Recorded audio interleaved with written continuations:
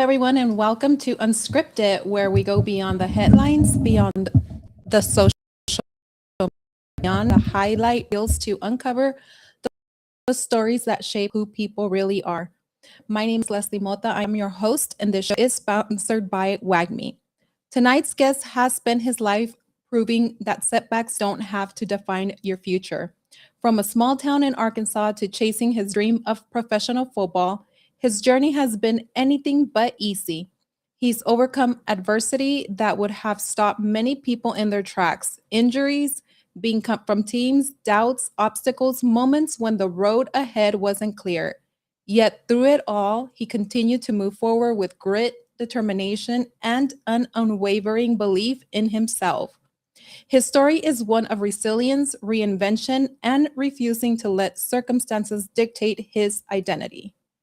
What began on the football field evolved into something much bigger, a mission to inspire others to dream bigger, push through adversity, and bet on themselves through his Dream Big, Be Big movement. Entrepreneurship, community building, and commentary on the culture and current events, he has built a platform rooted in authenticity, self belief, and real world experience. Tonight, we'll talk about the lessons learned through failure, the sacrifices made in pursuit of a dream, the mindset required to keep going when life keeps knocking you down, and what it truly means to build a life on your own terms. So please, help me welcome former professional football player, entrepreneurship founder of a Dream Big, Be Big, and a man whose story reminds us that resilience is earned, not given, right? Tim Cook. Hello, Leslie. How are you doing? Good. How are you doing tonight? I'm pretty good. I'm pretty good. Relaxing, and I'm excited about this interview. I am excited that you took some time to come on the show with me because I know you're a very busy man and we're going to get into all of it. And now you're a busy man traveling the world. Yes. I'm perhaps for example, I'm in Santo Domingo right now. What you doing in Santo Domingo? Not kidding. We'll get into that stuff later of what you're doing. But it's like, you know what? You have such an amazing story too, because you left everything behind. You're like, screw this. And one day we're like, where's Tim? And then he was like, I'm in Colombia. Where's Tim? I'm in this country. Where's Tim? Wait. Oh, Tim, you're going to be back in January. Let's get together, all the homies. And then all of a sudden, where's Tim? And Tim is in another country. And it's like, you really decided not to come back to America and you decided to just travel the world. Yeah. And side note, it's really funny. No matter how many of these things I've done in the past, talking in front of the camera is always nervous. So we're gonna get the elephant in the room said. I'm very nervous right now. Wait, why, Tim? I know. But It's me. I Okay, don't you know know. what we're gonna do? Let's do something before we get started so we can get the nervous out of the way because there's so much that we're gonna talk about. So let's cheers, since we haven't seen each other in a minute. Oh, okay. Let's cheers. Okay, homie? We agreed to drink some wine today on stream. What is that? White or red? This I is can't see white. that. So this is Oh, some this white. Chardonnay. Yes. Oh, Chardonnay. I like it. I like it. What What are are we you cheersing to? we are cheering to amistad, prosperidad y amor. Y dinero. Mucho dinero. Mucho dinero. Está Mucho bien. dinero. Tú Salud. tienes razón. Tú tienes Mucha razón. razón. ¿A qué vamos a brindar? As they also say, salud. Salud. Salud. Okay. And So it's funny because right now I'm currently learning Spanish. I'm taking a slight break for a couple of like 2 weeks maybe, but for the last 5 to 6 months, estoy aprendiendo español for me español listeners. I I'm know a lot of words, but for conversation is más o menos. Whenever I was in Colombia or whenever I traveled to these Latin countries or Dominican Republic and I get into Ubers, which is a Mhm. fun fact. These places have Uber as well too. And it's crazy how business can be worldwide in the sense of what type of countries certain businesses can reach and get into that economy with. But anyways, Santo Domingo and Colombia, Uber drivers, majority of them speak Spanish. So whenever I have to give them the Uber code, I usually say the numbers in Spanish. And if they want to have a conversation, I can understand, entiendo sometimes. A veces in español is sometimes, sí, A veces, sí. En español es sí, sometimes. entiendo. But they understand it's my Spanish, claro, clearly, but it's hard to grasp really fast speaking Spanish speakers. But I do understand a lot of it. I actually told Tammy yesterday that um, we got on a phone call, and the first thing, like, it was not even in English, it was puro español. I was has come a long way with his Spanish. I told Tammy we were having a full blown conversation in Spanish. You were like, blah, blah, blah, blah, and okay, so I put the comments up here. So while you were talking about that before we got into your actual story, Mhm. there was a few people that are saying hi. We have Jilly, Tammy, based in the chat. They said Hey, cheers. how's it going, everyone? Tammy is Salud. having a glass of vino con nosotros. Vino, me gusta vino, Vino, es ¿te mi gusta mucho el favorito vino? Sí. bebida. Tu favorita bebida. Tim, okay, let's get Sí. into it because you Yes, have ma'am. Yes, ma'am. an awesome sauce story. You have an amazing story. You really do.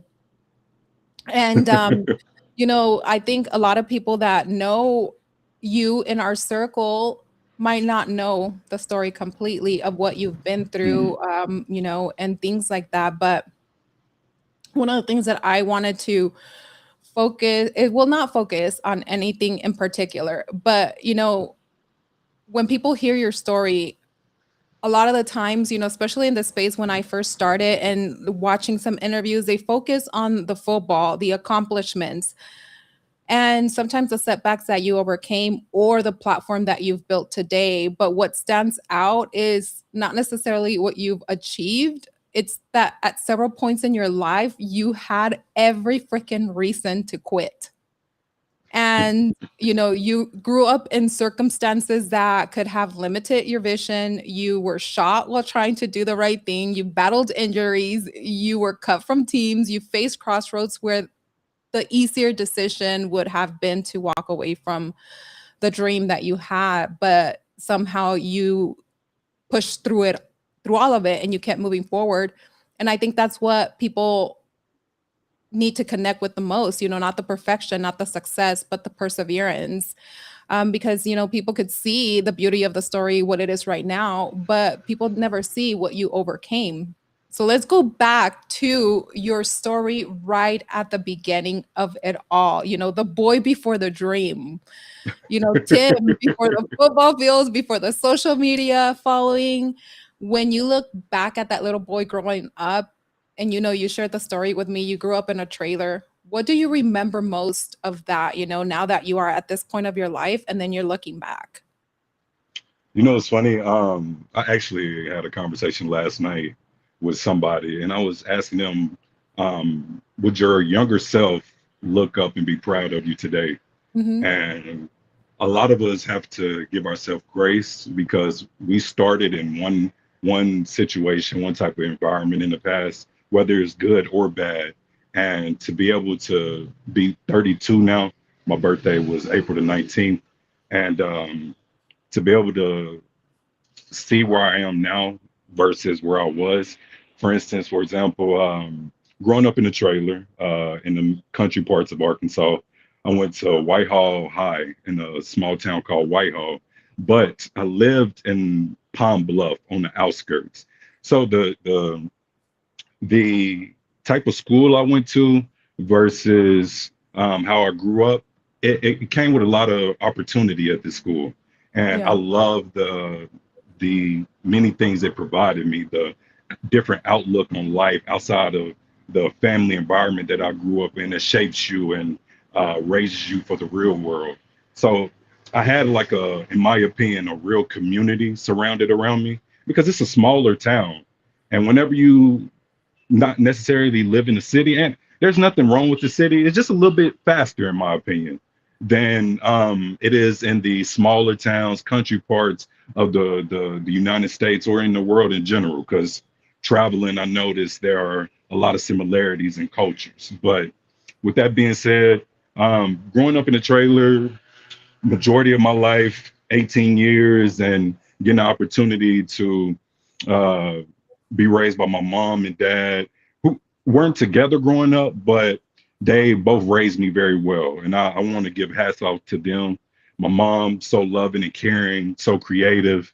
My dad, who instilled discipline in me, he was a Marine. His brother was a Marine. I just felt like, and their relatives, and which is my uncles and cousins, we were always together, whether it was family reunions or every holiday, barbecuing, outside playing dominoes, outside eating, just socialize and listen to music. And I really, despite not having a perfect environment, I had a community and a family that I could always fall back on. And I think we can define not having a perfect environment depending, on if you're looking at material things. But a lot of the times, I think sometimes you do grow up in, I don't think perfection exists, but close to a perfect environment, especially if you have the love of your parents, the love of community, the love of your family, regardless of where you're growing up. Sometimes you can be from humble beginnings, but if you have that, then you're rich in that aspect, Exactly. of it all. Exactly. But what did making it look like when you were 10 years old? Looking back and you're 10, it's like at that point, or let's say in your teens, what did Exactly. Exactly. making it look like for you?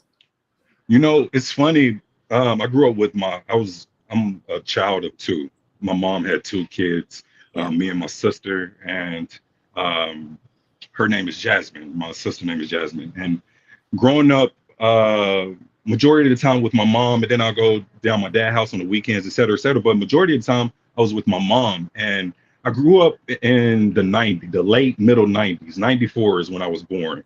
So Mhm. we didn't have the internet. I think the internet was born in 99. So I was born 6 years or 5 years prior to the internet being four. Was it 4 years? Five. Yeah, 99, five. I was born at four. But anyways, being born before Google was even invented, we had to figure out things to do. And so me and my sister would always be outside. I love nature. I love Mhm. trees. Arboles en español, me gusta mucho, me encanta. I love the beauty of nature. Yeah. We grew up right next to cows, a farm. We had rivers always around us, lakes to go fishing. We would take our time to just be outside. Um, and that's how, in my opinion, I became an athlete, is about always being in a natural environment, running around, playing. I lived a normal childhood, despite what a lot of quote unquote parents of today, I don't have any kids, but a lot of parents and a lot of adults say a lot of these kids aren't outside playing as much as they used to because of the technology and everything that's of convenience to us now. So I'm thankful that I had that type of environment growing up. Did you ever play with dirt and eat mud pies growing up since we played outside? Mud pies, no. Playing in dirt, of course. Claro, claro que Claro sí. que sí. No, so Like Tim, no comías tierra. no come, ¿cómo se dice? ¿Qué? I asked you, ¿no comías tierra? Y your response would be, no comí tierra. ¿Qué es eso? Dirt. Like, did you eat dirt? Oh, I didn't know what dirt was. I know what dirty is, sucio. I know, The bad, see, lo who's sé teaching muchas you the bad palabras. I know a lot of words, but it's just like I have to be better con conversation. con conversación? Pues towards the end, we're gonna get into a full-blown conversation in español. I'm gonna ask you some questions in español, okay? So be ready Bien. for that. Was there a Perfecto. moment, as a child when you realized your life might have been harder than some of the people around you? You know, um, there has been some times where I can think back on where life had a bunch of adversity. Mhm. And I learned that word actually in my freshman year of college, adversity. Um, one of my football coaches talked about what you're bringing up. Is there anything in the past that you had to overcome, any type of obstacles, anything of that nature that got you here today for this opportunity? And I just think about the circumstances that we grew up in.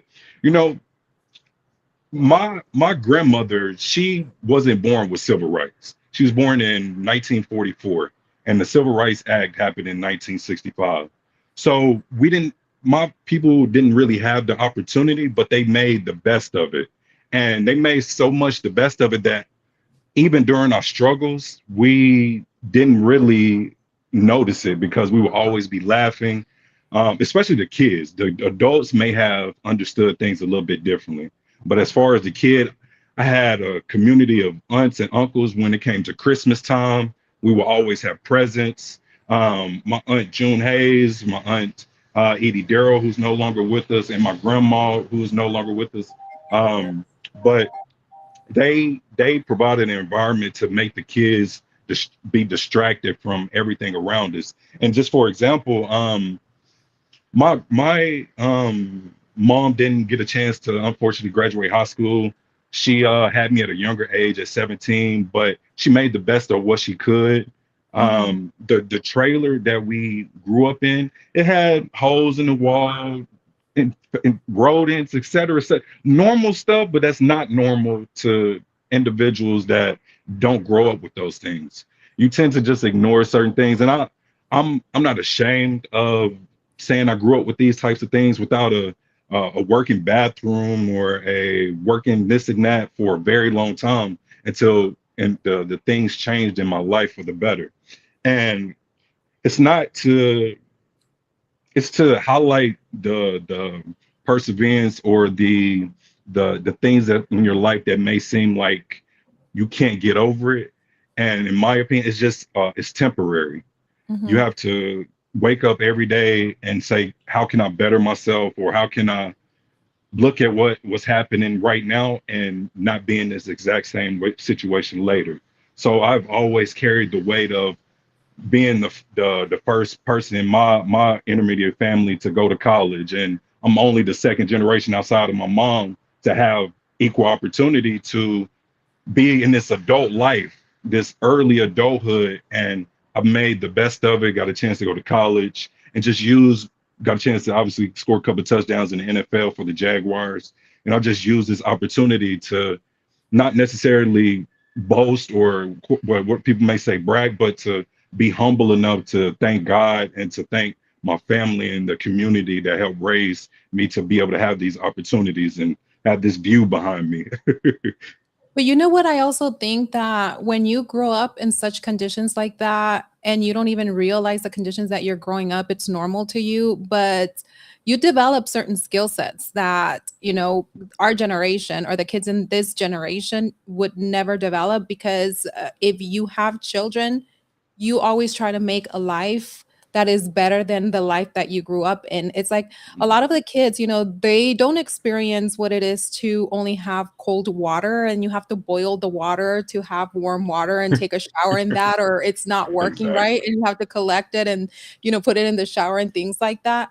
It's just another level of skill set that you learn. You learn life skills, and a lot of people miss that. And I think this is a beautiful part of your journey. What did growing up with limited resources teach you that money never could? it it taught you to lean on your happiness a lot more, making yourself happy. And one thing that I realized that I was surrounded by, but I didn't later realize it until I got older, is I was genuinely happy growing up. Like I said, despite the circumstances, I would have genuine laughs because I didn't have things to distract me. So I would have to engage in conversation with my family. Mhm. Some people do that during dinner times, or some people do that during family outings, stuff like that, right? And we would have to do it constantly because we didn't have a lot of things. We didn't have cable for a very long time. Used the antenna, and growing up in the '90s to the throughout now, you see the evolution of the telephone. We had a house phone. The believe it or not, I had the phone with the Yes, the ring rotary. ring. And then you had to, like, if you wanted to go to the next room and talk, you had to take the whole cord and everything with you, close the door right there. I mean, I was a product of Exactly, that exactly, too. exactly. Growing up where landlines was a thing, but we would distract ourselves by having real conversation and laughing with each other. And I've taken that with me along the way because even though life is serious, there's a lot of serious things happening in the world today. I still find joy in the little things in life. And that alone has helped me a long ways because it taught me to respect the process. You may not have it right now, but you will eventually be happy, or you will eventually get the things that you need in Yeah. order to get on to the next day. Oh, absolutely. Now let me ask you a fun question. Did you ever record cassettes or songs over cassettes, on the radio? And did you ever dance with your family members or your cousins to some of these cassettes, stop them, play them? Exactly. Exactly. We did. I had the cassette player, the tape, where you had to ring it sometimes to ring it back up. I had the CD player, had the MP3. There were, like I said, we had a community of people that made sure the kids had these little things in their life to distract them. The little toys. You got to have toys growing up as a kid. Yeah. And I had an older cousin that's 10 years older than me. And I would always go down her house. She lived probably like 50, maybe like 30 feet, no more than 50 feet away from us, and another trailer. We have our own land. This is a fun fact. My grandfather, Toby, the name of the road is Toby Road, and he inherited, he was a servant to an older family. Long story short, he ended up inheriting the land that my relatives own right now, and it's like 4 acres of land, and it's three families that grew up there, only two now. But anyways, the cousin that I'm referring to is one of those families, and I will always go down her house to create music, no matter if it was with the CD player or the cassette tape or the MP3 player. So shout out to my cousin Crystal. I miss Oh my God, those were fun times, right? It's like those are the best times. But fast forward, okay, now we're moving into the future because it's like, it. your childhood, and then you decide to go to college.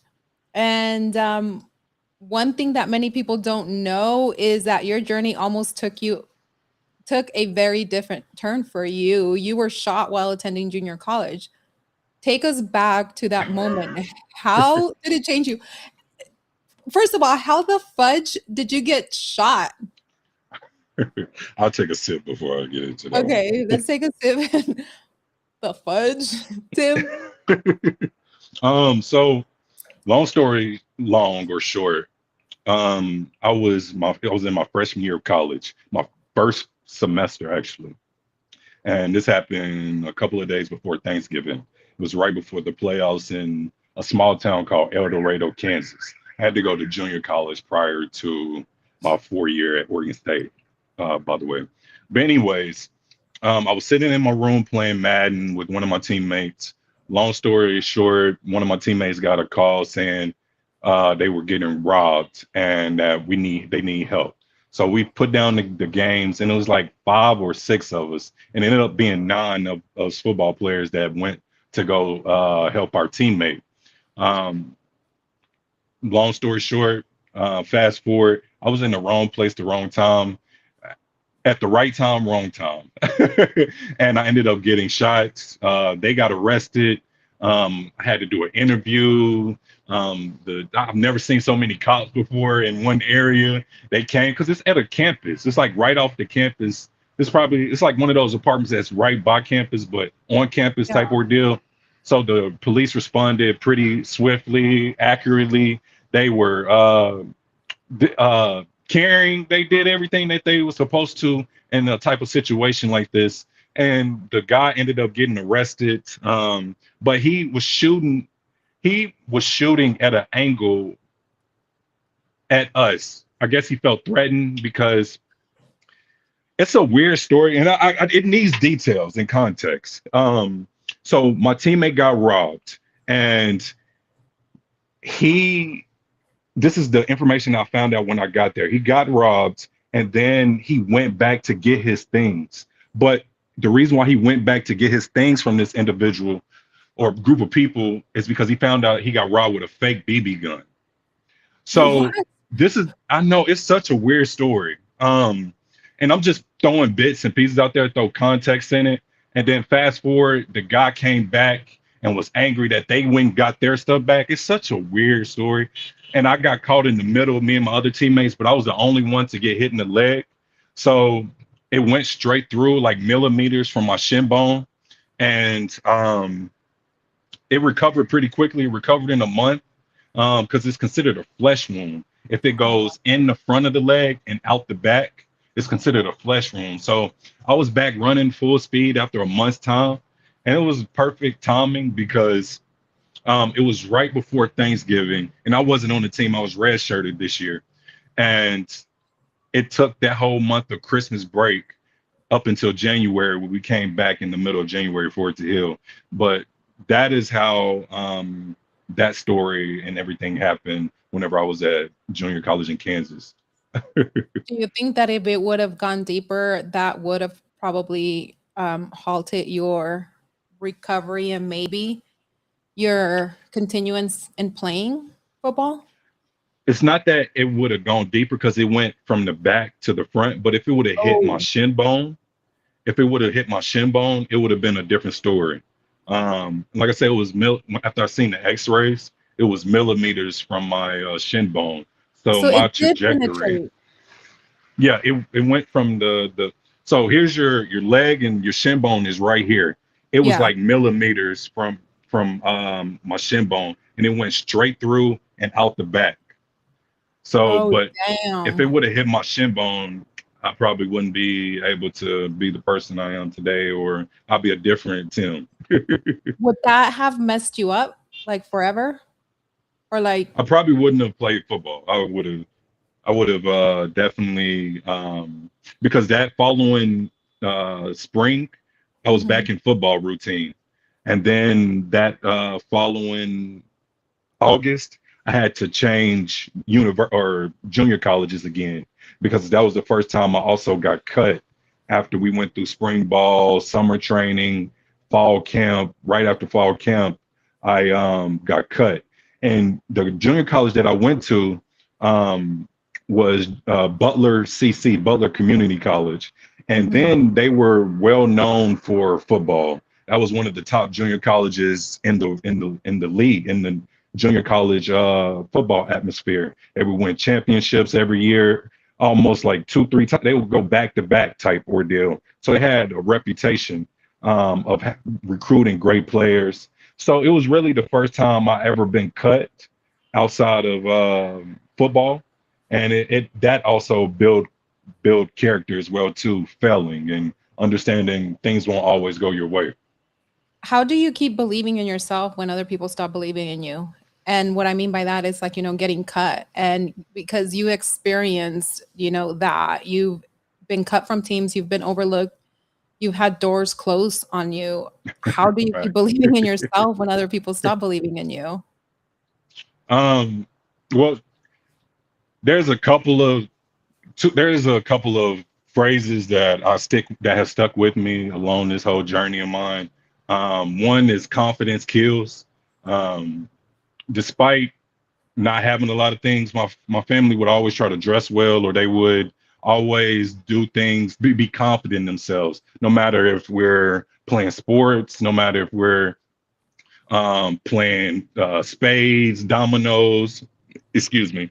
No matter if we are doing this or that, we will make sure we'll have a lot of confidence in the things that we're doing because Mhm. confidence kills. It takes you a long ways. It helps build your self-esteem.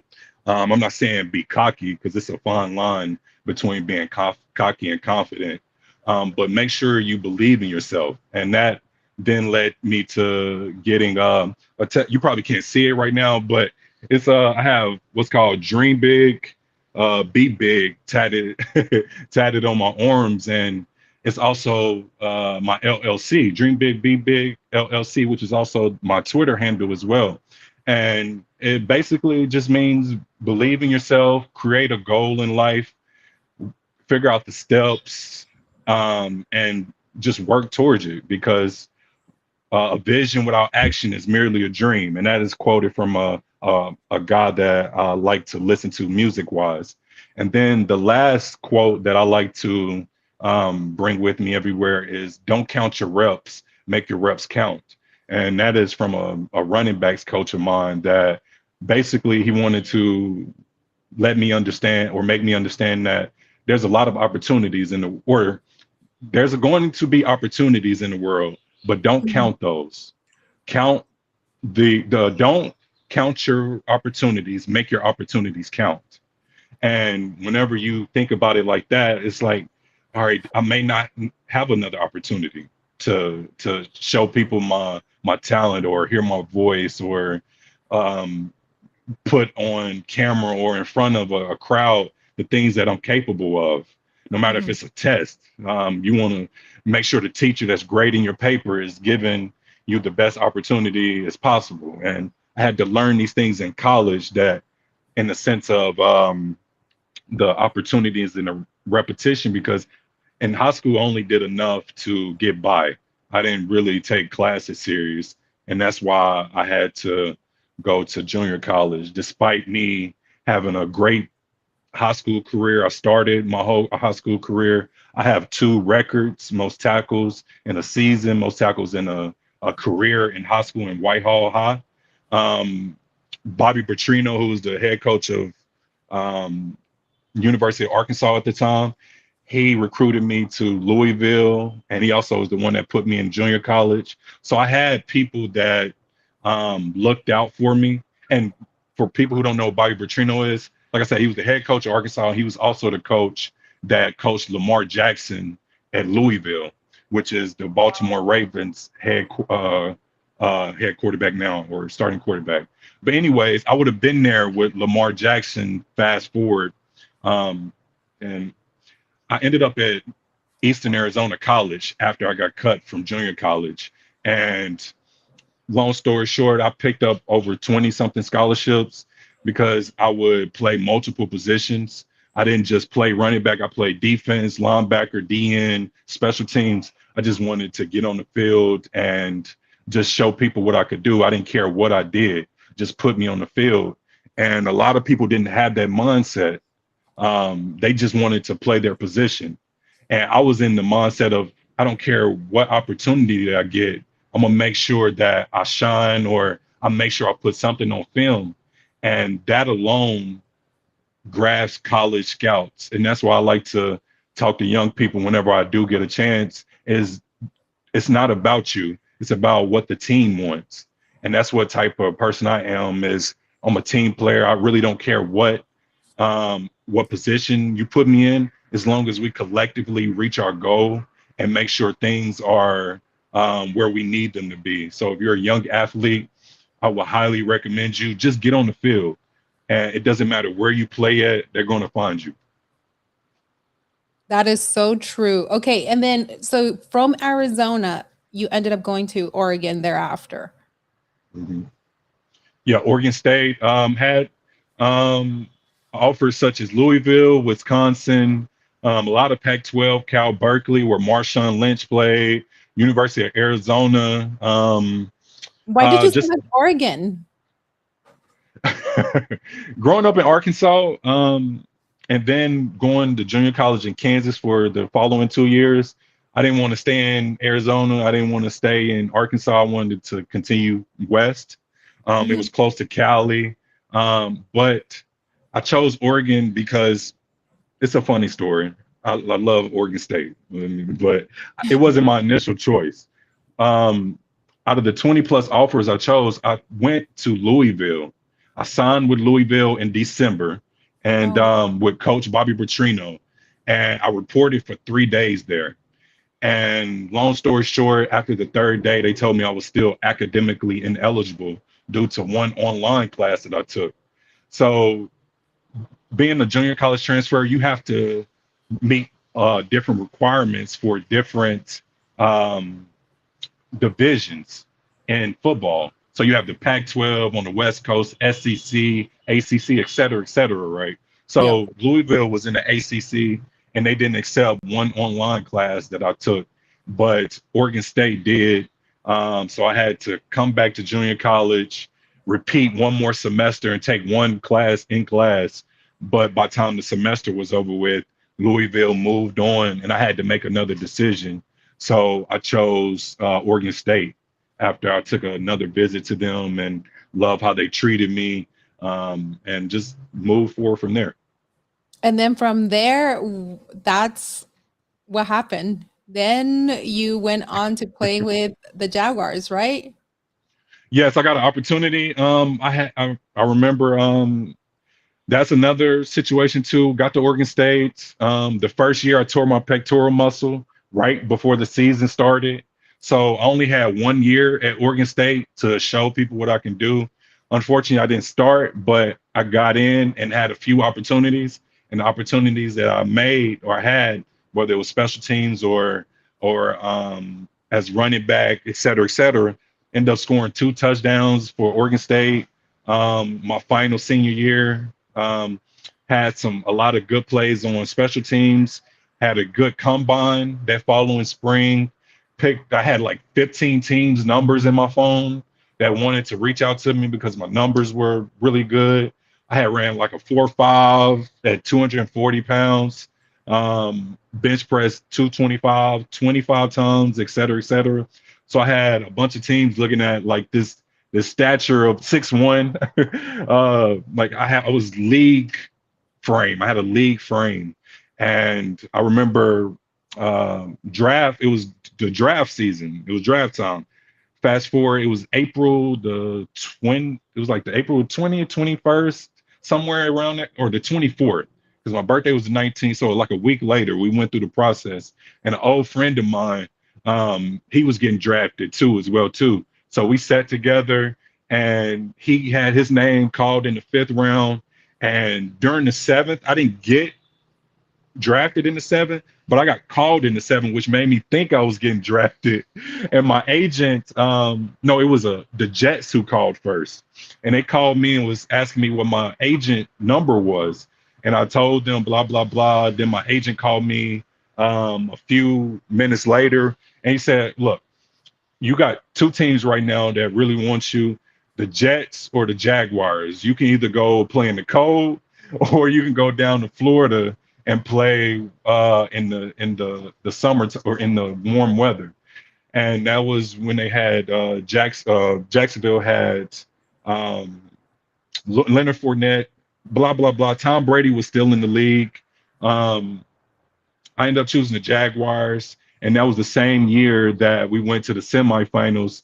We played Tom Brady preseason, got a chance to meet him in conjoined practice for 4 days. We practiced together, shook his hand, and then later in the season we went to semifinals, and they beat us in the semifinals. So that's my little quick, long story, long tenure with the Jaguars. I played 2 preseason. I was just on the practice squad, but I got an opportunity to score 2 touchdowns in preseason, which is still a big accomplishment for me.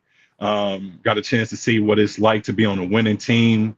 We won like 10 to 12 games that year, and meeting great athletes, Cam Newton, Winston, Tom Brady, people like that. So it was a good journey. Jalen Ramsey as well too, just to name some people who like football. That's all. How was that moment when you actually ended up scoring? I was like, where the fudge is this video? I know I had the video up of you scoring the touchdowns. So you um, scored two, right? And then you scored the second rushing touchdown. Yeah. So the first preseason, I went through the normal preseason. The fourth game of the season is where usually the rookies play in the league because they want to make sure they have some good talent, blah, blah, blah. So that first preseason I started and played against the Atlanta Falcons. And I had a great game, Nate. That game had almost 100 yards, had almost 5, 10 plus yard runs. Anyways, Jaguars love what they saw. They signed me to the practice squad. I was there, had a good time. Fast forward, they re-signed me for the following year, and and this is the fourth game of that second preseason where I got an opportunity to start again. We won, and I scored 2 touchdowns this game, and it was a beautiful experience. It was a childhood dream of mine, not necessarily to be in the NFL, because fun fact, I wanted to be a police officer growing up. I didn't even like football growing up, but I watched it and played it because I was good at it, and I saw the popularity that it brought. So I was just attached to football because of the opportunities it presented. I never really liked football, but I respected the game because of the opportunities that it created. But yeah, that was the last game that I played in the NFL, unfortunately. And the reason why I personally feel like I didn't get an opportunity past that is because I made a immature decision to not have an agent from January when I re-signed up until my last preseason game. And so I was going through that whole January to my last preseason game without an agent, without an individual representing me professionally. I would My confidence, this is where sometimes your confidence can put you in a bad position because I wasn't a troublemaker. I did everything I was supposed to. I had so much I had so much confidence in myself that I let my game talk. Mhm. Like, you have to be trusted by your coaches in order for you to even get on the field, let alone start a game for the NFL, because you're representing your city, you're representing the state that you're playing in, and it's a big magnitude, especially whenever you're on the collegiate and the professional NFL level. So it wasn't that I was a bad player, in my opinion. It's that I made the immature decision of not having somebody represent me. I think that came back and bit me in the foot because still to this day, I didn't get a workout after that game.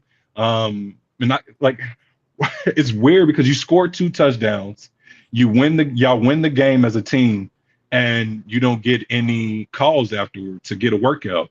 So I don't know the business side of things, but I still fault myself because I should have had more people surrounded in my ear saying I should have an agent or I should do this in the business side of things. And it is what it is, just for Wait, people. so did you have an agent like going into the NFL at the beginning, or you never had an agent? I did. And he the reason why I let this individual go is because I didn't like certain things that certain ways and certain conversations went with other Yeah. individuals he was representing. Nothing he did to me personally. It was conversations with old teammates that I let affect other teammates that I let affect my personal business relationship. So I ended up letting him go. And it was one of those business decisions for me where, do I stick next to my friend with this at the time, or do I stick with the person who has represented me well and hasn't done anything, but I just didn't like how this situation went. So it's a decision that hunts me but doesn't hunt me at the same time Mhm. because things still worked out for me, but in the sense of after football. But that's one of those decisions where I'm like, should I have let somebody else's relationship affect my business? And moving forward, it's like make sure I have all the facts to everything before I make my decision, something of that magnitude. When you were going all this time without an agent, did you even have anybody, even other players maybe in your ear, like, dude, you got to get an agent. Like, why don't you have an agent? Anything, of that sort. Nah, nah, because it's like you're an independent contractor. You're a 1099 whenever you're basic. You have a contract, it's like a 1099. Like they can replace you at any time. Like they can cut you at any time, no matter how your contract is. They may still have to pay you, but Yeah. they can cut you at any time. So with that being said, they treat you like you know what you're supposed to be doing. And I didn't have being a country guy from Arkansas, always making my own decisions for the most part, because my Yeah. family didn't have like my dad is a Marine, my mom didn't really have the knowledge. So I'm the first of my family to have this college background. So I was making all the decisions on my own, including the teams that I wanted to play for in the NFL and for collegiate level. So I would always think that I was doing the best for me in the time. Excuse me. And it's not that I would be disrespectful to anybody. It's just sometimes you make bad decisions. And it's not always because you are a bad person, but it's just the decision that you made didn't turn out to how you really wanted it. And me not having that agent that whole time, and on top of not having people in your corner that is experienced in the game, because, and I want to say this, I was the type of confident person. I didn't even, I've never compared myself to anybody. I Mhm. always competed with myself. So my demeanor is laughing, humbly laughing, always joking with everybody, being friends with everybody, but I will always compete with myself. So Yeah. I will always think that I had my best interest, and that wasn't the case because you need people, you need to sometimes seek out information, even if you seek out information from others, even if you do study informational material in general, because there are Yeah. other people that know things that you don't. That is wild. Like, it's like you think too that going into an organization that is that big, even if you're coming on as a contractor, there would be some education or some knowledge or a booklet or a guide, of some sort. Hey, this is a recommendation. This is what you need to have. This is what we recommend you have and retain. But I mean, it's it is, you have, it's weird because you have this, but once it's different when you're in the crossfire and you're in the you listen, you everyone gets an agent. Like that conversation is had, the importance of an agent. But Mhm. not being young and understanding that, okay, I'm still here. I don't know, understanding that it's a business and this is not college and this is not high school. And it isn't just about your talent, it's about the people that you know.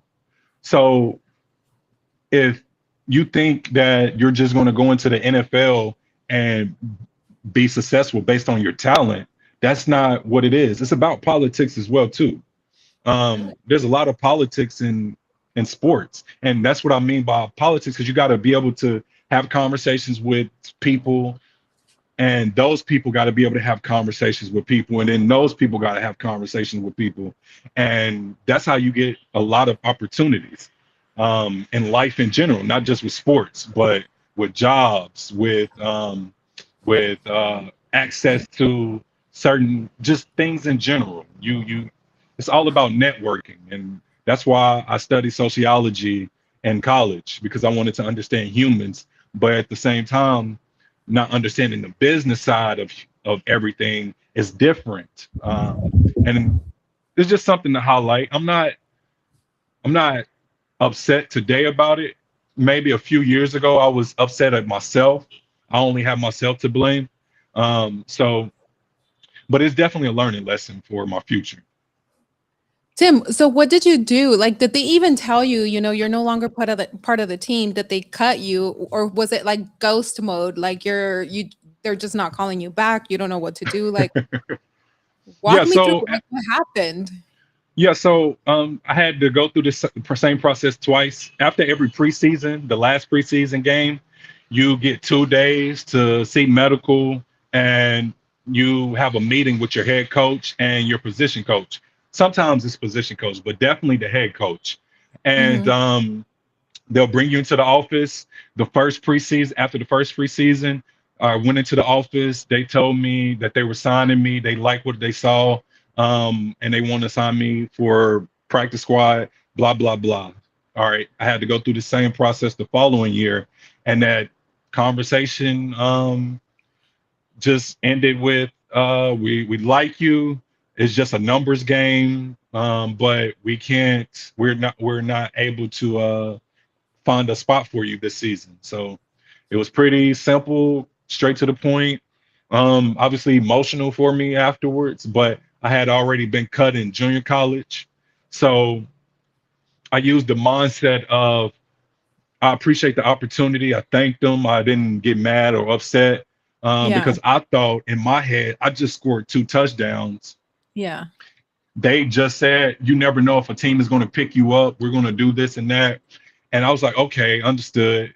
So I didn't really get upset during the time, but after months and months and weeks went by of nobody calling me, I was like, man, like this is crazy. Like my whole life, I've always had somebody call me football wise because they wanted my abilities. And that was the first football season in and I don't know how long that I didn't play. And I had to go swallow that big pill. But fortunately, another league came about, which was called the AAF, Alliance of American Football. And that was a spring league from January to May, but they had to stop mid-season. We were successful, but my team specifically was successful, but they stopped mid-season due to funding issues. And then that led me to the next following season being picked up by the XFL, which is a current league now, ran by Dwayne The Rock Johnson, The Rock. But that got revamped, and then COVID happened mid-season, and that was the last time I played football. Was after that.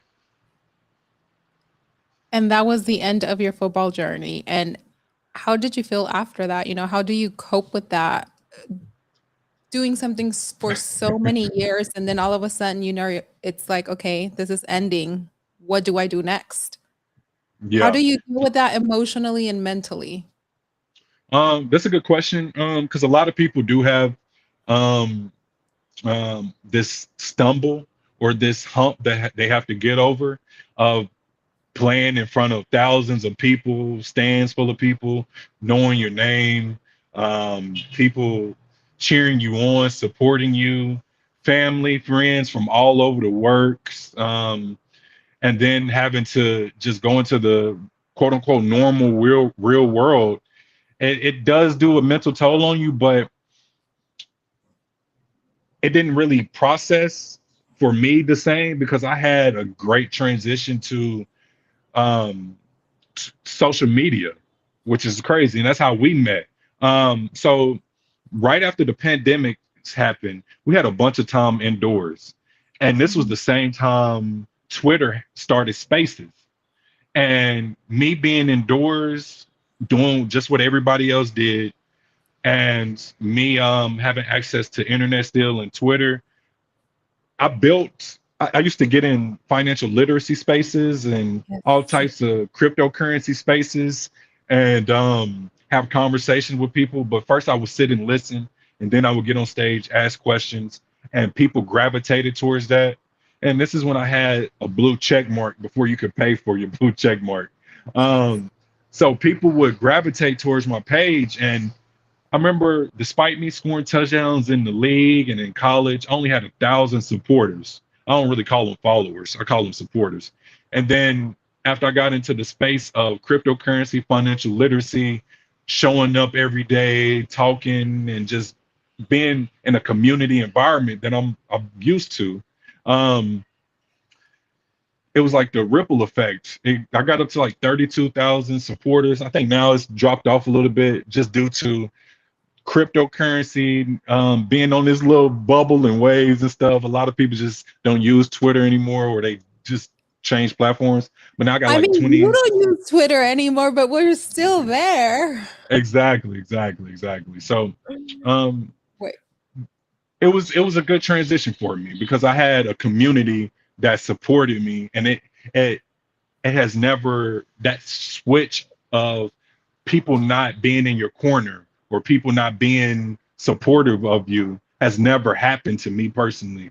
So my transition has been good for the most part. this is, remember these days? Yes, that was one of the NFT events that Oh we my had. God. Okay, so Shout out to from that, Garbett. so this is how you got into crypto, right? And the NFTs is through No. COVID. Or Oh wait, yes, how did, yes. Correct, you get correct, into, correct. yeah? Sorry. Yes, sorry about that. Yeah. This is like the first year I did not attend the NYC conference and I missed all of that. Yeah. So, and what's crazy is my first crypto experience was Dogecoin. And so I will Really? always be a supporter of Dogecoin because that was the first community of people that were supportive of God. everything that everybody did just to support Doge. And it was like, all right, I have a team of people that will support you just because you support them. And it was like a ripple effect. And then I would jump into spaces. That's how I met David. That's how I met Lucas. That's how I met a lot of people in the spaces. Chanel. I met so many people because of cryptocurrency. Tammy, you, Bloom, Mary B. Like it's so many people that I met. Camille, Roxy. Shout out to Dream Catchers. Like I ended up creating my own NFT, and I had a community of people that supported me. And I'm trying to figure out so many things to keep a community involved. So I'm doing things behind the scenes. A lot of things take time, but I am so thankful of my life altogether because there have been moments where it's been down, but everything has worked out for the best. I'm like trying to pull up the dream catchers really quick and I'm like, they're not coming. I'm gonna try to find some light really quick. Hold on. Okay, go look for some light. While Tim is looking for some light, I am going to be looking for OpenSea, the dream catchers. I know that I had a huge collection of the dream catchers. I bought quite a few when you first launched. I remember, I was so big into the sports um arena at that time. And Leilani, she was playing basketball in high school and then getting recruited around that time. And I gravitated at that time. There were so many spaces that were about sports, and creating NFTs for sports and utility. What the fudge ever happened to all of them? Like, where did everyone go? Because those, honestly, those were the spaces back in the day. Mhm. Everybody wanted to be in the spaces. And then, unless somebody really knew you or vouched for you, you really couldn't come to the speaker panel. It was very difficult Yeah. to get up to the speaker panel. Now, it's like you go into spaces and it's very easy to get into the speaking panel. But back then, I remember it was not that easy. It was exclusive. It was exclusive. Yes. Yeah, and I met a lot of people that put me in the position to have that type of opportunity to have people that support me, and I supported so many people. I remember um, all the NFTs that you see on my page. It was either mine or NFTs that I bought, Wait, and well, that I bought. This is on Twitter, not okay, let's go to Twitter because oh, you know what? Duh, I can search him up through there, Twitter. Hold on. Let me yeah, stop but sharing. 'Cause I but can't be showing my Twitter. Hold on. Okay. but yeah, Okay. so I would support small NFT creators. I would buy them, jump into spaces, and it'll be a ripple effect. And I would just, it's like a marketing tool. Like I learned so much about marketing. It's not always about how much people give you. It's a lot of the time what you can give. So I would make sure I buy a lot of people's Oh my NFTs God. and Okay, I have give to them share this. out and bring people into the space of NFTs because NFTs stands for non-fungible token. And I still believe in NFTs. And you would buy them and you would always post them. I do remember that. You would just Mhm. buy everything and anything. I remember somebody would come up and talk about their project. And then if you like them, you're like, buy, and then you would post it. I'm Yeah, like, no, like Tim, none of why are you those are buying give no, none of those were given to me. None of those were everything given faster? to. Remember the 777? Yeah, so the whole crypto atmosphere, I still believe in blockchain as the technology because it does store information and you can transfer this information through digital codes. And that's why NFT stood out because you have this digital code that's on the blockchain and you can have access to this information no matter where you are in the world. So I'm like, I can see this being useful in the medical field. I can see this being useful in the future when it's possibly time to transfer assets such as car titles or deeds to houses. I just think we haven't cracked it open yet. And if we have, Mhm. they are just waiting to implement it. So I still believe in the art side of NFTs, but specifically where the technology and the potential where it's going to head to, and whenever things get to rolling back to where they were before. Are you still in crypto? Do you do any crypto like you used to back in the day that you were like full blown? Because there was one uh, point that I remember you were going to events, even in Arizona, and a lot of people gravitated towards you, even investors. mhm. Then at one Yeah, point, I don't know what, like you're out like a light. yeah, I still have Dogecoin, I still have Bitcoin and Ethereum. And also these are not this is not advice. I just tell you what I personally have. And XRP. I like XRP only because my friend hypes it up. And he's he's very Good. big on XRP. I know some people are still in Cardano, some people 80, which is ADA, I believe. I don't necessarily go too far outside of that. I like the mainstream ones because I just feel like they're a little bit more safe. They go through Yeah. their waves, but they're more safe in my opinion. And Ethereum specifically is how I got into NFTs. So in my opinion, they are one of the leading cryptocurrencies so far outside of Bitcoin. But the blockchains is what the technology of blockchain is what I'm very biggish on, just in general.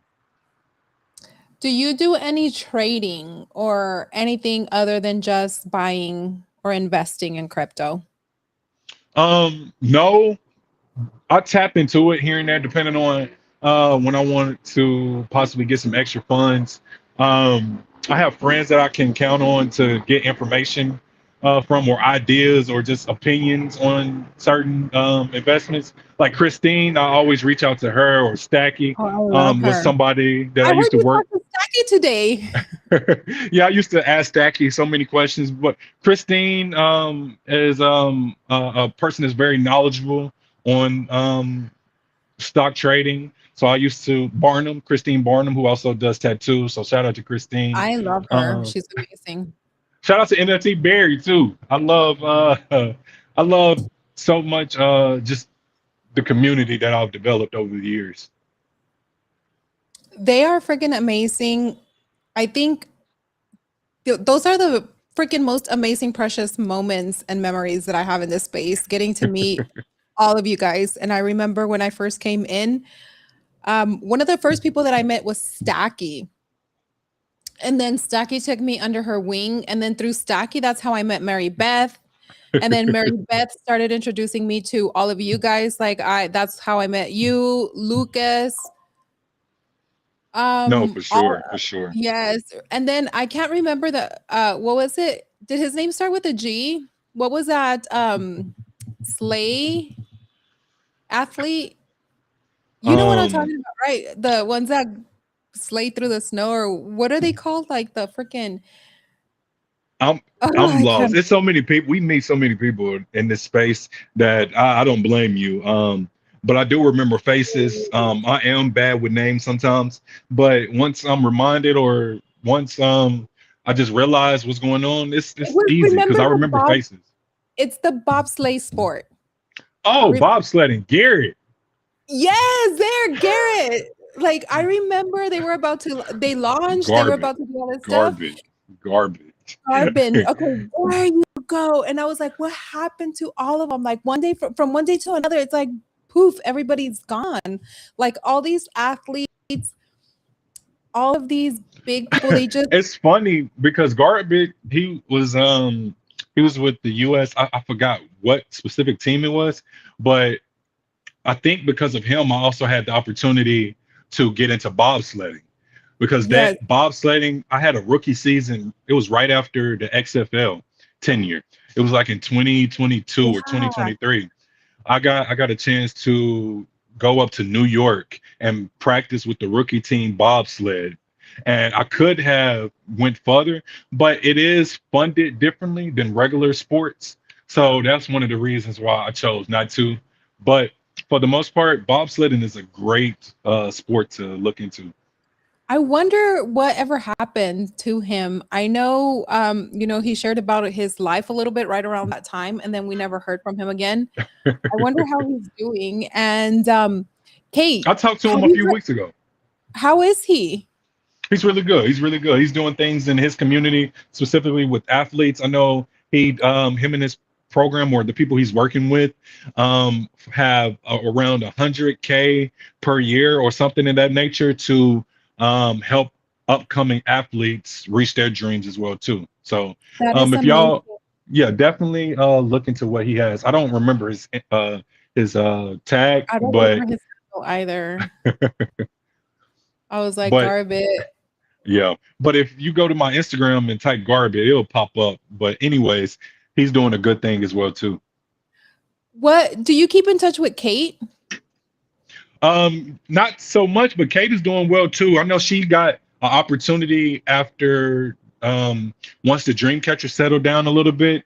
Yeah. She got a great opportunity in the tech field because of the work that we did together. Because I don't know if a lot of people know it or not, Kate was on the back end of the coding to Dreamcatchers. So she was a huge role. Like without her and a few others, but a lot of what I did with the dream catchers wouldn't have been a thing of success if it wasn't for Kate. Oh my god, she was such an amazing human, wasn't she? She was Yeah. just such a beautiful soul, beautiful person. It's one of the people that I always really remember, and that's around the time too that I started getting back into fitness journey. And she Hmm. actually had this app. She had like this little group, and I got Hmm. into it with her, and I can't remember who else. And there was like weekly coaching sessions, and she really helped me, start that Yeah, I don't know little if it was thing. like that was. I don't know if you were That was you were for referring to the dream dream catchers, catcher. though. Yes, Exactly, that was for the exactly. dream catchers. Yes. Yeah. So the background with Kate, how I met Kate. Kate was my old coach in the AAF, my old weight Really? and conditioning coach. And I didn't. What's funny is in junior college, she was a junior college strength and conditioning coach, and we played against her team in college, but I didn't know her then. And years passed, and the AAF came by, and she was our strength and conditioning coach, and that's how we finally met. And she told us that her team played against me, and just so happened her team was really good that year, and that's the Yeah. first year I got to junior college in Arizona, because she based out of Arizona, that's her home state, but um that was the first game I came into the junior college of Arizona, and I beat her team. And that was the only team she lost to that year. So to fast forward and meet the person that ruined her season that year, or not ruined, but put a damper in her perfect record that year, it was funny. And then fast forward after the AAF, um, I was posting something about cryptocurrency or NFTs or not NFTs and just blockchain technology in general. And her background is also in coding. So she was intrigued and we got into a whole conversation. And I was like, well, I'm building a team of people that is going to get this done for me. Do you want to be a part of it? And she helped me achieve the goal of Dreamcatcher. So shout out to Kate, Kate That Engard. is She so helped with amazing. because with the dream catchers it wasn't just art, we had things attached to it like um in world experiences. I would meet up with people, we went to dinner, we had access. That's when Garbett invited us to the yacht party in New York. We had the Bloom teaching classes about sharing information about his backfield and financial literacy. And that's when Kate also put her background, sports medicine, because she, if I believe it or not, got a master's in kinesiology, which is the study of movement. And she used her background and shared information with dream catchers. And it was a overall great experience with my Did team of you know people. that I think she also got her curriculum. She was writing a curriculum, right? And it Mhm. got approved through the Exactly. state. Is Exactly. It she was here during in that time. Arizona too? It was during Yeah. that time. Like everything was it was like a Oh, good wait, here uphill it battle. is. It was March 24th, 2022. She learned Hmm. that the NCAA approved her courses. Exactly. She's a very smart individual. Oh my gosh. I like to surround myself with smart individuals like you, Mary Beth, Lucas. Like it's so many people that I can name that help sprinkle bits of information into my mind, and I feel like I'm a team leader in the sense of Mhm. I understand how to bring very talented people together to accomplish a goal. And that's how I got into project management too. My dad, he also is a part of that, but I'm also in real estate as well. My dad owns over like 20 properties in Arkansas. And my cousin is down in Texas. He is a developer. And I got a chance to be on a couple projects, being a project manager and just putting pieces together in order to accomplish a goal. So it's been an interesting life. Yeah. You have had an interest in life. I know that we were supposed to do something in Texas and I ended up leaving Texas. No worries, I understand. Stuff You know happens. what? But wait, you're staying in Dallas, right? I think I wanna go back to Texas, though. I'm thinking about it. I don't know yet, but It's I'll let different. you I know. like Arizona, but it's different. It's different. It's very, very different, and, for we'll talk offline, but for the purpose that Mhm, I wanna go, it's more of a personal, especially with my daughter. mhm. Understood. But, Understood. it's like Texas has a shitload of opportunities, and it's so easy too, like, with Mhm. the properties, and I have a lot of Exactly. freaking connections in real estate over there, and I know it's like, if I do wanna succeed or sometimes you have to make life-changing decisions, Yeah. for the best, and I think I'm at that crossroads right now, and this is why it's like, you coming on the show today is a perfect moment, where I'm at. I'm like, "Okay, Tim, you've been through it all at such a young age. You've made a lot of business decisions too, because even after leaving football, it's like people still don't know. We talk a lot offline, and we've talked about a lot of those business decisions and a lot of Mhm. those, you're a true entrepreneur. And you've made a way for yourself at such a young age. I've known you since you were what, 26? Yeah. And then I'm turning 32 27. now. I know, I'm like, "Oh my god," it's like watching you grow up. That's what I was Yeah. telling Tammy yesterday, because she was like, "How old is Tim?" I was like, 30, 31, and I was like, "Wait," when you said 32, I was like, "There's no freaking way." I said, "I Yeah. met Tim when he was 26." I was like, "He was Yeah. a baby." Yeah, it's crazy. Just because fun fact, I haven't worked a 9 to 5 job since high school. My I worked at McDonald's and I worked at a grocery store and a fireworks stand during high school. And ever since then, going to college and post college, I haven't had the I haven't had to work a 9 to 5 just because of the whole entrepreneurial um, background. So it's been beautiful. It's a lot more to come. I just hope things change in the world for the better. Oh, Tim, I don't know. The world seems like it's going to shit every day. And now that you're freaking traveling the world and doing this entrepreneurship, now you've taken a different journey, Yeah. right, Tim? Yeah, Now, so go for it. yeah, I was like, now, Tim, you're taking a journey of creating content. You're being a creator. Now you're building your Let Him Cook TV. Damn, I need to start drinking wine. Let Him Cook TV. Don't laugh. Dream You can get big. it. You good. Dream big. Be fudge. Dream big, be big TV, and let him Yeah. cook TV. So I created two different pages on Instagram, and I created a Dream Big, Be Big TV on YouTube. And I started about a month ago with the travel page on Instagram.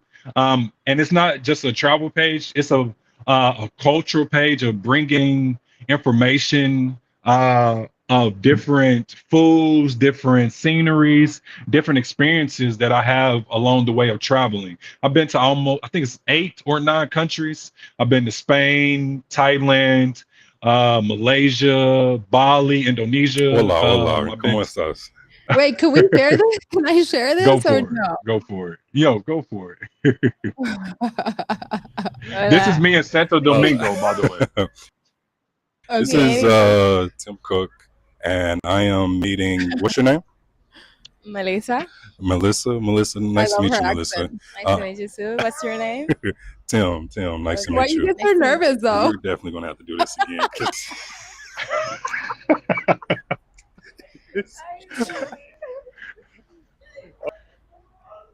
hello, hello, hello. How are you doing?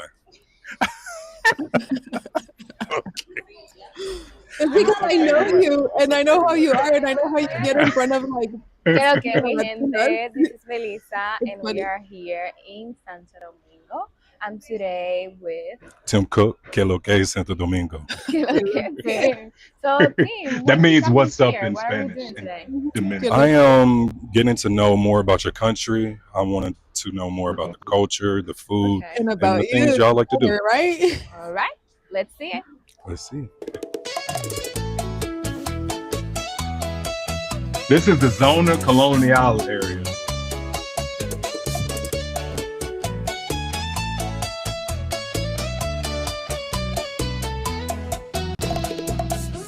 Camino por las calles de tu corazón, la brisa del Caribe That's a me good lleva song. en canción. Tus ojos son faroles que iluminan mi andar y en cada esquina siento ganas de bailar.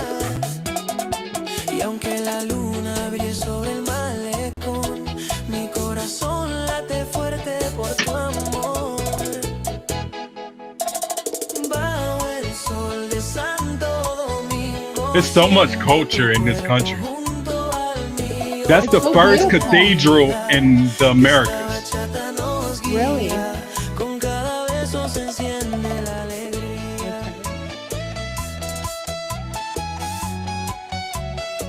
Did you film all this with your iPhone? Exactly. I'm gonna give you some tips and tricks, I like that. I need as much information as possible.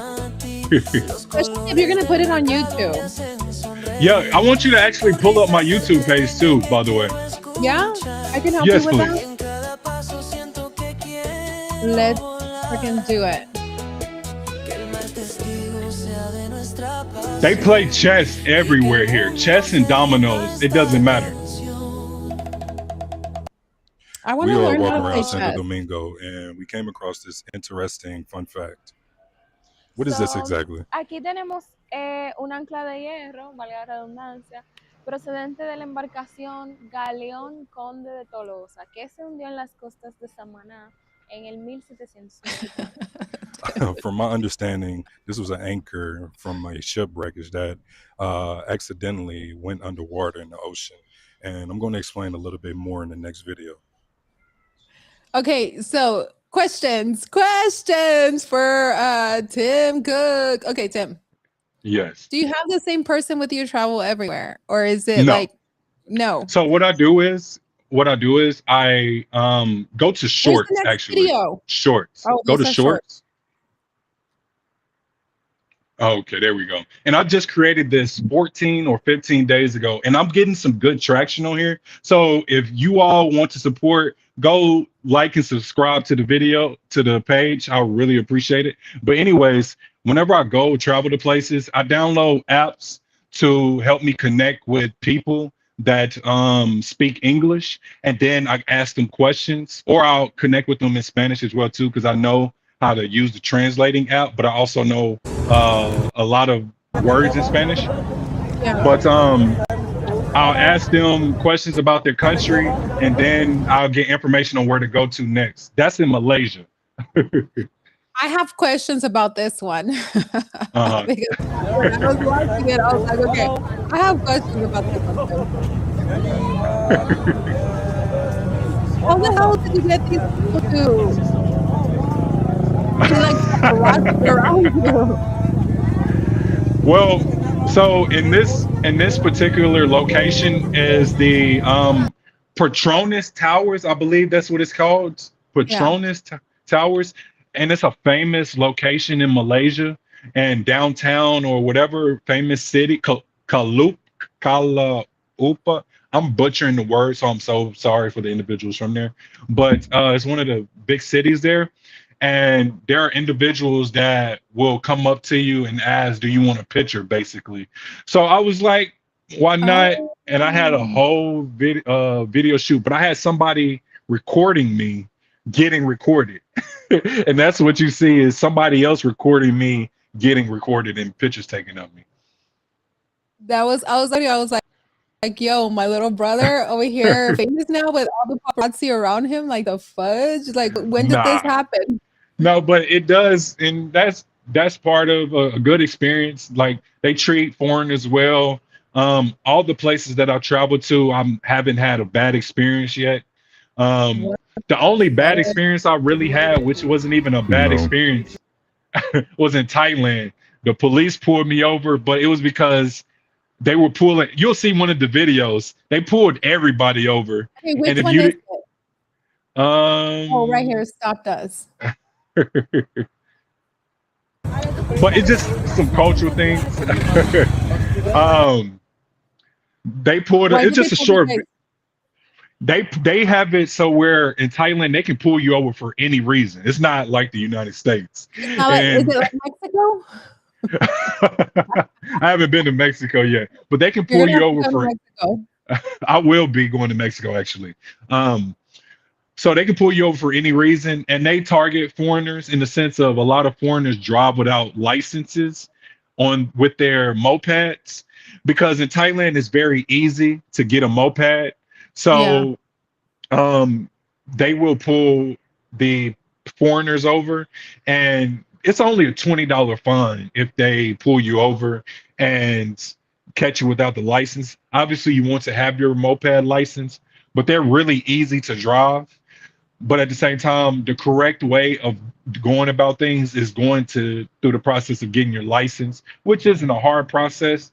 But there is a lot of people that know people that are renting out bikes, motorbikes, and it's an Mhm. easy process to get the a hang of those or a hold of those. I But see. it was still a great time. It was a quick process. They pulled me over. It wasn't even a bad experience. But this was in Thailand. They have monkeys in a lot of different parts of Thailand, especially in the more natural area outside of the city. I was in Phuket specifically.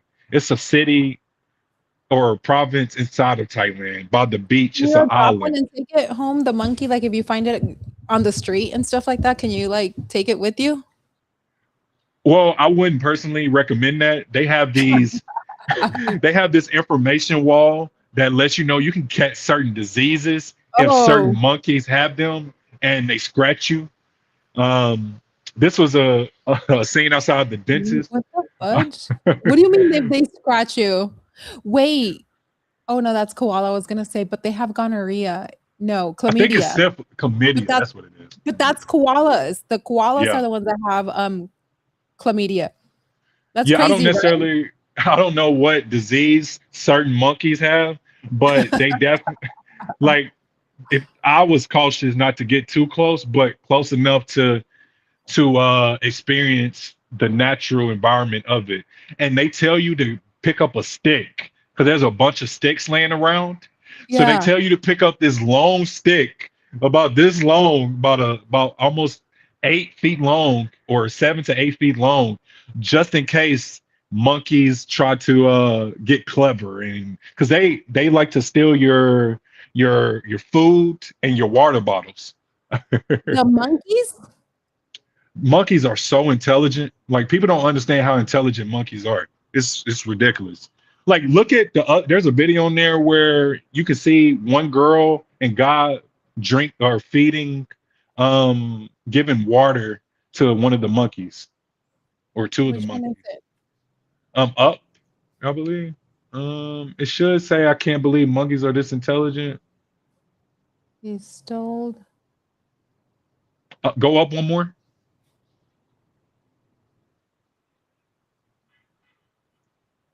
Uh Oh, one more oh here. there. This Yeah. It should be that fourth one to the right. humans and monkeys are way too similar. Yeah, that one. These were some of my Ukrainian friends that I was in Thailand with. There are a lot of Ukrainians in Russia and Wait, Russians in Thai did you meet them there? Is the question, or did you already know them prior to going? at my Airbnb because Thailand has Airbnbs. A lot of Airbnbs that I stayed at, I would meet these internationals, and that's where I met them, and we all decided to meet up and walk this place because I stayed in Thailand almost 6 months. Why? I wanted to get away. I wanted to get a break from the U.S. for a while. You know Um, what? You have not been the only one. There's several of my friends that are in crypto. There have been a few that have moved to Thailand, but there are others that have visited Thailand and they're like, the cost of living there is very inexpensive too. Like for $5, one of them would go to the grocery store and get so much stuff. And I was actually thinking of, okay, when you started traveling, did you ever feel like you were at a crossroads where oh, you most didn't definitely. where your life was going? It's like where you want it to be. It's like it's not that you're conflicted, but you're conflicted and you're like, and not that you want to run away, but you do want to run away and No, experience for sure. something different. And you're just like, I just maybe want to get rid of everything and travel the world. No, for sure. And thankfully, like I have income that can support me while I'm abroad. And that's the Mhm. biggest hurdle is finding income that is that can support you while you travel to these countries outside the US. And once you find that, or you can just travel inside the US. There's so many cities and cultures I don't want because to fucking there travel in the US. I I actually, understand. it's like because the thing is, and I think we can be in agreement with this. Once you've traveled several countries, there's nothing. It's like traveling in the US doesn't even appetize you anymore, if that makes Yeah. sense. No, I agree. I agree. Um, And I think that's where I'm at. It's like I have traveled several different countries, especially being in the crypto industry. And I'm at a point where it's like I do want to travel. I just want to get out there and start traveling. Like I don't think I want to be here anymore. Like I want to move somewhere else. I'm at that crossroads where it's like I can see myself, just getting up and maybe moving to Mexico. Mexico's closest to me right now. yeah. You know what? I'm going to Mexico City in November. Maybe Oh, we can I'm there. make I'm there. plans for you to come down in November. I'll let you know the exact dates. They haven't given me the exact dates yet, but it's Mhm. for conference. And I can let you know. And then, it's like maybe, a group of us, I'm going probably get an Airbnb and whatnot. And then, I do have family in Mexico City too and friends. So, we'll make it work. Hablan inglés? Hablan español. Mucho. Solo Well, español? no, hay unos que hablan inglés. Okay, no problem.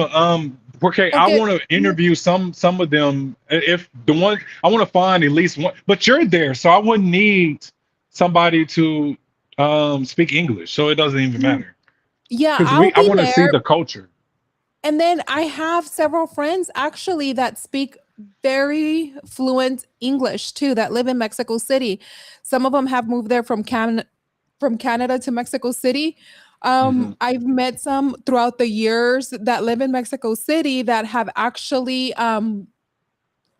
I've met them at the conferences here in the US, and they're fluent in both languages. So Mexico City, depending where you are, it's a rich culture city where it's like they're very fluent in multiple language. I think America is one of those countries where we're really not that fluent, in many languages. And I think we're doing a disservice to our people, to our kids, to everyone. Because if you go to other countries, especially the countries where there's tourists, you're probably experienced that where a lot of the people speak multiple languages. And I think we're the Yeah. country that probably speaks the least amount, that we're the least amount fluent in multiple languages. Well, yeah, I'm from the South. I grew up around a lot of In the different. South.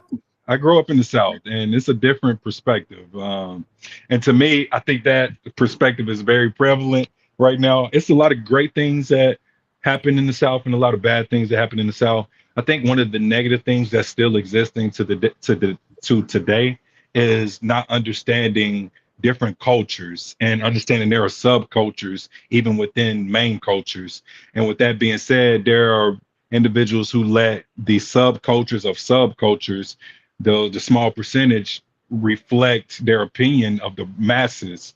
And so we as Americans are not taught to really be curious of other cultures. It's only America. America's number one in everything we do, and that's not accurate. I love America.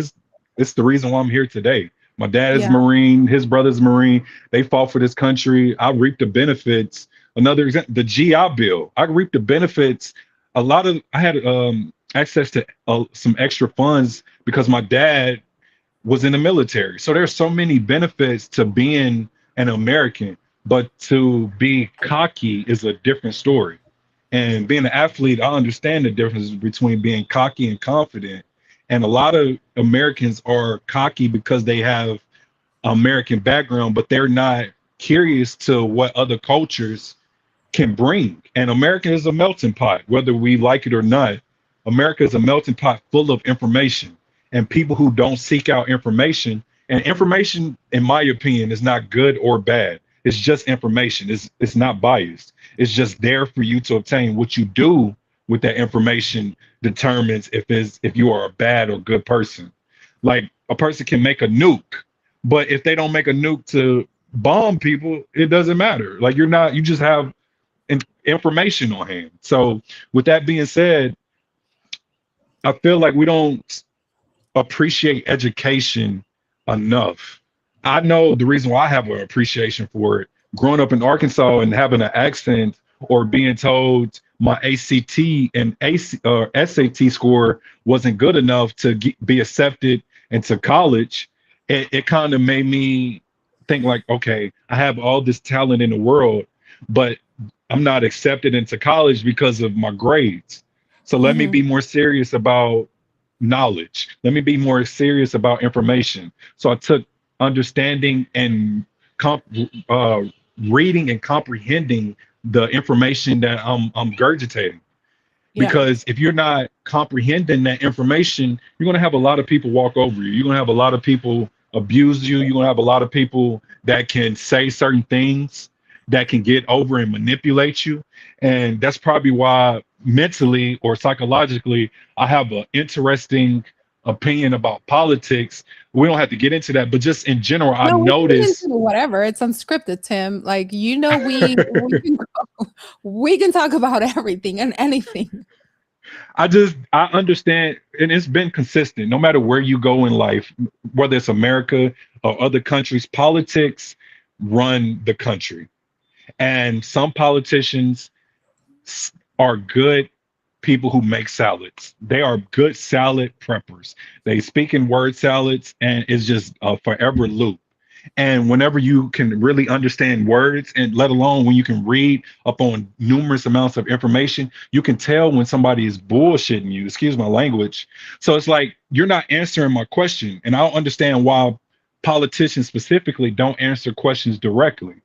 Like it's like they give the runaround, and if not, it's just a lot in politics that is very intriguing to me. I look at the psychological portion of it and the sociology portion of it, in the sense of how humans interact with other humans, the behavior that people have in certain social groups, how these social groups get viewed differently, how these groups, blah, blah, blah. And that's one of my main catalysts to traveling the world, is because I feel like travel exposes ignorance. It's like the kryptonite of ignorance, because you have But to. Tim, do you know why a lot of politicians, though, avoid questions directly? We all know that every word has consequences. So a direct answer can alienate voters, donors, allies, us, people of interest groups. Mhm. So do you think that many politicians are going to try to appeal to multiple audiences at one? It's impossible to do that. You know, they answer the questions they wish they had been asked. A lot of it has to do with media training too. It teaches Mhm. politicians Mhm. to pivot back to their key message rather than get pulled into unfavorable topics, complex issues they rarely fit into yes or no answers. And some of And the questions. let me. So yes, the reason why I agree with you is because being in the NFL and college, you're prepared for these types of questions. You do Oh wait, interviews all the Tammy time. said something about NFL. What did she say earlier about the NFL? Is the NFL scripted or is her tinfoil hat on? I mean, can you tell us? Me personally, the players play the game authentically. I don't know.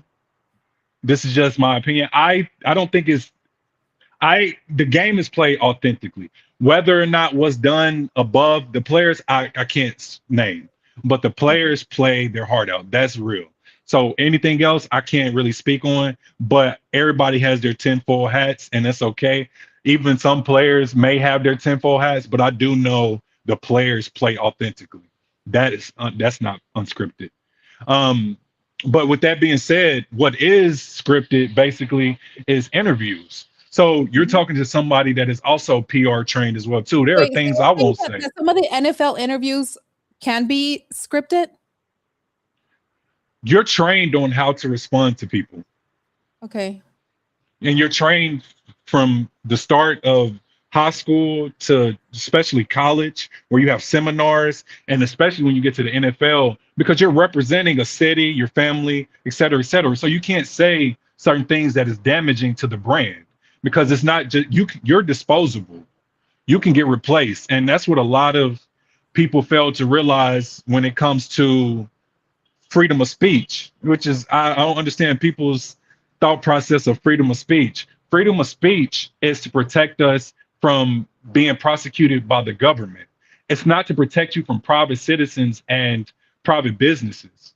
Okay. So if you damage the brand that you're representing, you can, like, for instance, if I was an NFL player and I was to be just won the Super Bowl, and I get in front of the camera in front of millions of Americans and use the N word everywhere for everyone to see it on camera, I wouldn't Mhm. have a job the following day, Okay, wait, because wait, that's wait. Say that again. Say because my brain is not. I'm trying to register what you're saying. Okay, say it again. so if I am a part of an organization, Uh-huh. in this particular case, the NFL, and I just won the Super Bowl or a regular game, and then I get an interview after the game, right? And I Yeah. decide to get on there and say N word this, N word that, N word Even if this. you're Okay, so even if you're black. Even if you're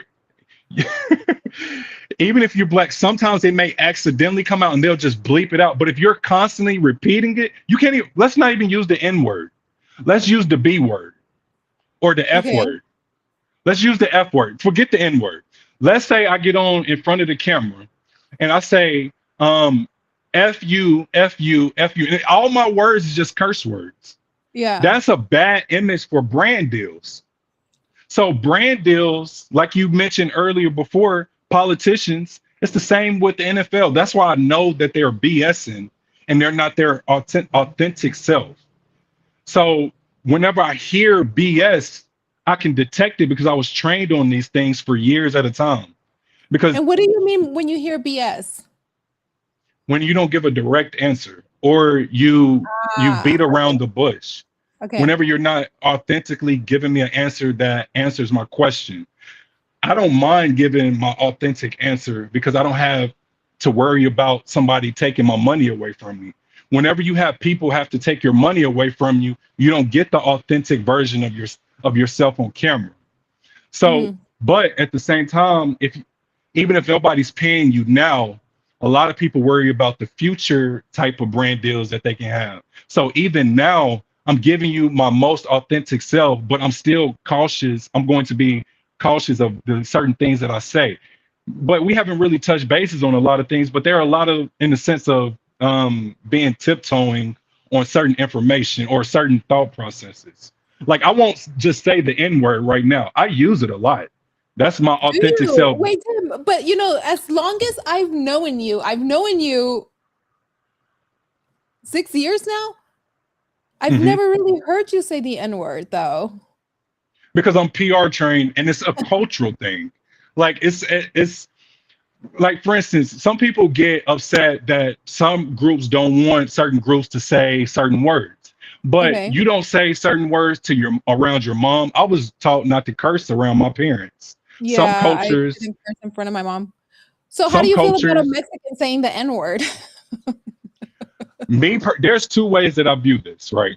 I Yeah. think the one way, and none of them is correct. It's just my opinion. So one way is why do people want to say it? And it's like, do you want to feel cool?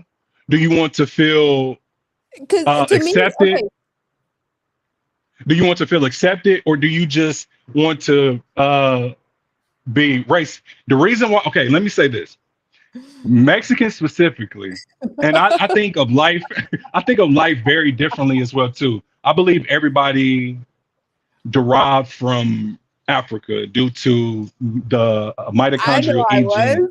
I know that there's some black African in me.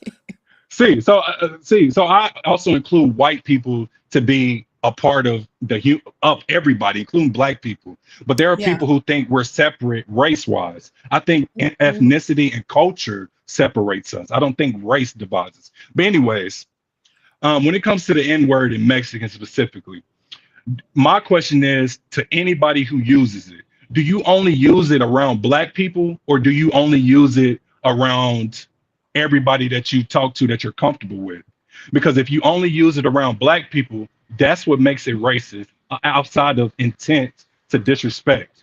But if you use it with your friends, your relatives, your uncles, your cousins that are not black and you're a different ethnicity, then us as black people can tell because we understand a word that we changed from the ER to the A, let alone, and we understand the different contexts that we use it in.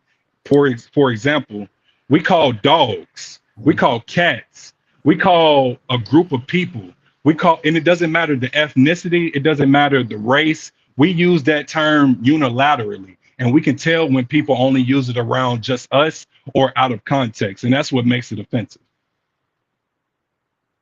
Well, growing up, that word was very common by the border. You're in Texas. You're talking about Texas, right? No, Arizona. Oh, And AZ. then Interesting. AZ, oh my God, it was so common by the border. And it still is common. I do hear it around a lot of the little kids. Now that I have left Arizona, and moved into Texas in a bigger city, bigger state, I stopped using the word because, it's like I didn't know that it was very offensive. It's like, and this is where I'm talking about sometimes like the culture, how you're raised, you didn't know. Like to us, it was a normal thing, right? This is where we got it from. We got it from Tupac. We got it from Biggie. We got it from this music growing up at the border. We thought we were gangsters. So we're listening to all And this music and you think it's cool and you think those Mhm, words are normal. They normalize music, normalized that word. I'm not gonna lie, it did. mhm. And then people get offended with it. It's like, can we really talk about it? Because and then growing up border town, you didn't see a lot of Black people. One time to there was me one. to me it's like a curse word, but it's like a acceptable curse word. And it's not that people it's not that it's people, in my opinion, people know that it's a curse word at the same day, but it's also a term of endearment for people who actually use it. So it's like you wouldn't use that word in a professional setting. No, So it's like, no. See, and but I then understand. today it was like, this is how we use it. Like, what's up, my knee? And it was I like the know. fourth. I lived in Arizona Yeah. for like 5 years So, total. I definitely so let me understand. tell you, I remember this. There was this one time, right? When I first moved to Texas, and Texas, and especially San Antonio, huge, huge Air Force city. Yeah. Lot of you don't use the word. I remember I was with one of my friends and I was like, "Yo, what's up, my knee?" And they're like, "Wait, you don't say that." And I was like, "Wait, what?" I'm like, to me, it was just a word, right? But I didn't understand because I didn't have the knowledge or the Mhm. education. Yeah. Once I did, I kind of refrained from using it forever and I don't even use it now. Then I remember my sister came to visit. We were at a store and she was like, "My knee," but she screamed from one end to the other. And I looked at her and I was like, "Oh my God, you don't say that word in a big city." I was like, "Bitch, you didn't tell me." And I was like, "Well, now I'm telling you." Oh my Yeah, and God. I grew up in Arkansas, where in the South in general, where Mexicans, white people, and Black people use the word, whether it's in a bad way or a good way, they're going to use it. Yeah. So freedom of speech has never been infringed on, but you can't do certain things socially and expect it not to be consequences. And my example is, if you're a part of somebody that's applying your paycheck, then they have the ability to apply certain social norms that is acceptable for their place of business or what their brand represents, that is not acceptable for other people. Mhm. So it's not that just Black people don't want you saying the N word. People got to zoom out. There are companies that don't allow it on TV. So it's not just Black people that get offended by it. It's businesses that don't want it to be said too. So with that being said, people just have to. Oh, to me, it's not complicated. People just have to do their research on it and just critically think, which I don't think America as a whole really appreciates. If so, you will have uh, us leading in education. I really firmly believe in education, but a part of education is history. And a lot of history is just his story. And a lot of people don't want to learn about history because it affects what their perception is of life. And that's okay. A lot of people can live in reality or delusion or a mix of both. But at the same time, your reality, whether it's real or truthful or not, is going to affect the next person. So to me, why not be conscious of the people around you and walk through life in a respectable way? And that's why you don't hear me say N word this, N word that. I haven't heard you use it. So in my opinion, you don't use it, but at the Mm-mm. same time, we're both PR trained, and there's a level of respect as well too, that you don't know everything about me. But in the background, like if you say it, I really would care. Like I have white friends and of Asian friends. I have a lot of different ethnicities that use the word because of what you said. They hear it in music, so socially it may sound like Yeah. it's But let cool, me but tell in you, reality, it's cultural. I stopped using it too, especially when I moved to San Antonio. That's when I developed a lot of friends, especially in the Black Mhm. community. It's like, I don't know, I just attracted a lot of my best friends, a lot of my girlfriends are Black, and I Mhm. understood the meaning of what it meant to them historically. And I think, to some of them it was considered offensive, and to some of them they just didn't care, right? To each its own. And for me, I made the choice never to say it again, because I was like, I don't know what it means to people. I don't know how it Mhm. offends you. I don't know how it's going to make you feel. I don't know, but I'm meeting you today. I don't know if you carry the burden or the emotional trauma or stress or the Mhm. emotional mental of your ancestors, of what your grandfather, your grandmother, etc., great grandmother might have gone through. And I don't know how that word could have been used historically in context.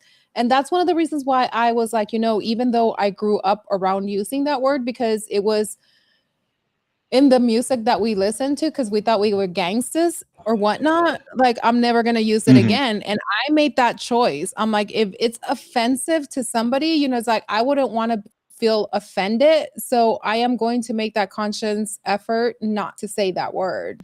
Yeah, I'm because like, it's like even if you pay me to say that word. it's like the B word amongst I females. hate There are a the B lot of word too. females.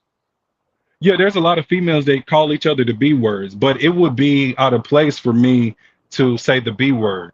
So I would say I don't say it to females. There are a lot of things that I don't go in church cursing, because it's not I don't curse in church. I don't curse around my parents. So I don't use certain words around certain people, just because if it's socially acceptable, I will study the scenery, I will study the environment to see if it's okay. But Yeah. people just react. People are impulsive. So humans have to figure out emotional control and their behavior, Yes. And because that go for it. and one of the reasons that I stopped too is like, at that point when I moved to San Antonio, Texas, at that point I was married. Mhm. I'm a Hispanic. I'm a woman of color, regardless, of what I am, Mexican, and my father-in-law was white. He told me, it's like, you are going to be moving into a state where it's very racist, depending on Mhm. what city. It's like he was also in the Air Force. He traveled, and I always appreciated his words of wisdom. And he loved Latinos. He was married to a Mhm. Latina. He was married to a Mexican, Me and gusta Latinas en general. te gustan mucho las latinas. Yo ya sé que te gustan mucho las latinas. And, and I'm always going to forever have him in my heart, because he was truly a man of wisdom, and he just loved people, Mhm. period. And, I learned that from him and moving into Texas. Now, with you, living in Arkansas or whatever, have you heard of Benton, Arkansas? Yeah, that's Isn't that um isn't that like racist AF? so Arkansas, if you Google the most racist town in America, it's going to pull up Harrison, Arkansas. And Arkansas is home of one of the KKK states. This is one of the states where the KKK was very prominent. Why do a lot of Also, wait, how come then why do a lot of Black people live in Arkansas? Can I ask these questions? it's the I'm so South. mad. It's slavery. Slavery. Okay, Okay. there's two reasons why, in my opinion. This is just my personal opinion, and this is Okay. unscripted. So you getting my natural thoughts here. Okay. Okay. There are two realities. There are things that I think about when it comes to Black people. And to answer your question directly, before I get into my thoughts, Black people are in the South because that's where slavery mainly was. So Mhm. that's to answer your question directly. But my other opinion on why there's so many Black people in the South, or in America in general, let alone South America. South America, Brazil specifically, has the most Black populate African or Black dark melanated people outside of Africa, let alone Haiti, let alone the Dominican Republic, whether or not they claim their African side or not. Um, you have the melanated Cubans, Mexicans, Colombians, the melanated people in Argentina that is no longer there, the Aboriginals in Australia. When you look at the world map, Africa is connected to Asia. Africa is connected to Europe. I can walk from any point in Africa to any point in Europe. I can walk to any point in Africa to Asia or Europe. And Russia is a continent or a country that is connected to Europe and Asia. You can walk from Russia to the United States before the land bridge disappeared. Russia, the border of Russia and the border of Alaska is only 53 miles from each other. And it's separated by either the ocean or whatever body of water that is. People Wait, don't how many realize miles? 53, and you can pull it up on your screen so that people can know what I'm talking about. So the border of Russia is only 53 miles from the border of Alaska. So for people to not critically think that Black people were capable of at least walking, a lot of people discredit Africans for a lot of things. The pyramids, even though Sudan has more pyramids than Egypt, and Sudan is right below Egypt, and Egypt is right below Palestine. So it's a lot of cultural things that I read about and a lot of interesting opinions that I have on why certain things are going on in the world today, why there's a war in Sudan right now, that people are starving, et cetera, et cetera. It's my personal opinion. I don't want to necessarily get into that just yet, but is that the board? Is that what you're looking at right now? Yeah. And you can ask ChatGPT too, if that gives you a more accurate example, or if Google, I can't really see what you see words Wait, can you wise. see it now? Okay. What does it say? Yeah, Read it to him. it says the nearest distance between mainland Russia and mainland Alaska is approximately 55 miles. 55. My apologies. However, in the body of water between Alaska and Russia, known as the Bering Strait, there lies the small island known as Big Diomede and Little Diomede. And you know what I had heard when we were doing conspiracy theory space? Tim, we got to go back to our conspiracy theory. I'm serious. That series was friggin' awesome. But look, remember when we were doing research on all that? Mm-hmm. We had a space, Tammy, I need you to remind me. Do you remember? We had a space where somebody said, research X, Y, and Z. Because there's actually tunnels under the ocean where people actually traveled that, you don't need to travel through the ocean to get from another country to America. There's actually tunnels under the sea. And I was like, wait, what, really? So now that you're saying that it's only 55 miles, dude, that by car is literally what? It's just from North Dallas to Less South than 2 Dallas. hours. Well, 55 miles is only, if you drive 60 miles an hour, you're there in under an hour. So it's less than 2 hours. So if you're driving 55 miles an hour, you're getting there in an hour. So the only way it would be 2 hours if you drive, what's half of 55? 23, 22.5.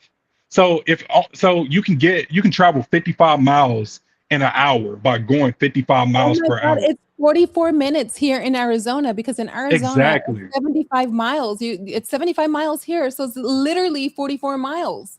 So whether you believe in the Bible, I mean, 44 minutes. Sorry, 44 minutes. So whether you believe in the Bible, whether you believe in the Bible, or we are all Homo sapiens who originated in Northeast Africa from the mitochondrial Eve gene, or you believe in the Old Testament where God created everybody from in His image, from dirt, blah blah blah. We all originate in that part of Africa. So for individuals to try to separate us due to race, I can understand culturally and ethnically wanting to separate people, but to say Black people are monkeys or white people are monkeys, whoever Asians are monkeys, I didn't heard jungle monkeys. I didn't heard all types of people. Do you know what I believe? Everybody knows the story of the Egyptians, right? And how they ruled the world, and how Moses had to come and take his people from Egypt and etc. because, they were rulers of the kingdom at that point. Mm-hmm. I believe Egyptians were Black. I do too. And this is I don't mean to offend anybody by saying this, but I'm just speaking my opinion. It's not factual. I can't prove any of this is real. I mean, follow the story though. But there's a conversation that I have amongst a lot of my friends and family, that the Bible is a historically black book, a black it's a black autobiography book of many people and their stories, et cetera, et cetera. But I understand black to me is a very, it means it encompasses all melanated people. That's what black means to me. But at the same time, when I think about history, everybody is from the same original species or group of people. But some people like to separate us due to skin tone. My grandfather is albino. My grandfather is whiter than white people. Like, so it's like I don't look at skin tone as a thing. And whenever people say I have white friends, I have black friends, I have Asian friends, so I'm not racist. I think you can be racist still because you're not actually immersing yourself in the cultures. You're not going to their churches. You're not going to their parties. You may go to a party with some of your friends and stuff, but you don't actually immerse yourself in the culture to be able to really authentically understand their subcultures, even within Black, Mexican, What do you think of people when Central. they say like, I don't see color? It's to me, it's it come from a quote unquote good place, but it's still ignorant because how can you not Yeah. see the difference? Like Because in you have order to to see the understand difference. people and understand where they're coming from, their culture, etc., you have to see color, right? You have to be aware of it. And it's not even just color. Basically, they're saying, I don't think your culture is different than mine. And that's what I hear when I hear I don't see color.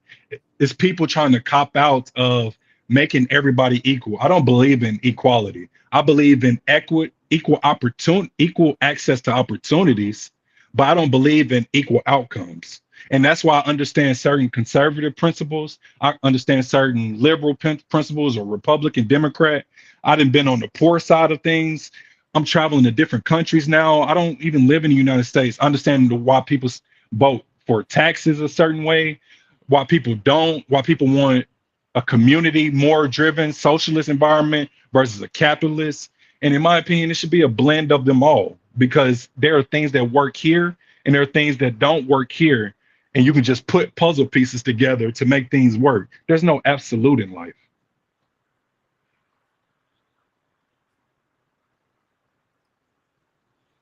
You still there? Wait, can you hear me? What happened? Yeah, I can hear you now. Could you hear me just then? I don't know what the fudge is happening with my system. Sometimes it goes a little Huh. psychotic, but Oh, you but can you know, hear me? I can hear you. Can you hear me? Oh, okay. Yeah. I can hear you. So Did you you hear said that something. last part? I did, yes. And I think I paused too because I was trying to look up, the more that I've done. Okay, so what do I want to say? When you grow up, you're educated a certain way, right? You're Hmm. taught to believe a certain way. And then you start doing your own research. You start doing your own things. I think in America, our school system has been programmed us to teach us a certain way. And it's almost like, we're sheep. It's like Hmm. we're taught to follow certain things, certain education. Then when you go outside the box and you start trying to teach yourself about certain things that don't make sense. And it's like me growing up too. I grew up Pentecostal Christian. Hmm. I grew up around And so many Pentecostals as well. yeah, so then you grow up learning, certain things certain ways. And then, in my culture, we learned certain things certain ways. Not till I was a little bit older, I started learning a little bit more about racist culture, Did you wear the understanding the pencil skirt and the ponytail? no. Well, that's how the Pentecostals I grew up around. They wore the jean skirt Why? and they always had their hair in a No. ponytail. No, no, no, But no. To interesting. me, yeah, to me, the Pentecostal was more of you know, being in the Holy Spirit, Hmm. talking Hmm. in in tongues, the worship, the spiritual gifts, and things like that. Was there kind of like a little bit of a dress code, kind of a little bit in the sense of, it's like if you're a woman of God, if you're a child of God, it's like they necessarily didn't tell you how to dress, but it's like, depending on how the Holy Spirit guides you, then you dress a certain way, right? A respectable woman of God and still like that. Exactly. But then when I started, now that but now that I'm older and I started learning about the Bible, and how in scripture is like you neither take or remove from the Bible, etc. And then did you ever learn about the Apocrypha books that supposedly were supposed to be in the Bible, were removed, etc.? The Ethiopian Bible? Well, this is what I learned. It's like I first learned about Like the Book of Apocrypha. Enoch's?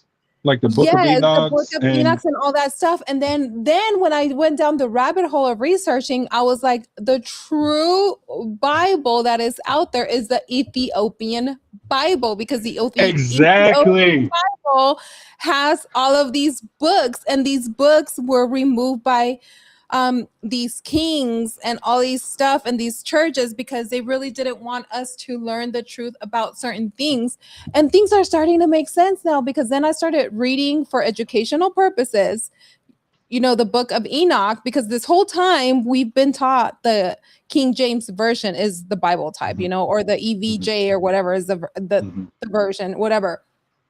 Nowhere did we even think that the Ethiopian Bible is the Bible that has stayed true to its core since the beginning, which includes all of those books that have supposedly been removed by all of the Roman Catholic Church and all these other churches and etc. And I'm like, oh my God. So what the fudge is real or And the not? thing is, and after this is why I feel like we don't, as a whole, really in the United States want to teach education, because part of education is just math and science, even though even a lot of people don't even like science. But history is a major part of that, so you don't repeat certain things and you can learn what other people did to help you for your future. But anyways, there's over 40,000 denominations of Christianity. Just think about that number. There is 40,000 different denominations of Christianity. I've only been around 5. I've been to Catholic churches. I've been to Methodist churches. I've been to LDS, Latter-day Saints. I've been around Mormons. My junior college in Arizona was the first time I got introduced to the Mormon culture. I grew up a Baptist. So, and if there's 40 different denominations of Christianity, and you can Google it, you can pull this up as well too. If there's over 40 different denominations, 40,000 different denominations of Christianity, somebody's lying. So I started zooming. I was like, okay, what do everybody agree on? Jews, Muslims, or Islam, and Christians all believe in the Old Testament. In my opinion, from what and correct me if I'm wrong, but they all believe in the Old Testament. The New Testament and who Jesus was is where everybody gets conflicted and the stories start to change. And then you have the different denominations pinwheeling after that, King James or whatever, the Pentecostal King David, or however many in the names of those different denominations and the people who created those denominations. But with that being said, I'm like, all right, we can all, or the 3 major religions of the world can agree on the Old Testament. Now I can start from here and form my opinion on what follows. So I don't know. Like I said, I've taken the science. I believe in space. Some people believe we're in a firmament. Some people don't believe space we're in a exists. freaking firmament. We're not going to get into this discussion, right? Because, like, come on, Tim, come on. If you believe in the Bible, how the hell do you not think that we are literally in a freaking firmament where it's like the waters are separated above and below us? I mean, does space really even freaking exist? Are we in a freaking simulation? I mean, it is in the Bible where it talks about this. It's funny. to me, space is just whatever is out there, whether it's heaven, whether it's something we can't reach. It's something out there. Whether because even if we're in a firmament, I don't even know what the definition of a firmament is, but my understanding is a bubble, and we're inside of it. Regardless of what that bubble contains, which is Earth, there's something outside of this firmament, and we can't reach it as individuals that are normal. So the only way, in my opinion, that we can reach it is if one, we die, two, we create a spaceship, or three, we have a different portal or an access or gateway to this place. So regardless of, we don't have the answers as normal people. So Well, I have wait, we to. do. Okay, so we kind of do have the answers. Okay, so if you, You go. here you go. Okay, now we're talking. Tim, you opened this door. Tim, if you're Yes. saying that we don't have the answers, and then, based on what you grew up, based on what I grew up, Mhm. what did we grow up on? You will find the answers in the Bible, right? We That have is your guide. information. We have Right. information. And then it's like, then you have to, go into the Holy Spirit, etc., whatnot. But we know that in the Bible, if you go to Genesis 1:6-8, it tells you there, God creates the firmament to divide the waters above from the waters below. So Mhm. let there be a firmament in the midst of waters, and let it divide the waters from the waters. I grew up So, a I mean, Christian. I it, grew it, up it, in a Baptist household, and I believe in God. mhm. To believe means to not to have faith. Or I have faith that there is a God. I live my life as if there is a God that is judging me. I don't know for a fact if he's real. That's my spiritual answer and my spiritual way of life. I try to live as close as possible to making the best decisions that one day I will be judged. I Fair haven't enough. killed anybody. Like, exactly. And then there's the human side of me who knows there's so much information out in the world. I took geology, I took astronomy. I lived in Arizona and went to the mountains or to the desert and looked through telescopes at Saturn. I looked at the moon. I looked at the different stars, and stars is just other suns, other But galaxies. it's a freaking simulation, though. It's like a frame that it's look and let me okay. First of all, let me put some guys. I'm gonna put some comments on so people can start commenting. Do you want to see some of the comments? Okay. Exactly, exactly. Okay, so guys, if you guys want to comment, put anything up here. We have Tammy in the house. We have Crypto Fam Radio. God is good. Hey, fam, good to see you. I gotta respond to you. I'm sorry, my bad. Before we get more into this topic, Tim, cheers, and please tell me if you have a cutoff time because it seems like we're going overboard on this now. Because you and I I'm haven't. good. Folks, We haven't talked exactly. This is easy for us. Like this is so. Just let me know when you want to finish it, and I'm good to go. I'm just here for the moment. Cheers. Okay, Tim, no, you let me because you're my guest on the show, so you gotta let me. But Tammy, are you cute? Are you done? Come on, Tammy. Come on with us and talk conspiracies. But okay, so where were we going with this? What did you just say right now? I was like, So, okay. so long story short, even if we're in a simulation, which is a possibility, I live in a Okay. world where I believe in possibilities. I don't know for certain anything, but I'm willing to accept that God is watching me and I'm going to be judged one day. I'm also open to the understanding that science has explained things to where there is a space and there are different galaxies with habitable zones, and we're in one of those But zones. wait, how And do we then the even third is know a science simulation. is real, Tim? So how do we even know science is the know-it-all be all, right? And the reason That's that not I'm what I saying, said. That's not what I said. okay, That's not what no, I I'm said. not saying you said that, but I'm like, okay. It is another option. This is how I describe it. Science is a form of religion. So to me, there's religion and then there's science. But to me, science is another form of religion where there's a group of ideas, morals, and values that people live by and then go from there. That's why I think AI or artificial intelligence is going to be another religion, or people are going to create an artificial God. And Because that it's goes into the because simulation that theory. is in the Bible. That is in Revelations. It talks But it's about in Revelation to discredit AI though. The mark of the are you saying AI is being created and it is God, or do you think God is something separate than AI? Just to clarify.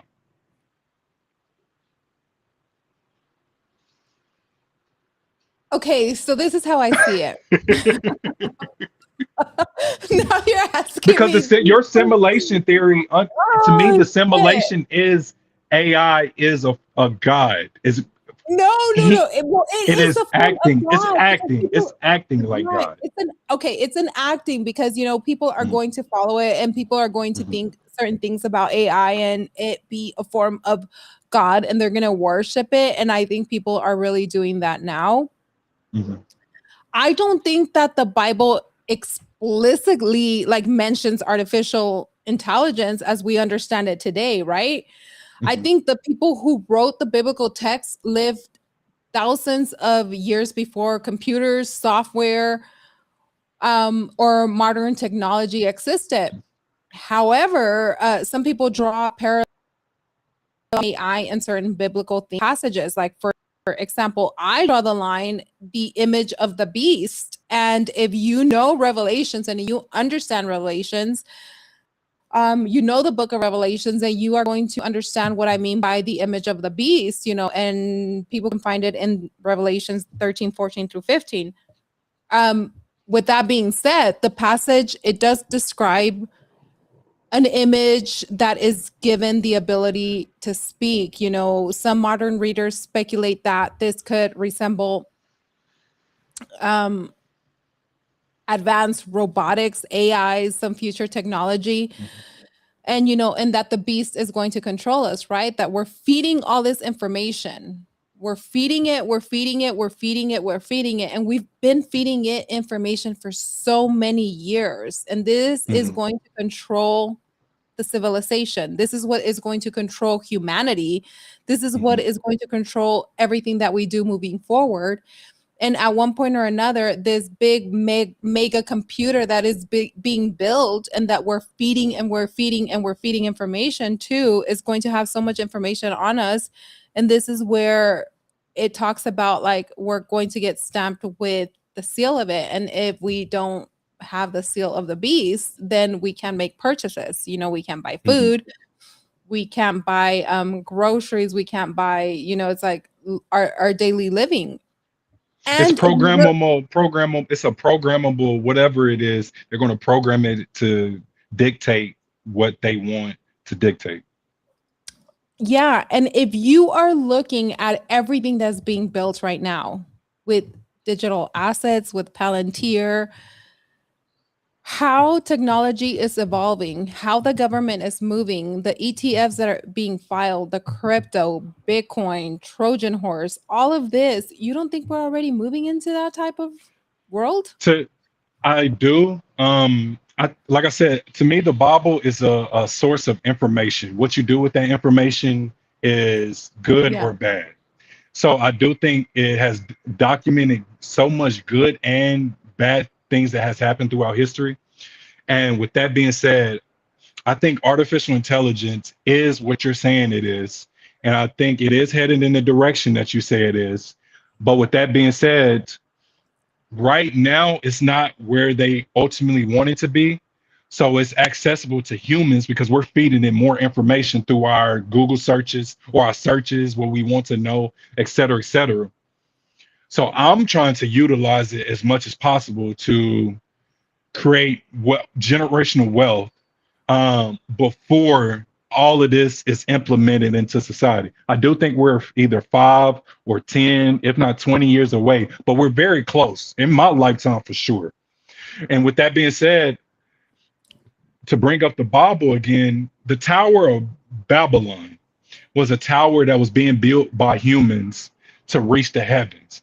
And God, I'm paraphrasing, God tore down this Tower of Babylon because he thought humans were trying to be like God and not need him anymore. They thought he was as smart as they thought that he thought they were as smart as God was. So that's why we have different languages. That's why babbling comes into play because of he wanted people to be confused and not share information. So with that, I think there are people in higher places that understand the text that they're reading. They're comprehending the power of the Bible and how many people or read this or follow this scripture, and they are utilizing it to their best capability as supervillains, in my opinion. And I don't think they're using the Bible in the way that they are supposed to use it, or they may be using it how it's supposed to be used. Because history always repeats itself, especially if you don't teach history in this authentic or is the way it's supposed to be taught. People are going to leave out stories. People are going to do this, tweak it a little bit. For example, the Book of Mormon, and you can fact check me on this. In 1976, they changed the wording in the Bible of the story of Cain and Abel. Supposedly, black people are black in the Book of Mormon, and I believe in other religions, but I know specifically in the Book of Mormon, black people are black because it is a curse because Cain killed Abel. So you can Google this and put this up on the screen next to me. But they changed it in 1976. So if they changed that wording in 1976, what else have they changed and misinterpreted along the way? So with that being said, I love information. I refuse to believe everything I hear until there's evidence or proof physically or spiritually. Some people can argue spiritually, but and I understand that a lot more belief would happen physically if things would happen to us right now. Like, for instance, if you see the background right now and a big portal opens, you'd be like, oh, there's aliens coming. And then I would have proof that there aliens exist. That's physical evidence. But for now, I have to believe aliens exist in another dimension or in another habitable zone that's in the Goldilocks zone. Because there's 9 planets, right? Or 8 planets if you count Pluto. Earth is in what's called the habitable zone. It's far enough from the sun and close enough to the sun to sustain life. That's why some people believe Mars will be the Elon Musk, the person of Twitter. I have my bias against him, but he's a very smart individual. So I respect knowledge. I don't believe everything or like everything he does, politically wise for sure. But he's a very smart individual. His thought process of us being multi-planetary species, to me, because I believe in space, is very understandable because there are 3 things that is going to make the human species, in my opinion, cease to exist. 1, a natural disaster, whether that is weather, ice age, or tsunamis, whatever the case may, a meteoroid, asteroid, natural disaster. 2, diseases. A disease COVID showed this. I had COVID. I didn't die from it, but I lost my taste and smell. So I believe in whatever they had going through the air existed. Whether it was as deadly as they said, that's not for me to say. And then the third one is nuclear war. If we go into a nuclear war, humans will cease to exist. So those 3 things are possible to happen and require us to survive on another. In order for us to survive these 3 catastrophes, we have to become multi-planetary species. I like the idea, may not like the person, but I do respect his thought process on certain things. I don't just negate everything everybody says because I don't like them. There are things that Trump says that I believed. Did you vote for Trump? Hell no. Clip that.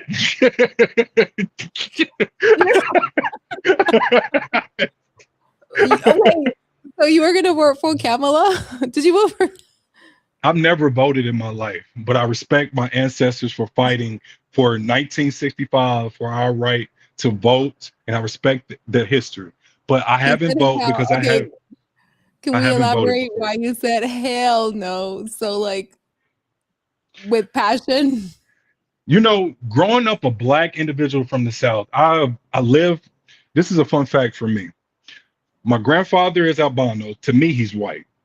I lived from 17 to 18. My last semester of high school, I lived with a white family due to circumstances I don't want to get into right now. I grew up in white culture, white American culture throughout the whole United States. I lived in New York, I lived in Florida, I lived in Arizona, I lived in Oregon. I've traveled to 43 states, not just because of football, but I've actually traveled to these places.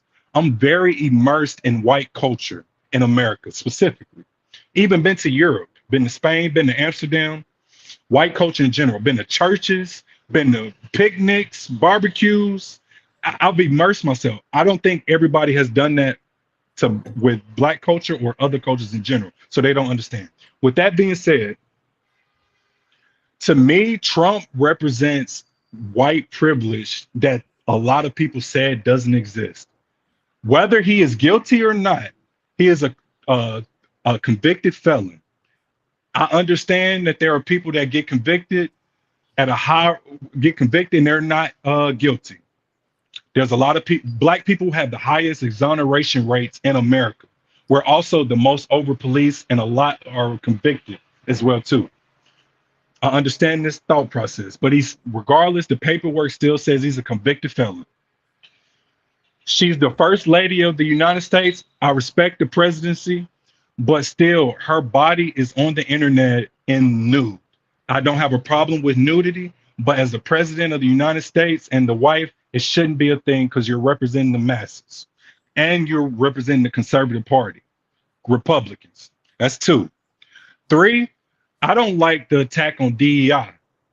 The reason why it's not necessarily not necessarily attacking it, it's the wording with it because I can read and comprehend language very well. And I'm very grateful for going to college because I can understand English. And I understand when people are attacking a certain demographic, even without saying the N word. DEI is another form of saying N word. To me, DEI is a counter to nepotism. I'm going to be a beneficiary of nepotism. My dad owns over 20 properties in Arkansas. When he passes away, I'm going to inherit. I'm his only son. My sister is. I'm his only child. My sister is from another father. She has a different father. I'm going to inherit all 20 of my dad's properties, including the two that me and him have together. That's nepotism. LeBron James got Bronny James into the NBA. That's nepotism. By default, if white America has had 400 plus years head start of owning things being approved by the banks, not everybody, because there are poor white people, but your skin tone, this is why I feel like people don't understand privilege. White privilege is your skin tone won't be a factor in a person's decision. Your economic status, on the other hand, I think classism is worldwide. But white privilege is your skin tone won't be a factor into whether or not you get promoted or into a place of position. And that's why, to me, Trump represents white privilege in the sense of his skin tone, despite his background being a entertainer, despite the what he says about how he says Mexicans are bringing over rapists and this, about how he talked about the border wall. There's a certain decorum. There's a certain level of respect, mutual respect that you're supposed to have as a human, let alone the free world of the United States of America. So I don't appreciate how he talked about the Haitians, how they're eating cats and dogs. I don't appreciate how he attacked the black guy. He should have attacked the individual. Elon Musk and President Trump and the White House should have attacked the individual that stabbed that white girl in the neck on the train. You remember that story? I do. Yeah. They should have attacked him. He's crazy. But to say black people, or Elon Musk talks about there's an attack on white people, that irritates me very much because he's from South Africa, home of the apartheid.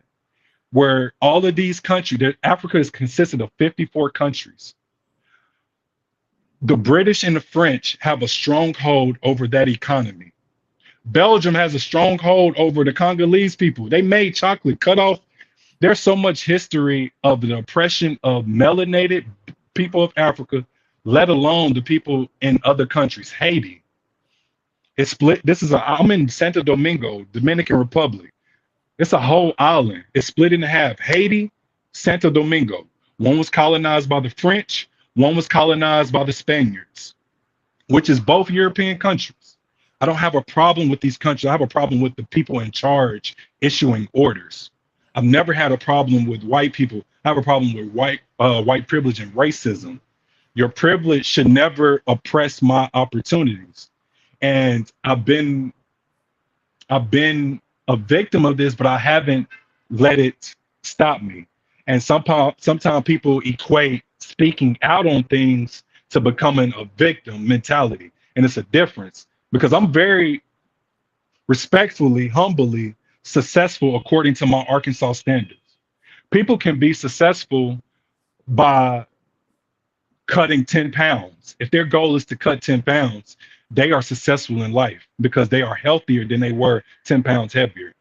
My success isn't better than somebody's. My success isn't, or my struggle isn't worse than anybody's. It's my struggle and it's my success. With that being said, I don't use a victim, quote unquote, mentality, but I understand history and context.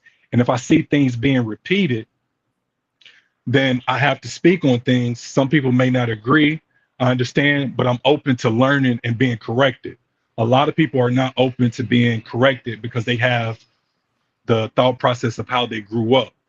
They were taught to be this, they were taught to be that. A lot of Black people in the South are conservatives. I grew up in a Baptist household. A lot of us want to vote with the conservative party. For instance, I don't believe in abortion, but it's not my decision. It should be up to her. But at the same time, it's not my decision. But I also believe men should have a say so. It should be 50-50. Just because you don't experience something, in my personal opinion, don't mean you can't give a valid opinion on something. It shouldn't So be what do you think stated. of women that say this is my body, so it's my choice, regardless if you put your thing in me and created a child? It is your body, your choice, but there are consequences whether they are in your favor or not in your favor. Mhm.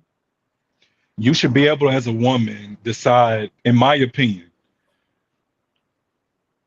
you should be able to decide what you do with your body, because there are instances of negative situations where it is plausible to get an abortion, but this is where certain conservative ideas make sense.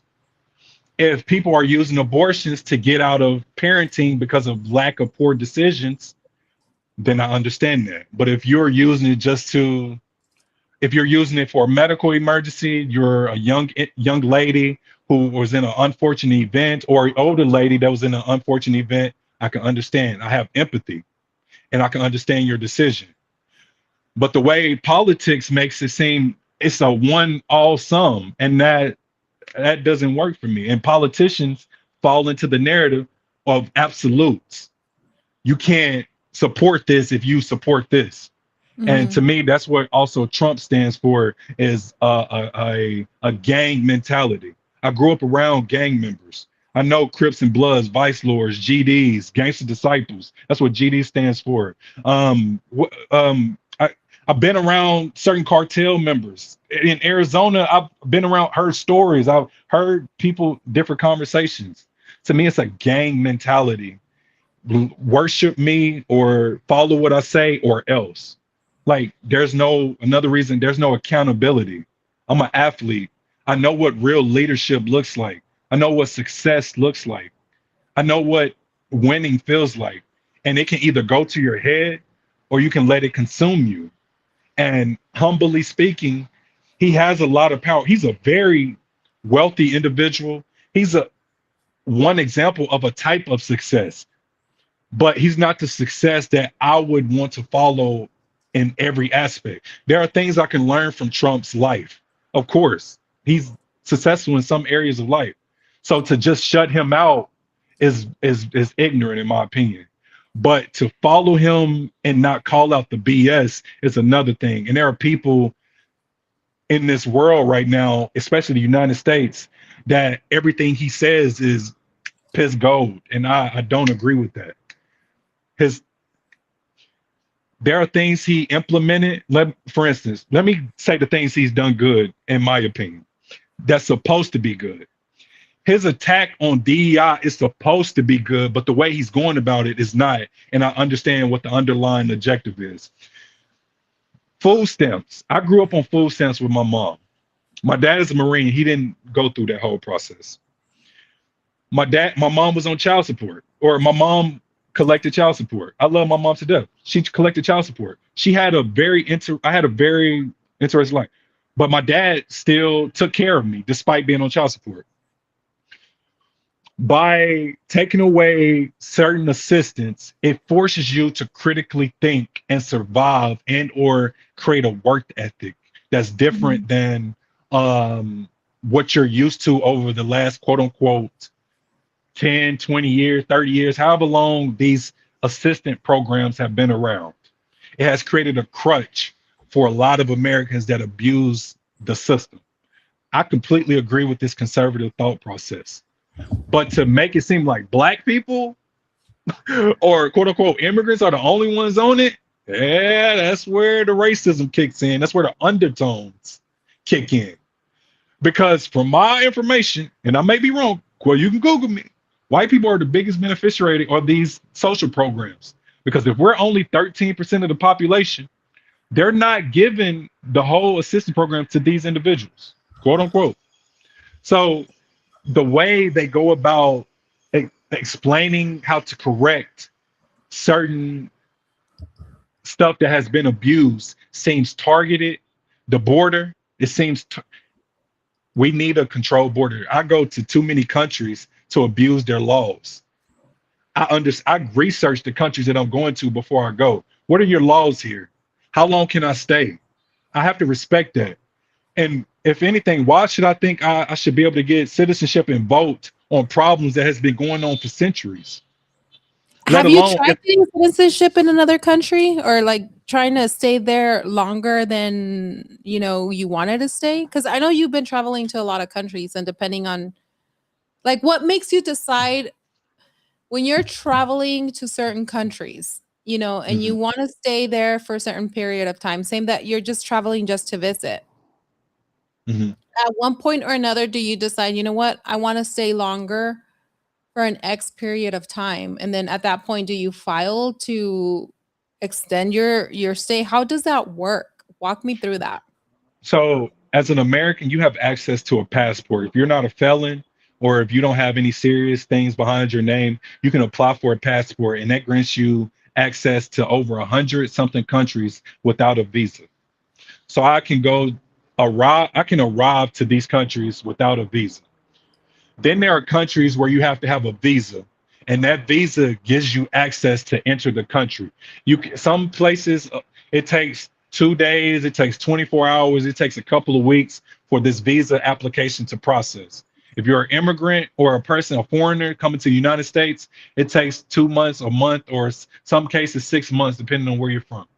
So I do need to make a quick correction, because you said that as a felon, you cannot apply. And in most cases with a felon conviction, you can apply to receive a passport, but it does not automatically disqualify you. It depends, on your Then that's why I said your circumstance, and my bad for and it depends. Like I said, it depends on your circumstance. Like if you're on probation or parole, no, you cannot leave the country, etc. Exactly. If you have been convicted for a felon, and if you are on probation, parole, then absolutely not, unless you're granted permission, right? Because then you're a fugitive. Fugitive. Shit, Exactly. And thank you for that correction. Because it's definitely needed for a specific. Don't get interpreted, whatever. But one thing to keep in mind too, it's like, people, come on, getting a passport and being allowed into another country are two different things. You know, some countries do have restrictions on visitors with certain criminal convictions, so you really have to check on that. That's one of the things that I learned traveling from other countries. It's like when you are going to travel, you have to freaking check into that country or etc. to see if they're going to grant you permission. I didn't even know that that was a thing And this until is a good example. Like, can you imagine? Okay, and I'm saying this because okay, I experienced this. The first time that I experienced this was when I was traveling to Token 2049 in Singapore, right?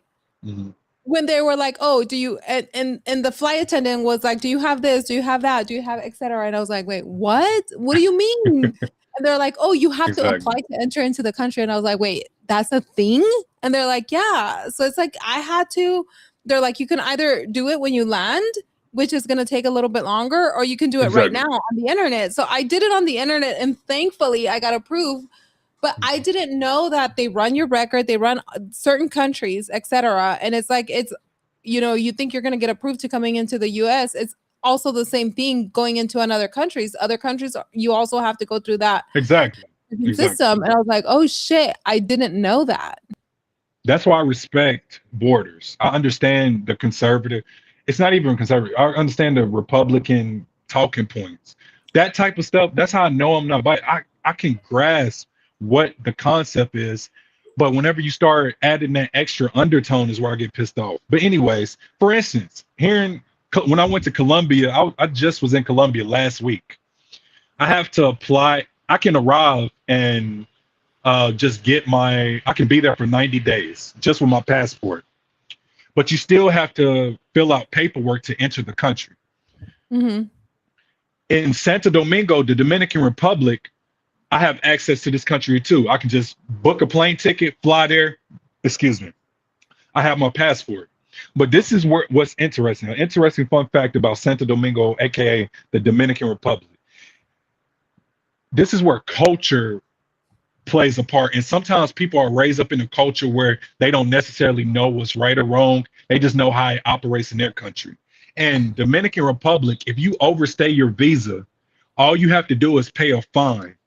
And it's okay as soon as you can overstay it a month, 2 months, 6 months, however long you overstay your visa, all you have to do is pay a fine. And it's like $30 to $100. In the United States, they penalize you. They make you pay a fine or they don't allow you back in the country. But it's an even more difficult time to get back into the country. After understanding these rules in the Dominican Republic, I've understood where if I overstayed a month of my visa or my time, because you only get 30 days here in Dominican Republic, but you're allowed to stay as long as you want to, as long as you pay the fine. But there is still proper paperwork to put into place if you want to stay technically longer. But they still fine you, but they allow you back into the country without a problem. I'm a tourist with the American money, so they're not going to deny a tourist with the American dollar because we have a powerful currency here, even though it's diminishing. Like the apartment I'm in now, this is $1,200, but I've stayed in apartments, and I'm not going to Wait, show you, but it's $1,200 American? American dollars. What the But fuck? but I've stayed in places that is $300, $400, $500 a month. Mhm. But Santo Domingo and the Dominican Republic and a lot of these other countries, Thailand, Malaysia, sometimes you have to pay extra to stay in the safer neighborhoods, in the tourist areas, if you want access to hot water, if you want access to nice furniture, if you want access to a comfortable, accommodating lifestyle that you're quote unquote used to back in the States. Because I've lived in Arizona. I paid $2,400 for my apartment Wait, what happened to the doggies? I had to give them to a relative because I was traveling so much. Damn. Didn't I tell you that shit when you got the doggies? Like, bruh. I know I miss my babies. Puffy and Butters. I had two Frenchies. It was on my Mhm. TikTok. I miss They were those the cutest. those little varmints. Okay, so back to what you were saying. Sorry, I got distracted. But when you say Arizona, because I remember, you know, the dogs Mhm. and watching them, etc. But yeah, Arizona. I was paying $2,400 a month to live in North Scottsdale, which is a affluent area, urban, it's or whatever, the little small good city out on the outskirts of Phoenix. So the more you move outside the city, or in this case, North Scottsdale was very expensive, and I Yeah. wanted to be outside the city because it's just different. And this is another reason why I understand certain politics of how people view California. I visited Oakland. I've immersed myself in the culture for over a month, probably like 2 months ago. I was there for a month only because I had to come back and meet some friends. So I stayed in Oakland. There's a difference between certain parts of Oakland and the rest of San Francisco.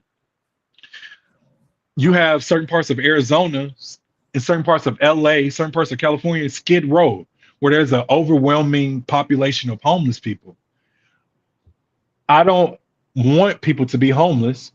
Some decisions are self-made, and that's where conservative principles come in. Why are they not working? They're lazy. I understand there are people like this that are homeless, but there's also people that are due to unfortunate circumstances that are runaways from home, bad families, drugs, et cetera, et cetera.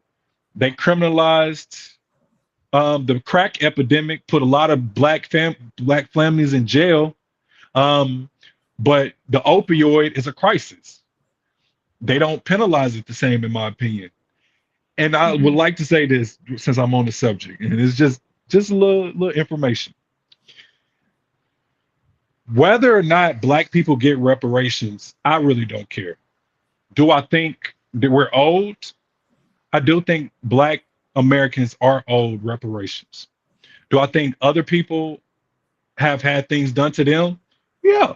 Should they fight for their cause as well too? Yeah. Like, why not? To me, it's not just about slavery. It's about post-slavery as well too. On top of the bondage my people of my color were in.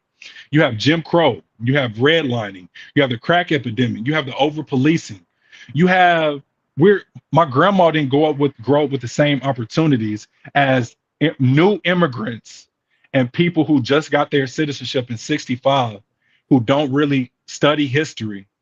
And the reason why they even have the opportunity to even come to America is because of the people, the minorities, predominantly black people, and the group of white people that stood for on the right side of history. And I personally think we're owed reparations, whether that is through a direct fund. You don't have to give me a direct fund. I don't necessarily think it'll be good for a direct fund. If it is, I accept it. I'll just go put down, save it, throw it in the stock market, put it down on a property. With that being said, the other way I think reparations should be given is through the name and the acknowledgement of what America has done psychologically, trauma wise, and the history that they have put on Black Americans. And they can create schools. This is how I would do it. They should create schools and put back into communities in the name of African Americans, aka Black people. Because that's another thing too, really quick.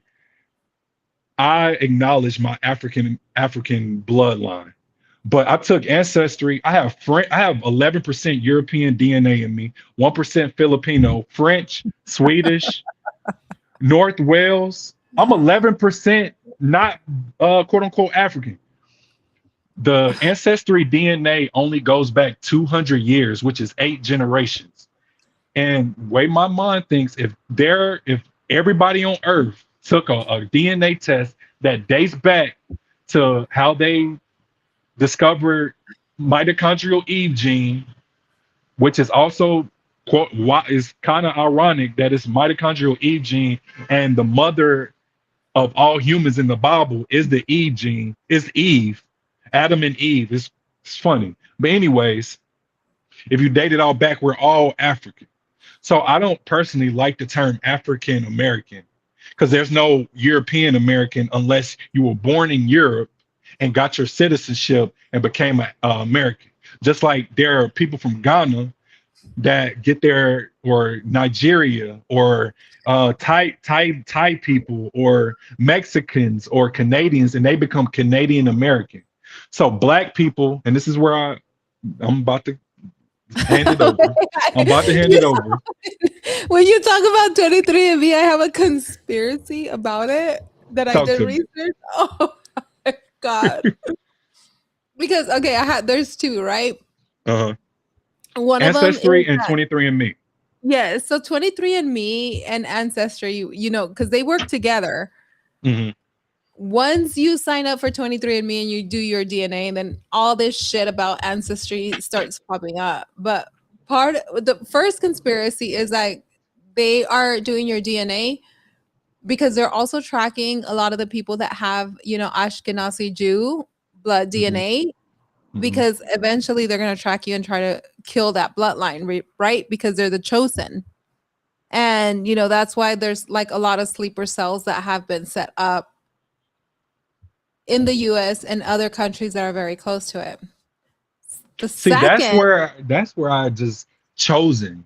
So that's where I the just can't chosen agree, blood. because it's Okay, like, if wait, you're wait, chosen, wait, what wait. am I? It's like, what You're am not I? fucking chosen. No. I Okay, don't agree no. with that. I don't agree with that. But the thing is that it's not that you're, and you don't have to live in that country. It's like everybody is chosen now. This is why Jesus Christ died on the cross for us, right? It's not. But how? Hold on. Okay, Wait, I agree. I wait. agree with this story. Okay, But before we how get can into that, Entiendo?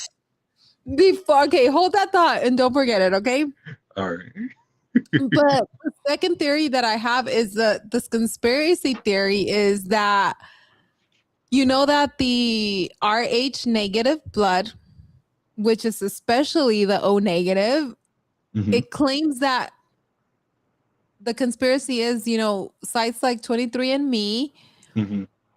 and etc. were created to track, identify, and study people with the unique O negative blood. Mhm.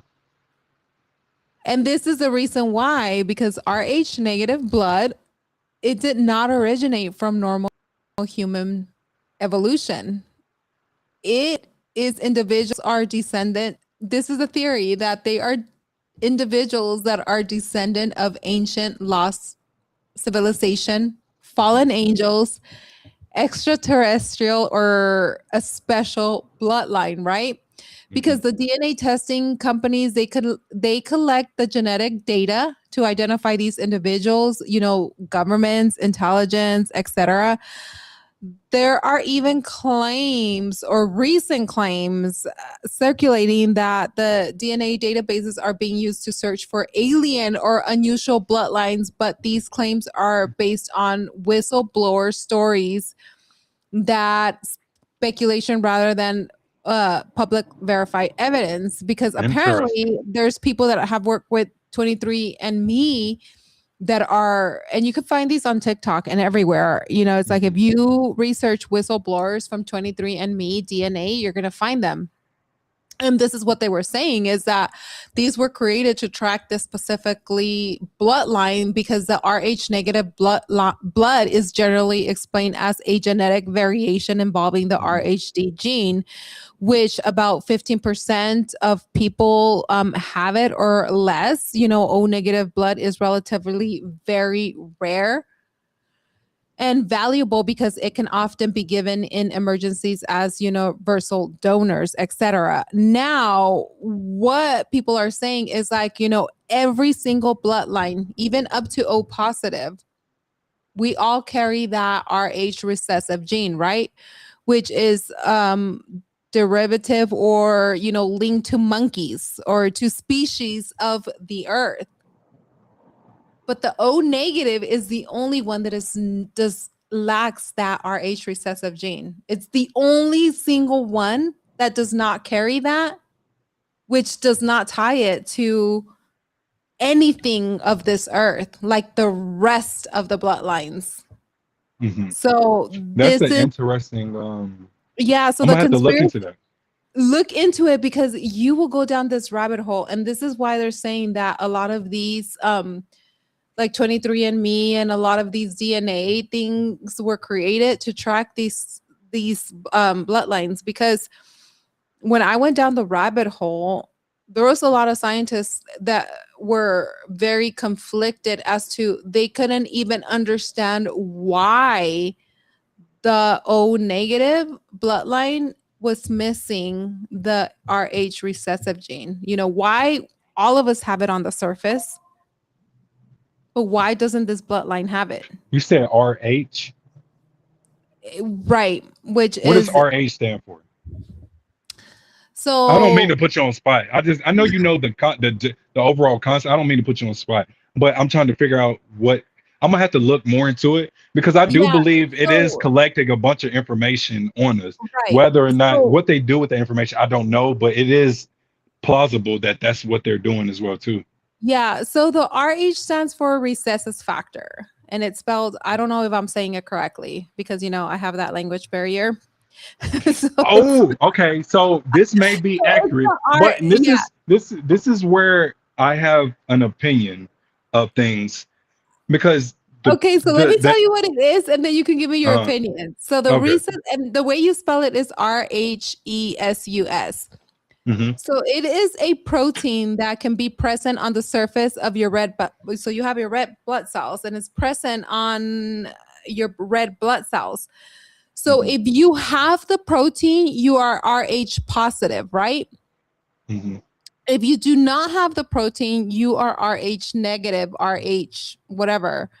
So this is what separates your blood type from all the others, like A plus, A negative, A plus, B plus, B whatever, etc. O. But for some reason, the O is the special one, right? Hmm. Why is the O negative blood so special? Because it has no A antigen, B antigen, and it does not have the Rh factor. Because of this, the O negative blood can often be given to people of any blood type in any Hmm. emergency scenarios, which is why it's called the universal donor blood time. But where did the I'm going to call it rhesus pieces because I like it, come from? So the name comes from early blood researchers that involved this whatever rhesus monkey or I can't I don't remember the other word, but there was another word involving it, and it's a Hmm. monkey in the 1930s or 19 yeah in the 19 early 30s. I can't remember exactly what date. But scientists discovered a blood factor that was later named the Rh factor. The conspiracy side of it is that the Rh negative blood became a popular conspiracy topic because it is less common than the Rh positive blood, and its disruption varies among populations. Some people claim it cannot be fully explained by evolution. Like, there's just so much. You have to go down a rabbit hole. I'm gonna read it on it tonight. Actually, I have Yeah, to. and then you have to read it because these theories often connect the Rh negative blood, which is the O negative, to ancient civilization, to the biblical Nephilim, the fallen angels. Hmm.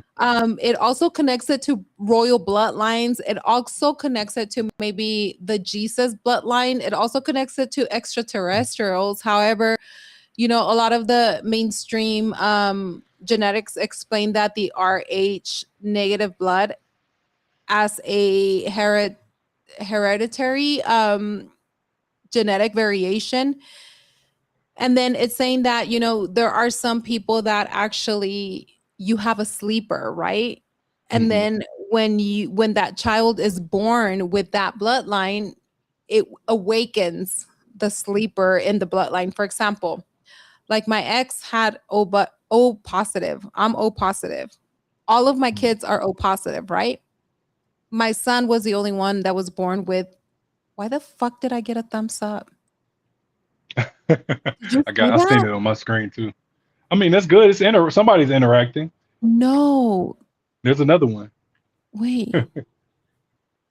I don't know where that's coming from though. Hey, but it's somebody obviously is intrigued by our conversation. So I don't know. There's another Bro, one. that's okay. So I don't know where it's coming from. Anywho, so my son is O negative, and there, Mhm. and so when I was doing research, it was saying that sometimes when there is a kid that is born, because typically if you're both O positive, there's you're gonna get another O positive child. Mhm. But if you happen to get an O negative, it's because you guys have a dormant, there's the dormant gene within your bloodstream, which means is that your bloodline is waking up. I'm like, wait, is this a fucking simulation? What the fuck? And that's the thing. Like, despite everything that I've said, that I've listened to over the 32 years, nothing that I say is actually, I ain't gonna say factual. I just have a bunch of information and I'm trying to process what is factual and what is real, what is spiritual, and what I believe in. And there's so much information I don't know. I can't just say that this is what's true. For instance, there is the whole inferiority, superiority concept. It doesn't fly with me because, or the way certain conservative thought processes, in the sense of where some talking points, or ethnogenics.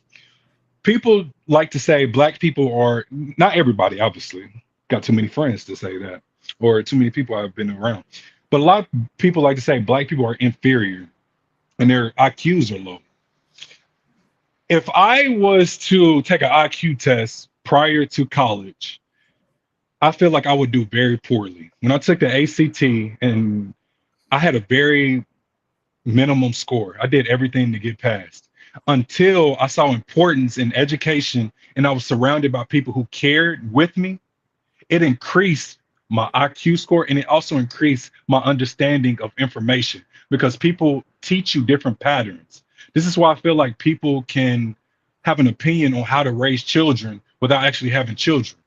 I know some people live a biased life saying you won't know until you have children. To me, people are all about behavior. So it's easy to train a dog. To me, it's easy to train a human being. All it takes is consistency and discipline. Mhm. And I feel like some people lack consistency, and I feel like some people lack discipline.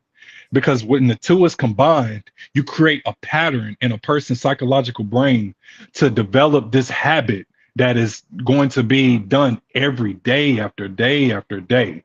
If you are told by your parents every day to make your bed, or else you can't get sweets today, something simple, or else you're going to be mad at them, or else you're going to have a sit down talk with them. If you constantly create a behavior and with a consequence, aka a disciplined lifestyle with a consequence of your actions consistently, you're going to develop a human with a certain behavioral pattern. So having kids is very simple in my opinion. I don't have any, but human behavior is very simple because we're, in my opinion, we're a different Wait, type of. Tim, hold on, hold on, because you said having kids is very simple. How the fudge is having kids very simple? Well, making them is simple, but taking care of No, them. wait a minute there. I, Making I, them I wait. when I'm Practicing when I'm this. okay, let me from birth till about 6 or 7, however it differs per person. Whenever they can retain information is when I'm saying Yeah. raising kids is very simple. The beginning stages I understand is more complicated and more nuanced and it's more difficult than what people Wait, say. carrying the freaking child is not easy. Birthing the child, the I didn't say fudge. that. See, look, you try to put words on. I didn't say that. I didn't say that. That's not what we talking about. That's not what we talking about. Birthing a child is difficult. I'm glad I'm a male. I promise you, I'm glad I'm a male. You said I respect women to the high most. I because promise you. you said having kids is very simple. I'm like, bro, it's not. I I get mean, that part. practicing is simple. Raising Okay, there you kids. go. Like practicing is simple, that's the fun part. But like other than that, bro, Exactly. it's not that simple and easy. But to touch bases back on what you were saying about the chosen one really quick, um, Mhm. it's hard for me to believe a group of people is chosen when me personally, this is me humbly speaking. I understand what being educated, I understand where being educated along your journey Yeah. will get you. Yeah. Understand what happens whenever when you practice on enunciating and pronouncing your words correctly, understanding the syllabus, Hmm. syllabus in Espanol, how to really study a language and get your perspective across. What's the point of what you're trying to make? Understand practicing this over and over until you become near perfect or understanding what it's like to eat, at least get your point across. You don't have to be perfect.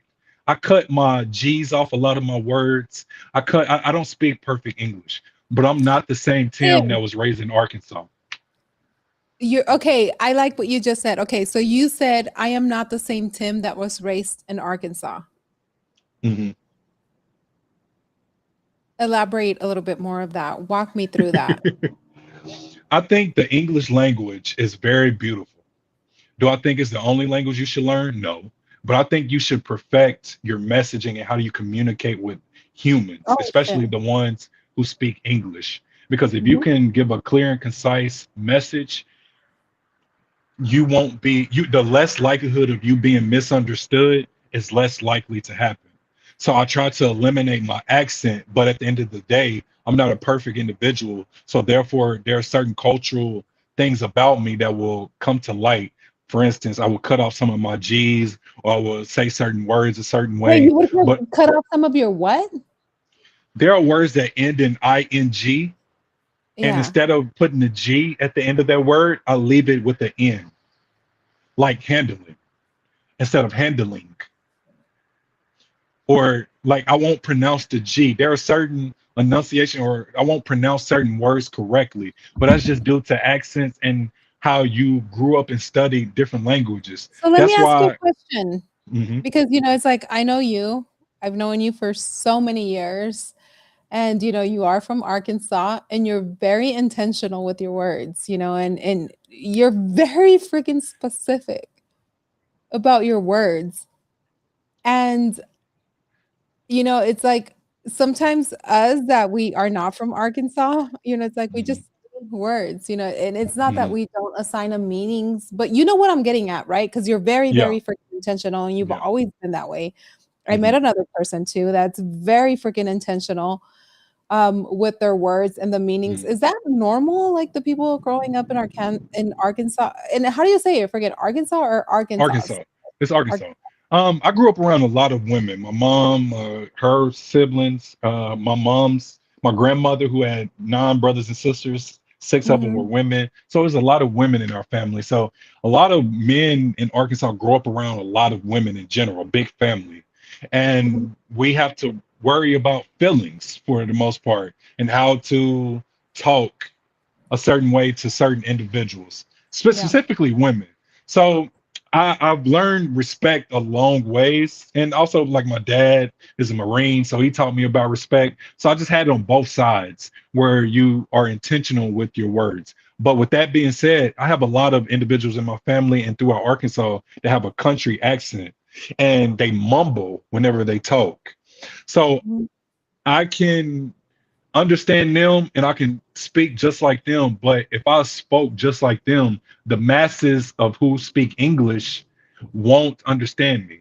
So people who have businesses, people who went to college, or people who are just in a regular workday, who I ain't gonna say workday, but people who understand the importance of enunciating their words, they're more intentional. And I feel like Arkansas has a stigma, just like Mississippi, of being very country. So there are some people in Arkansas who take that to heart. So we try to make sure we're understood properly. Excuse me, we're understood properly, or we study words because something about fun fact: the Little Rock Nine happened. I don't know if you're familiar with the Little Rock Nine. Are you familiar? No, I'm just familiar with Little Rock. Period. So the Little Rock Nine is when No. Little Rock Central had schools integrated, and it caused such a chaos during integration, which is I think my grandma was like 20 something at the time. schools got so hectic when integration finally happened that the National Guard had to come and escort people to and from classes, et cetera, et cetera. So that's, if you ever know about history in general, the Little Rock Nine is a very important time in history where schools got integrated and the National Guard had to be implemented, which is another form of martial law to guide and correct people's behavioral impulses. But the reason why I bring that up is because of the importance of education. There are a lot of smart people in Arkansas. There's a lot of dumb people. It's normal everywhere. Every state has this. But for the people who are smart, they, especially in Arkansas, they want to make sure they're understood because of the negative stereotypes that come from people who are supposedly born in Arkansas. So they put emphasis on a lot of words and they want to make sure they're understood. So they study how to talk, be smooth. They understand how to navigate life. And we grow up around women. And then on top of that, we grow up around what's quote unquote cool. Like a lot of black people, this new generation of individuals who have slang or these words that are not English, that came from AAVE, African American Vernacular English, because African American Vernacular English was created to communicate with each other so that a lot of people can't understand it. But seeing that social media has publicized our culture, and a lot of people do love our culture, but a lot of people overregulate and critique our culture without looking at other people's downfalls really quick. Por ejemplo, our music. People always go to, well, rap music glorifies violence. This is very true. There is a lot of rap music that does glorify violence. I don't agree with that, but at the same time, I'm a Second Amendment advocate and I understand violence sometimes is necessary, and I'm a football player. Second Amendment, I'm a strong advocate for. But in reality, you can only really report to a lot of the music, but the people who make movies, they don't get talked about. People who make video games, they don't get talked about. People who advocate for the Second Amendment, and so much more examples, they don't get talked about on the influence of the violence that happens and people exhibit whenever they are consuming these movies about serial killers, about the different. We celebrate Halloween. That's not a. We celebrate Jason Voorhees. I grew up on Jason Voorhees, Michael Myers, Freddy Krueger, so many serial killers. And there are Ted Bundy. People make documentaries about these people, but they feel like a lot of people don't feel like these psychologically F people brains up. But they only want to target black people's music for that small population that don't know any better. When in reality, there's 52 million black people, only maybe a million and a half is incarcerated. So for 49 million people that's not incarcerated, why do you categorizing those people into your broad category? Okay, so why do you think Halloween is good or bad? Because, growing up Christian, there was such a negative connotation, right? That Halloween was negative, because in how I was raised, it was believed that the holiday was associated with like ghosts, witches, and the supernatural, which conflicted with the faith, right? And an occult association, which certain groups see Halloween's imaginary as glorifying darkness, witchcraft, and all that stuff, etc. But then at the same token, there's other groups of people that if you really understand historically what Halloween traces back to, it's like an Asian Celtic festival. I can't remember exactly the name of that festival, but it marked the end of harvest season, and the beginning of winter. But I think over time, it blended with Christian traditions such as All Saints Day, and it became, something negative for some and then something positive for some. For many people, however, they see Halloween simply as a community holiday, a time for children to dress up and have fun. But Mhm. throughout the years, it has become a negative thing because it's become a thing where you can't really have fun, right? Because you have predators out there. You have child predators. You Mhm. have people trying to harm other people, and you're trick or treating, and they're doing shitty things. Putting shitty things in candies, putting Mhm. certain things. It's like people get slaughtered during Halloween. So is Halloween really a good thing or a bad thing? I think it's a time, and I think the information you just given me, and I've known parts of it. I think a lot of people have collected that information over time and exploited it. Just like with anything in life, I think there's an original start of everything, and over Mhm. time, people hear these stories, people hear this information, and they exploit the negativities of things. And there are a lot of fun things. I like Halloween.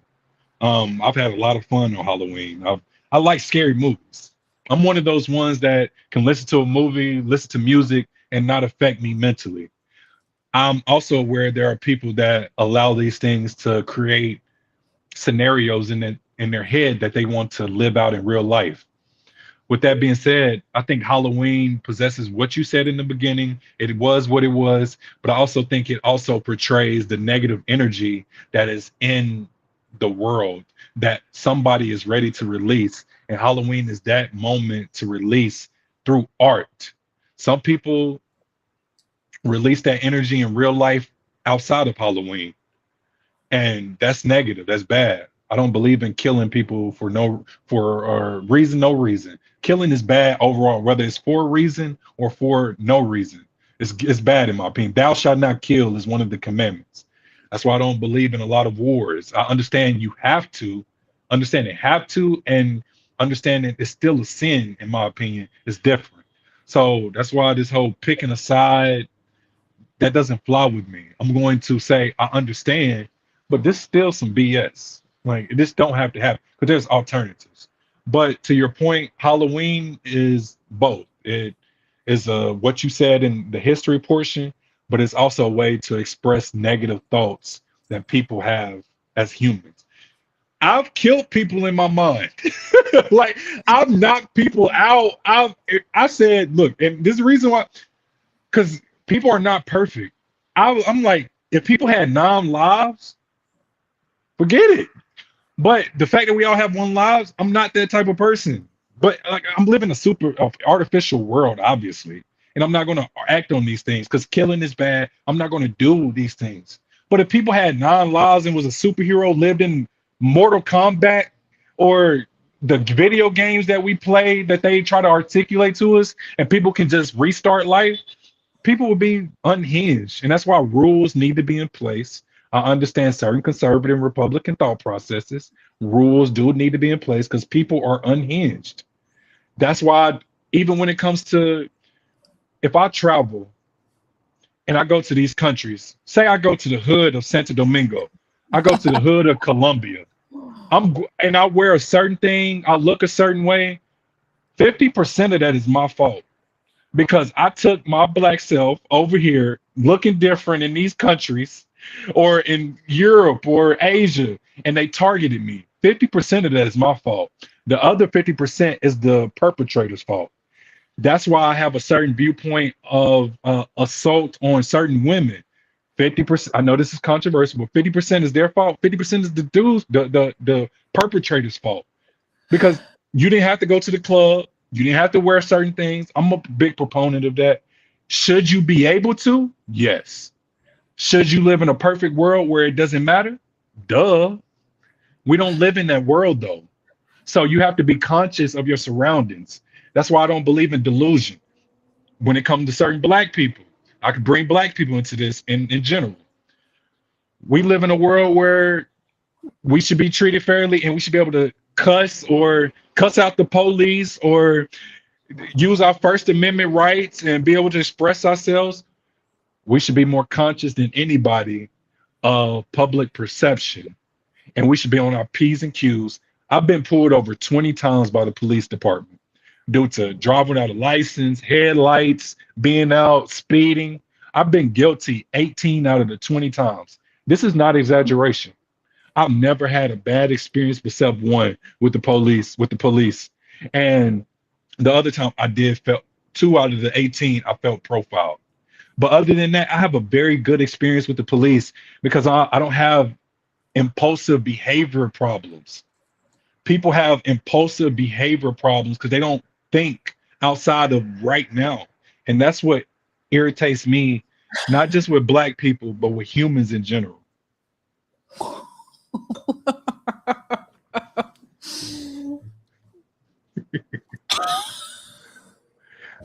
You shouldn't have got me with the wine and this long pot. We need to wrap this up. So, yeah, bro. Like, I don't spit this shit out. With the I last shit. study humans. Like, I study humans. Like, people don't actually study humans. I study behavior, and everybody is individual. I never, yes, you can group people because there's cultures, then there's subcultures, then there's subcultures and subcultures. I understand the difference, and I know a lot of people overgeneralize and they don't mean everybody. But that's one reason why I'm intent with my words, because I understand it's not everybody. But a lot of people come off as if you're saying everybody, aka Okay, so Donald you're Trump. okay with your words. What about the sweet talkers? I've had an interesting past, and sweet talking is good and is bad. It is a superpower, and it is a detriment. And in a mature state of mind where my sweet talking is intentional. We all been young. We're in a new age. We're dating. Tim. The fudge, we've all been young. What the fudge are you saying? You're still We're young. all young. I'm older. I feel like I'm becoming the Tim. man that I want to be, that I I'm like look your up to in mama life. bear, Tim. I'm like your older sister. Like Older I'm sister. That's old all. AF. Very old. Very, not even very. You're only so much older than me. I don't view you as a much older person because we connect too much Yeah, mentally, that's in the true. sense of we get along very well, especially No, coming you from know what? different backgrounds. I think the part of it, and this is what I was talking to Tammy about the other day. It's like even when I met Tim, he was in his early 20s, and the thing with Tim is like he always had a freaking old soul. Like you were so freaking mature. And I'm gonna tell you something, like when I was your age, in my 20s, I remember I Mhm. had friends. Like when I met you, I was at a certain age. I'm not gonna say my age now, which some people do know my age, right? But Uh, it's funny because when I was in my 20s and I was around your age, I met people my age when you met me, if that makes sense. And they intimately. always told me the same thing. Like they're like, you have an old soul. It was like that instant connection. And I think that's what happened with a lot of us in our circle. We came from different backgrounds, different ages. A lot of you guys were along. I feel like Lucas is gonna kill me, right? Lucas and I were the older ones. I still think Lucas Uh, is older than me. I don't know how old he is, but Shout out to Lucas. I love Lucas, Lucas. we love Lucas is you. my. I have I That's the have so much homie. respect for Lucas. Everybody's not perfect. But I have so much respect for Lucas. He's a great individual.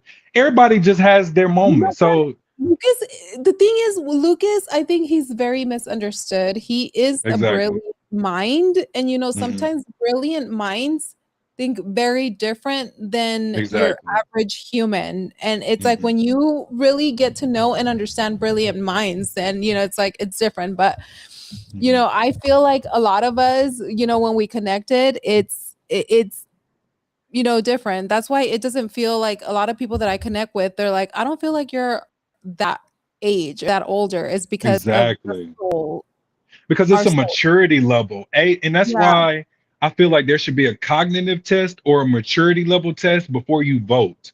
I feel like there's certain information that you need to know before you're eligible to vote. And Oh whether my goodness, voting is even ridiculous. a thing, I don't even believe voting is real. So that's another reason why I don't even vote. But, but especially with technology nowadays. But if it is real, it's very important to understand certain things before you're able to cast a vote. And we just give it all willy-nilly. I agree with okay, voter ID. Let's talk about voter ID really quick. But is it even fucking used? We have had I've been 32 years old. My grandma was 80 something before she passed. My mama 30. It's been generations after generations of I'm people gonna who laugh voted. because you like I've been 32. Then what you've been before that, Tim? So the whole system of voting has been there. Do I think there has been certain rules and regulations to hinder people? Yes, that's Yeah. clear. That's understandable. Whether it's been cheating, I don't know. In the sense of after the rules have been established, I don't know. Until this MF or Trump got into office, now it's a big ass problem. What? This is okay. I want to say this really quick before you jump in. Trump is the N word. If I could, Trump is there is black people, and then this is something that you know as a black person. There's black people, and then there's the N word people. Those are people they're black people who follow the laws and regulations, and that's majority of black people. Then there's these people over here that don't care about rules, regulations. They're going to express their feelings and act on impulse. Oh my Trump god. is an impulsive problem, and he's a detriment to the white community that I love so much. I adore the white accomplishments in America. Elon Musk is a very brilliant individual, and he's so smart. His racism is going to be the downfall of him. You can't the privilege that a lot of white people have is going to be the downfall. The racism is the downfall. There's some Albert Einstein, Elon Musk, Darwin. You know the amount of Tom Brady. There's so many people that I can name. The actors that I can name. The brilliance in acting. It's a science behind. There's so many white people that I respect. Angelina Jolie. She's beautiful. She's hot. She was hot, yeah. I was obsessed with her in her movies. Facts. There's so much white culture, whether it's in America or European culture, that should be respected, that I love learning about. But the racism of the certain subcultures is the detriment of so many people. And like I said, black people have their problems, Mexicans have their problems, Asians, et cetera, et cetera. I just think America as a whole, the reason why we're even in debt is because of the equality, in my opinion, to a lot of racist white individuals. And it's not the majority. I don't think it's the majority. The majority of people who voted for Trump just want money in their pockets. But the other people that are racist, they, in my opinion, they think equality is oppression. And that irritates my soul, because I'm an example of what happens whenever you put money and education and emphasis on these two things. Understanding financial literacy, I'm an example of what happens, and I think people are threatened by that. Because Wait. I'm trying to register it all. Say again what you said. Equality is what? I think racist individuals think equality is oppression. The access to equal opportunity is oppression. When the barriers to entry are all equal, I think racist people think that is oppression. And that's why I think DEI was attacked, because DEI still means you have to be qualified. But it also means that you're looking into this area because systematically this area has been oppressed for so long due to nepotism. Nepotism is in Africa, nepotism is in Asia, nepotism is in Europe, nepotism is in Australia. It's on every continent of this earth. It's been around for centuries, decades, thousands of years. You can't get rid of nepotism. So let me ask you something. So are you saying, because I'm trying to register and understand, right? Especially because we're on wine. So when you made that statement, is the idea of, or is the idea behind the statement, that racist people think equality is oppression, is that if a person or group historically had advantages like special access or more power,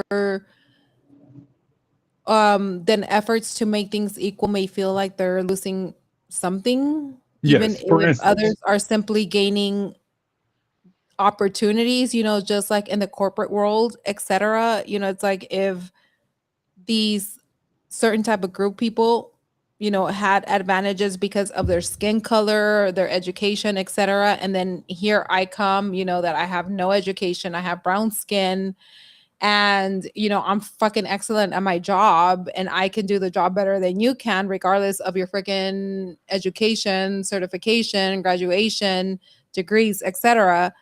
Now they feel a certain type of way because they feel like they may be losing something hmm I think simply because I'm exactly. gaining an opportunity. Exactly. And Okay. prime example is sports. Okay. Black people weren't always in sports, or black people didn't have the exact same access to football and baseball. Then you have Jackie Robinson, a historical figure that came into baseball and changed the whole community. Then you have football players of today. This is a fact, and a lot of people don't want to accept facts because they feel like it's racist to accept facts, certain facts. Mhm. To me, I went into football at the highest peak I was performing at 6.9% body fat, really fast, really smart, and I can understand concepts, which is just a form of exhibiting your IQ, seeing patterns and excelling. There are a lot of smart, educated black people in sports that represent billion-dollar industries. To me, sports is a representation of how black people can integrate into America and excel. I'm a prime example, and I say this humbly. I'm a prime example of what happens whenever you're given a black person an equal opportunity it's discrimination. Just let my talent speak for itself. Let my work ethic and talent speak for itself. If I didn't have work ethic or talent, I don't deserve to be where I'm at. But your work ethic and talent separates you because it determines how much energy and time you're going to put into a craft. And sports is a prime example of what happens when you give black people an opportunity, but anybody, because it's ethnicities of all kinds, but specifically black people, because it's an outlet that has to represent us in a positive light. Because movies, we have too many ghetto movies. We also have positive movies. Our music, people already think our music is detrimental to society, but there is great music that has happened throughout the black culture. That's why it's very popular. To me, black culture in America represents what happens when people are not thought of as humans and then Mhm. given equal opportunity and can succeed.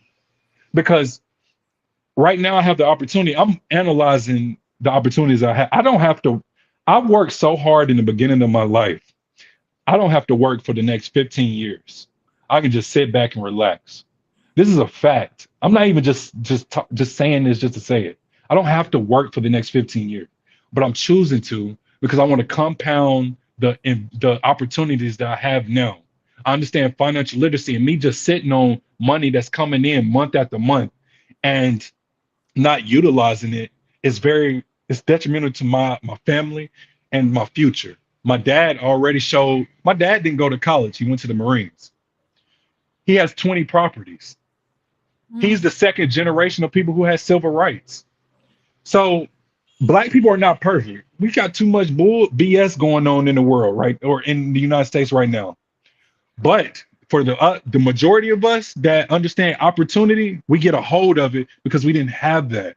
And people equate the pinwheel of success to, oh, it's inequality. I'm being targeted because I'm white. No, it's equal opportunity now, and it's quote unquote supposed to be based off of your credentials.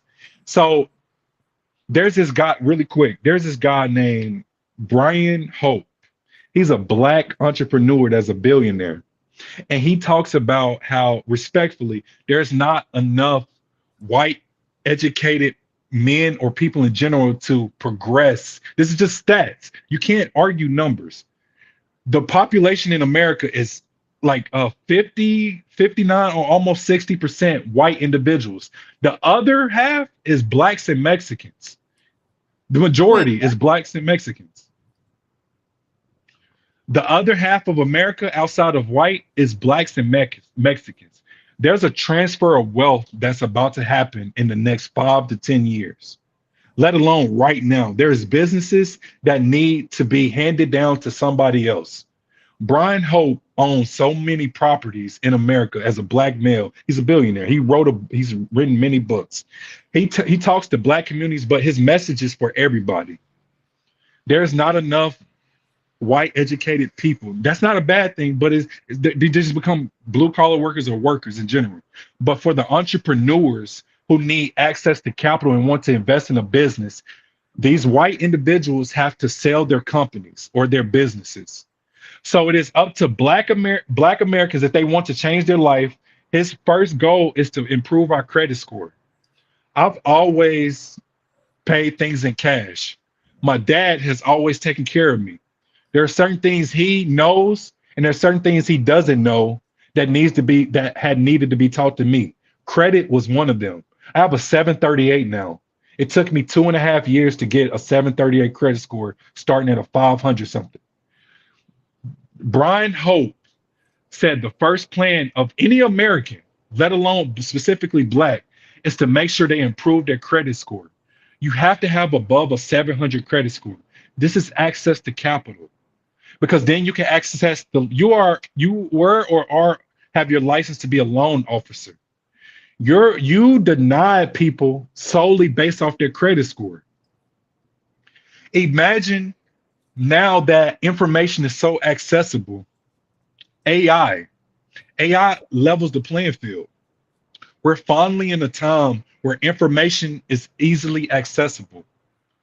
So with that being said, his plan for Black America, let alone Americans in general, if you want to be an entrepreneur and really utilize the capitalist society that we're in, because we're not changing it anytime soon. Despite how much communism or socialism people advocate for, we're in a capitalist society. So utilize it. Get a 700 plus credit score and that's creates you leverage.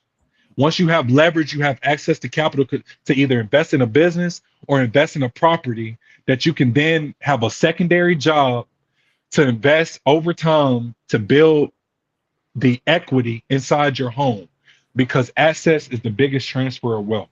And once you understand financial literacy, you'll understand how to become successful financially. I do agree with that. Financial literacy. Fuck. Literacy. Literacy.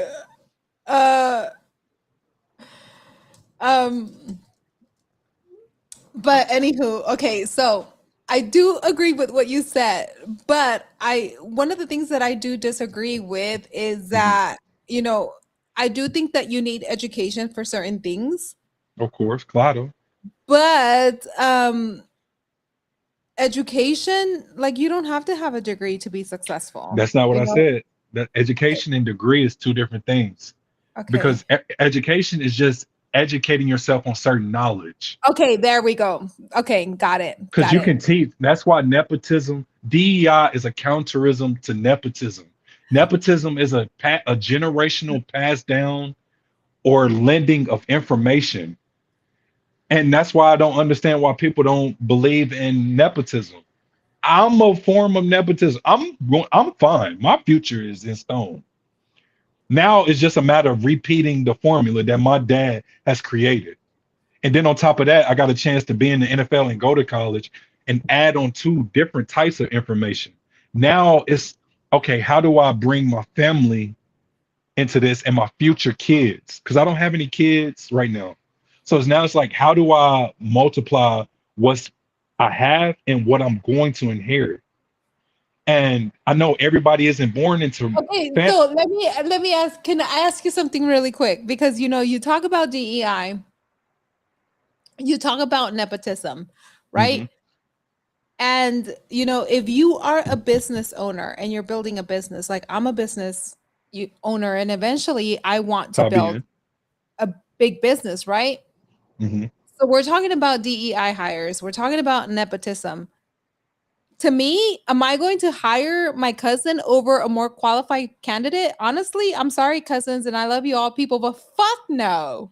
If your cousin knows what is needed in order to be successful, you and me would hire these people. But if they don't know, that's a different story.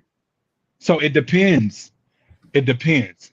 And that's why culturally, even if you're not related to this person, but they know information and you can relate to them better, it's the human, it's the I, human survival the thing is, mechanism. like, would they even want to work with me? None of my fucking family wants to work with me. My sisters, my cousins, they say I'm too bossy. If you are a billionaire or a millionaire and you created a company and you reached out to your family members, I No, guarantee they would. you Oh, they absolutely would. And exactly. there's a Or difference, right? friends, not even family, friends. If But your there's friends even show any forms of qualification, they are more qualified and more tolerable than a stranger. Tolerable, they're even they're qualified. Not, I'm not saying more qualified. I'm saying the qualification plus the familiar. Come on, help me, please. Familiarity. If they're familiar. from, Yes.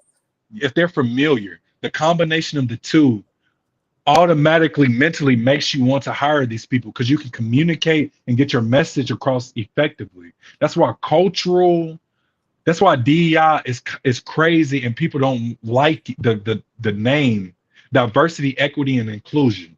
Why are people arguing with that title? Diversity, equity, inclusion. America would not have the information it would have to be dominant if they didn't get information from Middle Eastern people, Asians, or Africans. They shared information. That's diverse information that has now been given to you to make you think and create ideas. Equity is the equal opportunity to be at the same table. I'm at the same table now as you to have this conversation of what you do and don't know. Inclusion is now I have the whole world at the same table as you, the smartest people, qualified, not unqualified. The people who Mhm. went through the whole qualifications, degrees, et cetera, et cetera. I passed all these tests to get included in this conversation. Women, women benefit from inclusion. I and it's so funny because I grew up around men to this day who don't want women in power. I'm not going to name names. There are men who don't want you to have this type of power and platform that you have right now. They Oh, I really, freaking believe it. But you know what? They can suck nuts. Wait, did I say that out loud? but I'm saying that's what DEI represents because without your opinion, I wouldn't know certain things. I'm okay with being a leader, but not being in charge. There are some people who have a problem who only want to be in charge. They don't care about leading or passing down cultural ideas. They will rather a certain aesthetic to be in charge because it's what they're used to. When in reality, they need to pass down cultural ideas or business ideas and not worry about who's in charge as long as what the person in charge is implementing the same cultural generational ideas that has made you successful, let alone that will progress your success. That's why racism is stupid. You know how much money has But been who fucking lost to created racism? racism? American. Was that even a word? Is that even a No, word? Or is that even a thing in other countries? But fucking no. America. Racism has always been a thing. Colorism is within the Black community, African community. Tribalism is, to me, racism is a derivative of tribalism. Tribalism is the overall culprit. It's what we all need to be conscious of. But racism is a derivative of tribalism, which is primitive. So if you are racist, you're primitive. You have primitive behavioral patterns, and you need to get rid of them. Because if you're basing things on only physical features and not intellectual conversations, you're an idiot. It's ignorance. It's ignorance. Racism is ignorance. It's a primitive behavioral pattern that people exhibit. I can look. We've been talking for we can look. There's so much that it's just Bro, we've been information. talking for It's just 4 hours, information. but that's your fault because we haven't caught up. We haven't done a podcast. We haven't done anything, and it's already been 4 hours. And I'm like, Tim, it's only gonna be like an hour, hour and a half, 2 hours tops, you know. And then it fucking went. Sorry, I'm cussing. That's like it's so many topics I can talk about. Chud the Builder. Chud the Builder is a detriment to the white community because I know too many white people that are beautiful people. He goes around calling and provoking people based off words, the N word specifically. And he's like, you're chimping out. Words have always been a catalyst of people's altercations. If I go up to a random person and call their daughter, you little B word, or if I go up to a person and call them a B word or their wife, it's not just black people, but they make it, a lot of people, not they, a lot of people make it seem like black people are overreacting to trauma. And I do agree, some people experience trauma and respond to it differently. I agree with that. Some people need impulsive control because you can ignore it. But Chud the Builder finally got a reaction out of hundreds and hella interactions.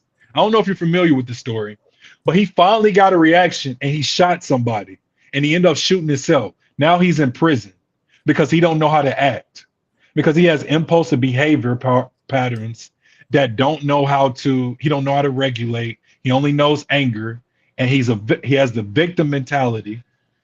You can't be a victim without victim and develop a non-victim mentality. You can grow from your trauma. White people have trauma.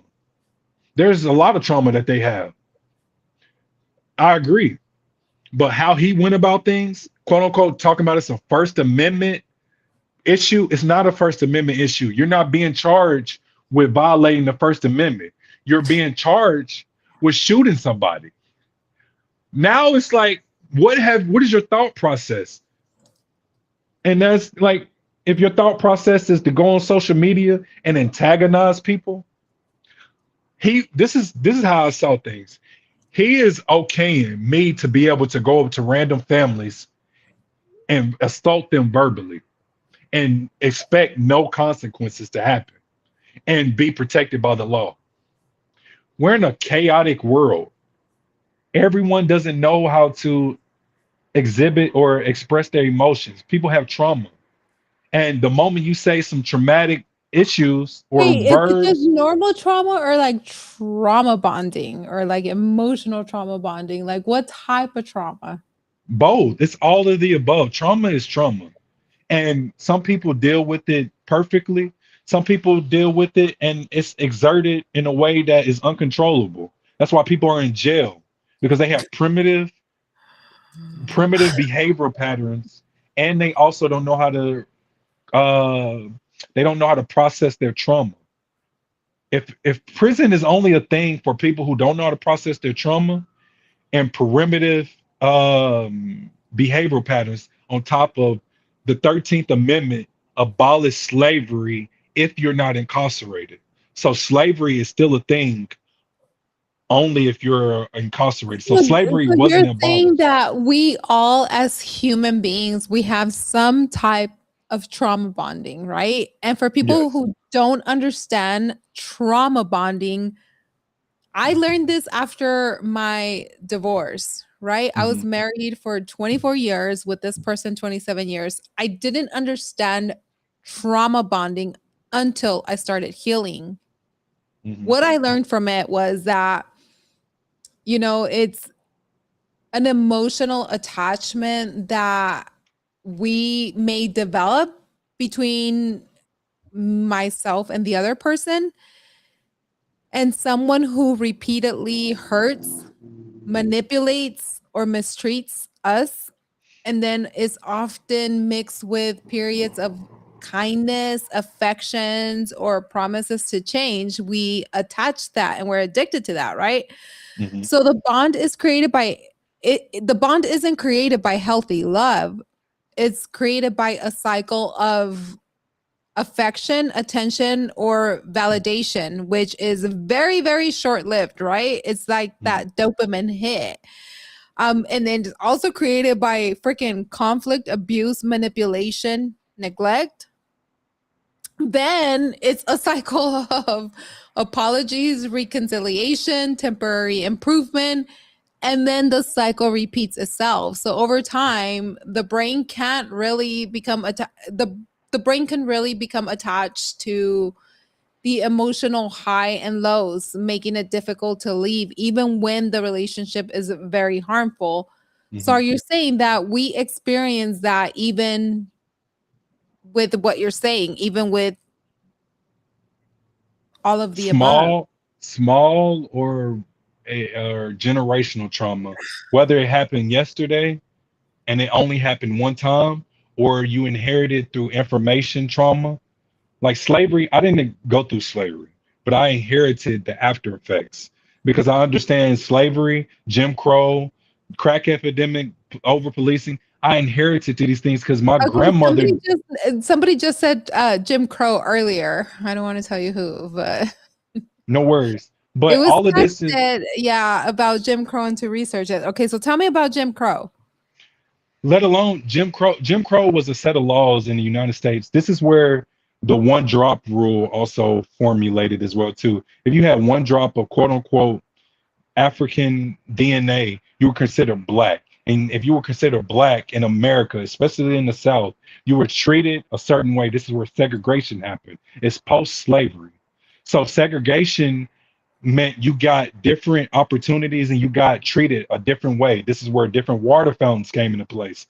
This is why the Little Rock Nine and the military had to intervene in Arkansas because people were not used to integration. They didn't want that. They thought integrating cultures was the detriment of society, blah, blah, blah. There's no benefit, when in reality, it has grossed American economy to where it is now. If it wasn't for integration, then quote unquote black people wouldn't be here. But there's two ways black people, in my opinion, were here. It's through the slave Atlantic trade, the slavery, the chattel slavery. Chattel slavery is different than the slavery that has happened throughout history. There has been prisoners of war. Prisoners of war are slaves. Yes, slavery has been a thing throughout history, but chattel slavery, breeding. I'm a product of bred slaves. I'm 6'1". I'm above average height. My peak of athleticism, I'm 6.9% body fat, hella fast, hella muscular. You can check my Instagram. Like you can look at my back. Go to YouTube. Tim Cook, NFL. Tim Cook, Oregon State. I imposed my physical assets. Let alone I have developed the mental and intellectual capability to impose my intellectual thoughts. So with that being said, if I decided to now, which I still work out, I'm still a very big in shape individual. You mean to tell me I have the physical capability to be what's quote unquote a man, and then I have the intellectual capability to hold a conversation in any room that I walk in, but people want me to feel, the racists want me to feel inferior. It doesn't work. And that's why I think black people, especially black educated men, let alone black women as well too, are a contradiction to what's taught worldwide. I went to Thailand. I've been to South Korea, been to Malaysia, let alone Europe, America. Colombia and Santo Domingo, blah blah blah.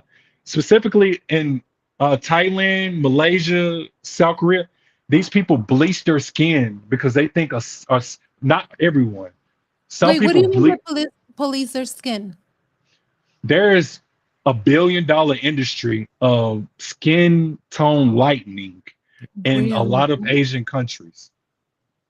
Colorism is a thing in South America as well too. The bleaching of the skin is quote unquote equated with lack of intelligence. And whenever I talk on podcasts or whenever I'm speaking in general, I try to make sure people know I don't believe I'm the smartest person in life. That's ignorant to think of. But I'm well read. I read every day and I can get my point across. And I'm a contradiction to the narrative that is quote unquote pushed throughout society, not even just in America. I think racism is a global oppression of melanated people because if it wasn't, Africa would be a very well developed country continent.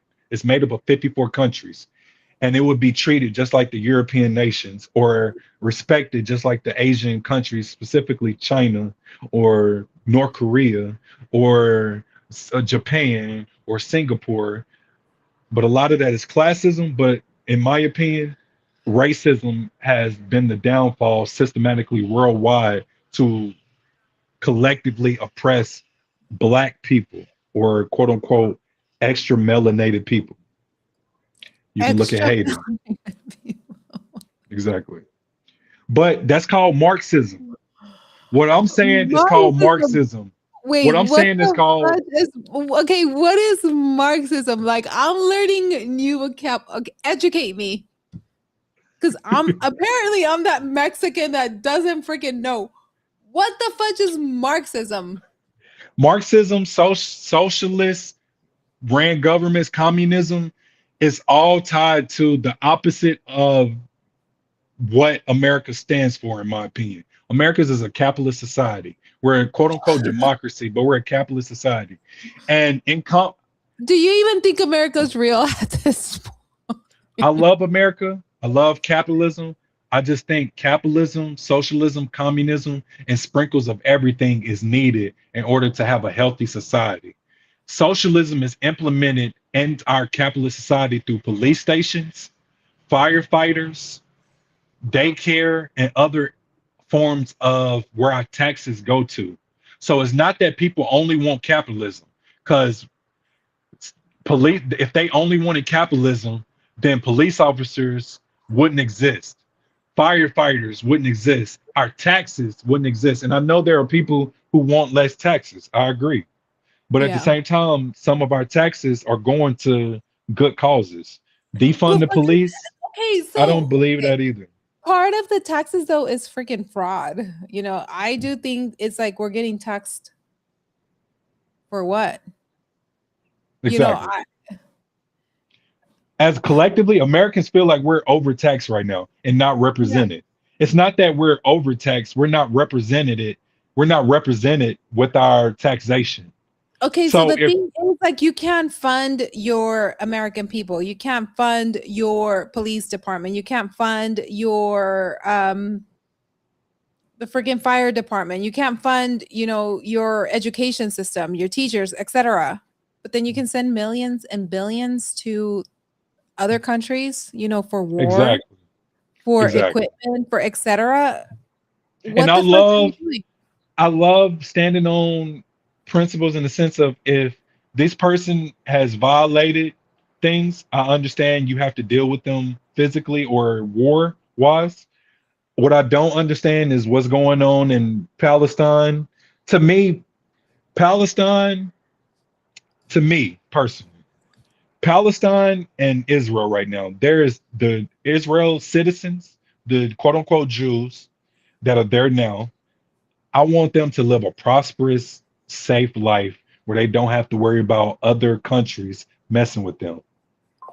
But what I also know about history is Israel in itself, what it is today, wasn't there technically in the sense of who are quote unquote calling themselves Jews, which is the Ashkenazi Jews that you proclaimed earlier. To me, Ashkenazi Jews, and I may be wrong, and I stand corrected if people correct me, but they are European descent, and that's why the DNA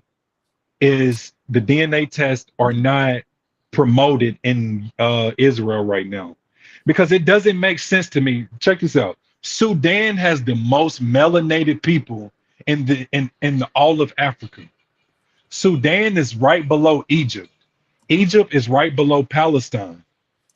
So you mean to tell me the most darkest people in the country of, and Egypt is a country of Africa, but the way the media portrays Egyptians is only light, fair-skinned people? And you mean to tell me Sudan, who has more pyramids than Egypt, but Egypt has the biggest, which is the Tower of Giza or the Pyramid of Giza, but Sudan has the most darkest. You mean to tell me they didn't migrate or walk before man-made borders were created? You It know doesn't that, make okay, sense. so this is one of the things that I learned and educated, after I also did my blood with 23andMe. But Mhm. I needed to understand where Ashkenazi Jews came from, and the Jewish ethnic and cultural group. Mhm. But did you know that the word Ashkenazi comes from the medieval Hebrew word Ashkenaz, which is referred to Germany? So Which is Ashkenaz white people, in my opinion, is white Europeans. It doesn't make sense to me. Y'all, so, it doesn't oh make my sense to God. me. It doesn't, So you mean it? It doesn't make sense. I'm not saying there are not white Jewish people. That's not what I'm saying. Because to me, Jewish is a religion. But I understand there are tribes of Judah and wait, so tribes. There then are in 13 researching, tribes. yeah, yes. So in researching genetically and historically, I learned that the Ashkenazi Jews they trace back to the ancient Jewish population from the you remember the how oh, fuck the Levant, which is the modern Levant. It's Levant, Hmm. which is the modern Israel Palestine area. And then mixed with some European ancestry, which was acquired over centuries in Europe. So by the around the 19th, 20th centuries, most of the world's Jewish population was Ashkenazi. Or how do you say Ashkenazi? You're So whatever. It's yeah, so both. I It's both. guess today, like many Ashkenazi Jews live in Israel and in the United States. So what I learned is that the Ashkenazi Jews are distinct from the other Jewish diaspora groups, such as the whatever I can't even say it. I'm not even gonna attempt to I just pronounce have it. a hard time But believing before modern technology was invented, this mhm. part of the world contained people that were not melanated. It is some of the hottest parts in the world. Like Africa in general, let alone North Africa. Like in the desert where melanin literally protects you from the sun. It literally bounces the sun off of you. It's hard for me to believe without modern technology that melanated people were not there. I'm not saying it wasn't any fair skin or, but I just it's hard for me to believe that the majority wasn't extra melanated. And throughout time, because conquering and colonization is not new. It's not something the Europeans invented. It's been around for the human existence. I don't blame Europeans or white people for colonization. It is a thing, but I don't blame them for something that's natural, that has naturally occurred. What I do fault a lot of white and European Americans is the not acknowledging of what has happened. That is what's irritating, is the acknowledgement or the lack of acknowledgement and the effects, especially in a society where we have access to all this information. It's like you're choosing to be, like a lot of people choose to be ignorant or a lot of people choose to ignore. Either way, it's the lack of, whether it's at fault or you just don't care. Either way, you shouldn't argue with people who do care. I ain't gonna say you shouldn't. You should be more educated whenever you start an argument with people who are more knowledgeable or have more information. That's more Yeah, to and this argue. is where I remember when I was in college and doing college courses. This was back years ago, right? And this is where I learned a lot about AI, and I learned a lot about like human history. And dude, I'm done too. Like, what the fudge? We finished a whole bottle of wine. Tim, what the fudge? Anywho, when I was doing this college course, the crazy part of it. It was like AI and religion, right? And this was Mhm. years ago. It was like far back to how, right now we're looking at it and everything is so advanced, right? It's like Mhm. that college course, anybody would ace it. But when I was doing it, you know, AI was not as prominent as it is right now. But where I'm getting at is one of the things that this is kind of where it opened doors and me understanding where our culture is.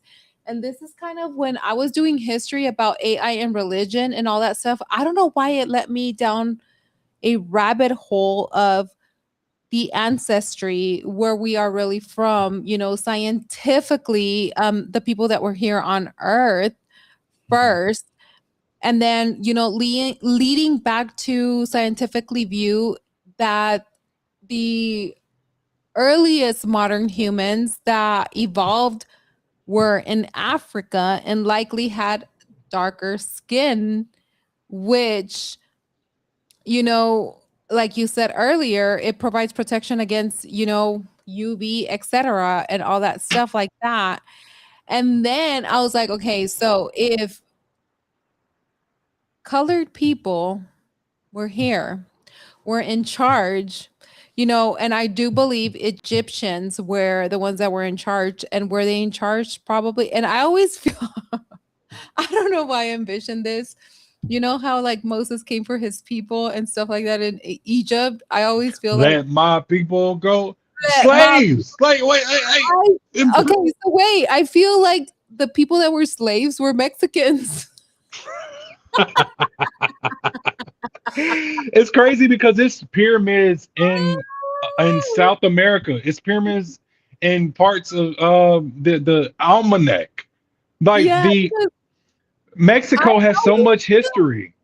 Tim, I always feel like the enslavers were black, and then the people that were the slaves were either Mexicans, and maybe some light skins. You never know. Like Like, I even this is feel, where I like that may have been a thing in the past where it was reversed. And that's probably why yes, things and are I today. do I think don't disagree so. with that. I don't, but we're not taught that. We're not, but it is a thought process that because I'm curious. Every day I'm like, what did black people, extra melanated people do as a whole to society to make people not respect the protection that protects them from the sun? Like, what is it about black people that created chattel slavery? And this is where John Hope Bryant also brought in the case. A lot of it is not just racism, it's the economic portion of it. Mhm. Africans knew how to plant food. Certain Africans in certain cultures like Ghana, Nigeria, Cameroon, some places like that on the west coast of Africa knew how to plant certain products in the ground from dirt or hot climates. And people don't know, like a lot of people don't know the South and the bottom half of the United States is hella hot. So it was a matter of trying to figure out how to be a agricultural person. I don't know if I'm butchering that word, but a person who know how to cultivate goods to produce in a hot environment.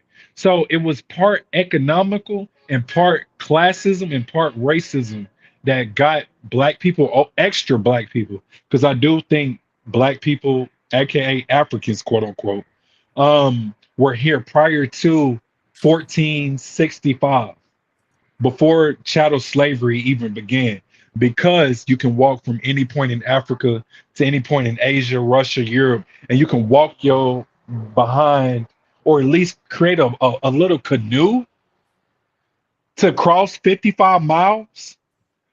So critical thinking goes out the window when people bring up religion, people bring up their tribalism. All of that just goes out the window because they're taught a certain way and they just neglect what is possible.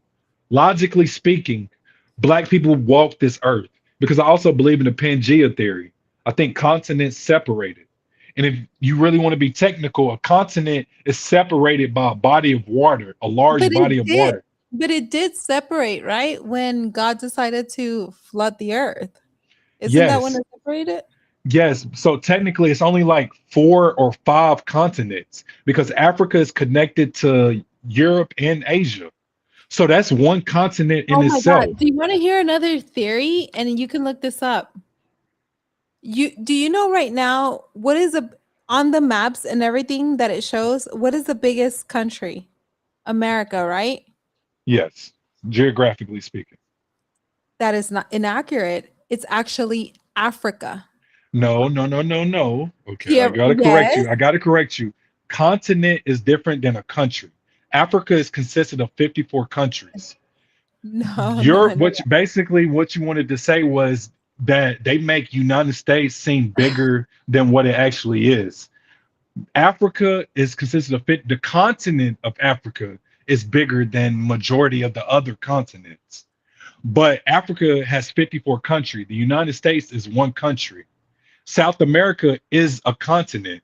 North America is the Canada, Mexico, and the United States combined. So with that being said, the United States is a very big country, landmass wise, but the biggest country I do believe, correct me if I'm wrong, is Russia, landmass wise. But Russia is a part of the Asiatic continent. But in reality, Asia, Africa, and Europe are all one continent. Does this make sense? Or I'm not. I'm making too much sense. No, no, no. You're making sense, but you may want to Google this because I went down a rabbit hole telling you conspiracy theories. So there was this map that was done, right? And Mhm. I I know think what you're talking about, but Africa is not a country. And I just want you to understand what you just said. You compared the United States of Africa or the United States of America to a whole okay, continent. so but wait, Africa is about 11.7 million square miles versus the United States, it's 3.8 million square miles. But listen to what Which you're saying though. means that Africa is roughly about 3 times larger than the United States. See, Which, Pedro, in fact, understand what you're saying now though. you can fit freaking put United States and China in that shit. Correct though. Pedro, you have to understand what you're comparing it to. You're comparing a raisin to a golf ball or a orange, a country versus a continent. Africa is a continent, and this is where a lot of people confuse. Africa has 54 countries. So to equate it, you have to compare the United States to Nigeria, Ghana, Somali, South Africa, Madagascar. But people compare the United States because this is where confidence and cockiness gets into play. The cockiness of the United States compares it to the whole of Africa. But Africa is consisted of 54 countries. You can't compare the two. You have to compare the continent of Africa to the continent of Australia, to the continent of South America. And South America contains Brazil, Ecuador, Chile, Colombia, et cetera, et cetera. So you can't equate the two. And that's where the American educational system has failed us because we equate America as our center of what's quote unquote right. Okay, I guess, and this is a conspiracy, it's not factual, right? What I was trying to get at is that, and this is where it goes back to the theory of the chosen ones in the religion, right? Hmm. Because it's like the chosen ones, whatever, it's Africa. It's always been, Africa, the colored people, etc. Right? So what I was trying About to something get else. at, yeah, that if I understand that if I'm comparing Africa to the land area of America, that America is going to be larger overall, but Africa is still massive. So what I was trying to get at is because Africa and the people of color were actually the chosen people. In theory, we have been led to believe that America is the massive one. It's greater in land and all this stuff, Hmm. overall Africa, and it makes it on maps and everything square, whatever, that we've been Hmm. programmed mentally and visually to believe that America is the massive one, that America is et cetera, blah, blah, blah. When indeed it has always been Africa. Yeah, That's the I'm no, not I saying it's understand because I don't necessarily know who's the chosen people, but with what you're saying, I understand in that context. Because I do think, like I said, the Old Testament, whether it's the Bible or the Old Testament in general, no matter who, whether it's the Muslims, Jews, or the Christians, I do believe the Bible is a history told by Black people, melanated people. But Black is just so diverse because people don't understand how genetically diverse we are. Africa has the most genetically diverse people in the world. People don't realize this. They think genetics is only skin tone, but they don't take into consideration the genetic factors of height, weight, the intellectual level, or certain features. It's not just black and white. It's the other genetic issues that makes Africa as dynamic as it is, the continent, because it's consisted of 54 countries. It's so many different types of. There's snow in Africa. People don't realize there's a country that where it snows. So the amount of resources that is in Africa on its homeland alone, cobalt, which powers our cell phones. That's why I don't agree with Elon Musk and the Apple or cell phones because they exploit Congo, the cobalt that's in the ground. Elon Musk relatives benefited from the exploitation of people in Africa, melanated people.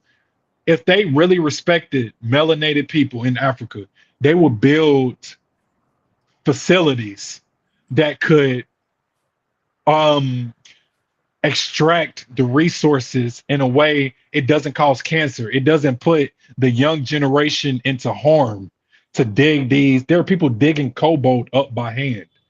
Cobalt, lithium, gold, oil. Um, the five big animals of the world: rhinos, elephants, lions, tigers, bears. Oh my.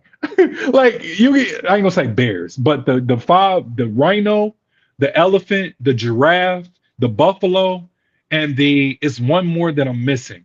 But it's the five big animals of the world that is in every zoo. Africa holds the second largest rainforest in the world. Amazon is the second largest rainforest that supplies the world's oxygen outside of South America, in the Brazil, Chilean area. Africa But holds the Ethiopian Bible. Ethiopia, what does Ethiopian mean? Dark skinned people. Like, people are not well read, and it's okay. That's why I have patience. You have to have patience dealing with humans. I don't know everything. I'm still learning. But for people who speak loudly and don't know, you have to have a grace of patience. That's why I have a small, just a small, I ain't gonna say small. I have a large um, patience tolerance of ignorance because I'm ignorant to so much information, but let alone the people who I argue with. And a lot of them are my family members. Like, I argue with my family members a lot. Um, Why do you argue with your family members? they are very conservative and religious, and to me, is believing God and believing in religion is two different things. And on top of that, a lot of my family members didn't go to college.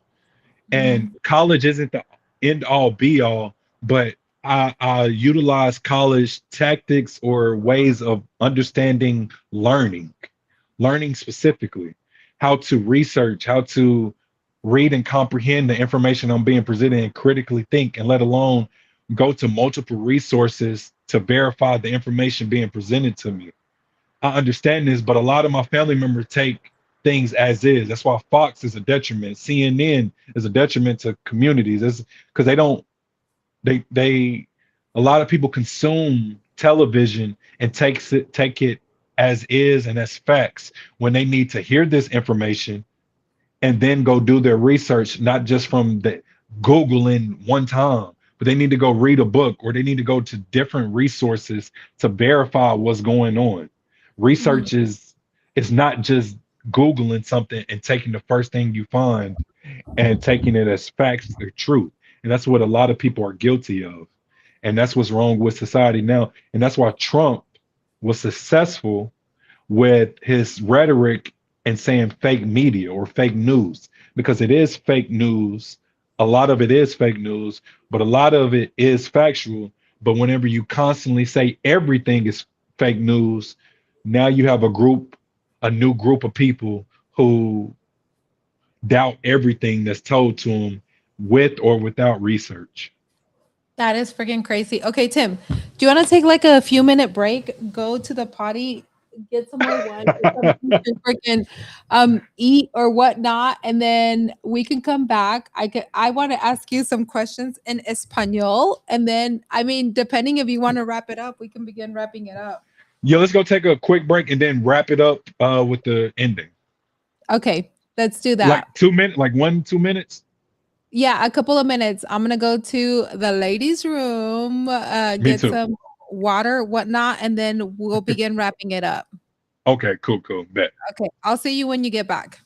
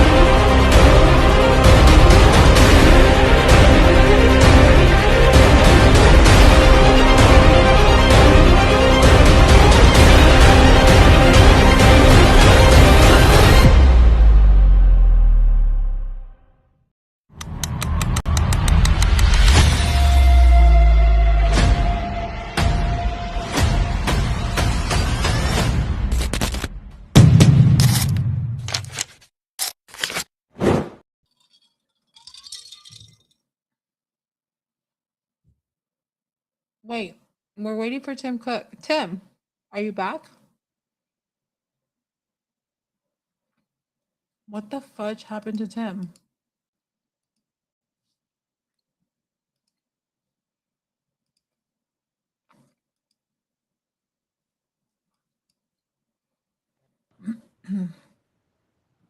Tim Cook.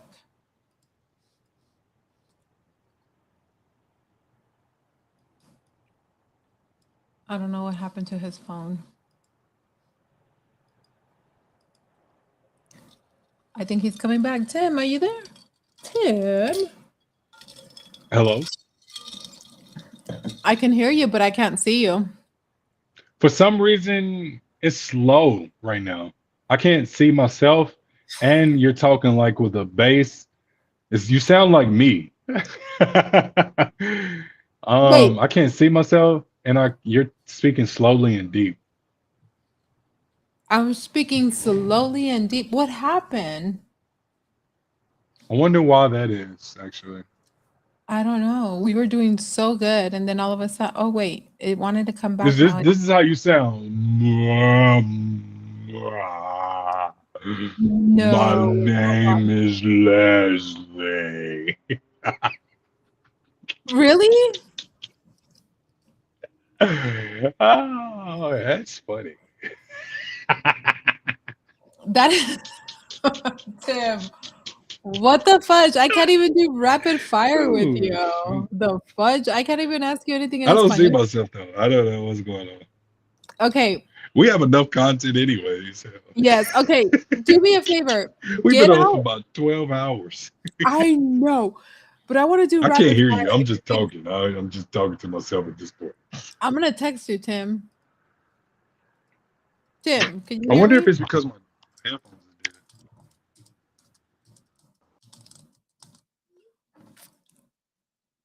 Okay, Tim, get out and get back in.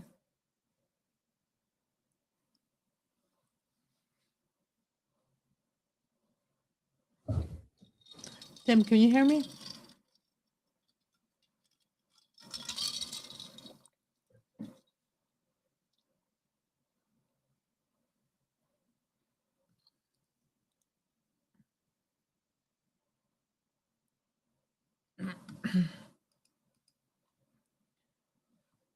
Hello, everyone. Hello, Welcome. can you hear me? I can hear you now, loud and clear, but I can't see you. I wonder why I can't hear you. You You sure can't it's hear? not? You sure it's me? No, it's you. Definitely you.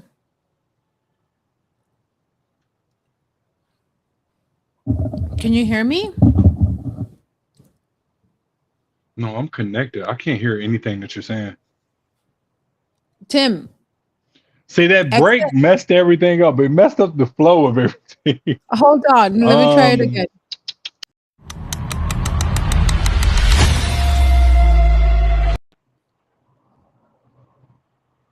Okay, Tim.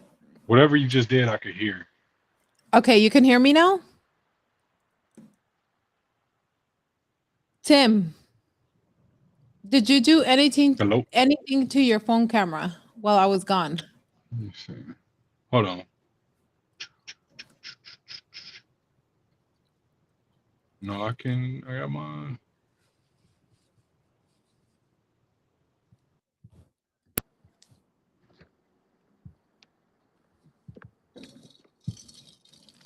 Hello? Hmm?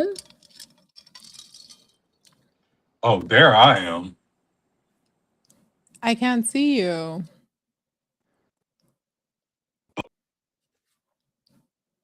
Hello, hello. Testing to you one time, one time. I can hear you. Wait, Tim, I don't see you. Did you disappear?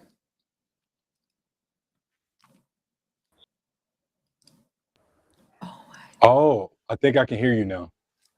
I can hear you. Yes, that's beautiful. Okay, hold Can you hear on. me as if you did before? Is it coming through my microphone or my headphones? No, I can hear you clearly loud. I can hear you. I can see. I want to sing that song at the same time, but I couldn't like work it into. I can see. Wait, Yeah, the rain. that's good. I can see Ev- clearly now. The rain. Yeah, never mind. Never mind. Everything is good now. Yeah. Hey, let's wrap this up. Give me some questions. Shoot from the hip. Let's wrap it up, son. The fudge. We've been on here for 4 hours. Oh my god, 4.5 hours. The fudge. No. Okay. I had to text some people. I was like, oh, hey, look, I'm sorry. Look, I didn't know it was going to go this long. Wait. Look, it's not my fault. It's Did Leslie's you fault. send this person the link? That way this person was aware of what was happening. Nah, I didn't want to. No, I didn't. I haven't told anybody about this besides my Twitter retweets. But I will send it out to people whenever it's done. Okay, just to make sure, we want to make sure everyone's comfortable with everything. No, facts. But yeah, so what do you got for me? I know you said something I'm like, I about don't know where it disappeared. Like, this break ruined everything. I never take breaks. It's like my episodes. Let me tell you, the longest my episodes have gone is like 2 hours. This one is like, I swear to God, this one is like, well, with the girls, when we had an episode with the girls, it went probably for 3 hours or so. But like for an individual guest, this is the longest one ever, Tim. I love conversation. Look, conversation is it's easy to me. So it's like I can see where it's diminishing in society right now, where a lot of people just don't know how to just genuinely react to people and have a conversation. I don't know what the cause is. Yeah, I was kind of telling someone that I knew that this conversation was going to go longer, like this show, just because like I've known you for so long, and I know that when we talk, we freaking talk, right? And it's just like there's so much information. Okay. So what I want to ask you, can you do a rapid fire in Español? Interesante. Do you think you can do some rapid fire? And you know what? Do you want to do Spanish first or English? Because we're going to do both. I'm going to do some rapid fire with you in English and in Spanish because I want to see how much you understand the Spanish. Entiendo. ¿Qué tú quieres? Okay, let's do Español primero, okay? Entiendo. Van a ser preguntas divertidas en español, okay? Fun questions in español. Sí. Okay. Entiendo. Tim, ¿tacos o hamburguesas?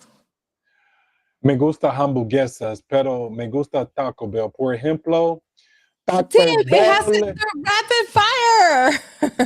All right. I like hamburguesas. Me gusta hamburguesas. Since one or the other, homie. Okay. Ready for the next? Playa o montaña? Playa, claro, que sí. Okay. Santo Domingo, por ejemplo. Café o tequila? Tequila! Tequila! Yes! Okay. ¿Dormir tarde o levantarte temprano? Muy tarde. Me gusta sueño. ¿Te Me gusta gustan mis sueños. Oyes. Me gusta dormir en general. ¿Te gusta dormir? No, te gusta dormir y te gusta el sueño. Los hombres de Arkansas les gusta su sueño, ¿verdad? Les gusta dormir. ¿Dormir o cómo se dice esta palabra? No entiendo.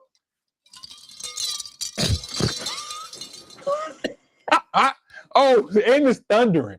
You did that and it's thundering? That's a lot of commotion. I'm nervous. I'm already on the 15th floor. No, I don't know if you know this. What happened? What happened? Because an earthquake happened in Haiti in 2011, one of the major earthquakes of the world. And I experienced an earthquake here like 2 months ago for the first time. I was hella scared. But with that being said, your commotion plus the thunder, I was like, oh. Oh, wait, what happened? No, I literally almost choked on a piece of ice when I was asking you that question because I was asking, my understanding is that Arkansas men like their sleep. Sí, claro, que sí. It's because we do work hard. Like one thing I do say, Arkansas guys know how to make money. If it, Yeah. That's all my friends, and that's the young ones that are immature and mature. Like regardless of we know how to make money. So the capitalist society, that's why it makes sense to me, because entrepreneurs or you go work for somebody, either way, we know how to count dollars.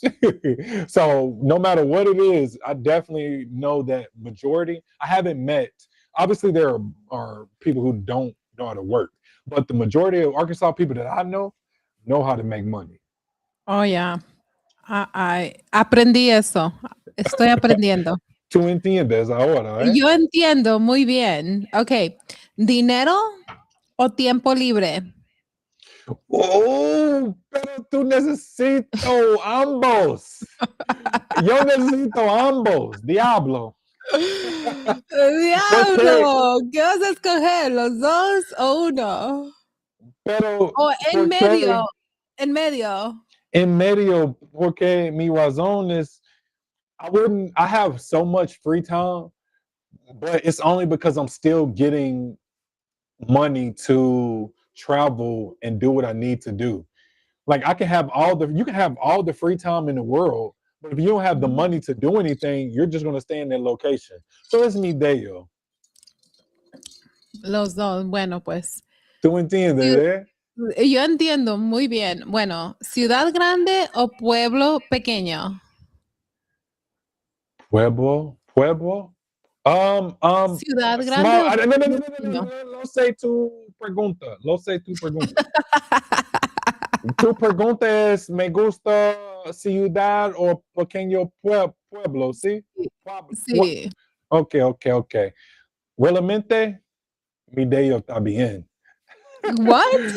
¿Qué? Okay, I like to live on the outskirts of the city. So she Okay. asked me basically, do I like the city or do I like a small town?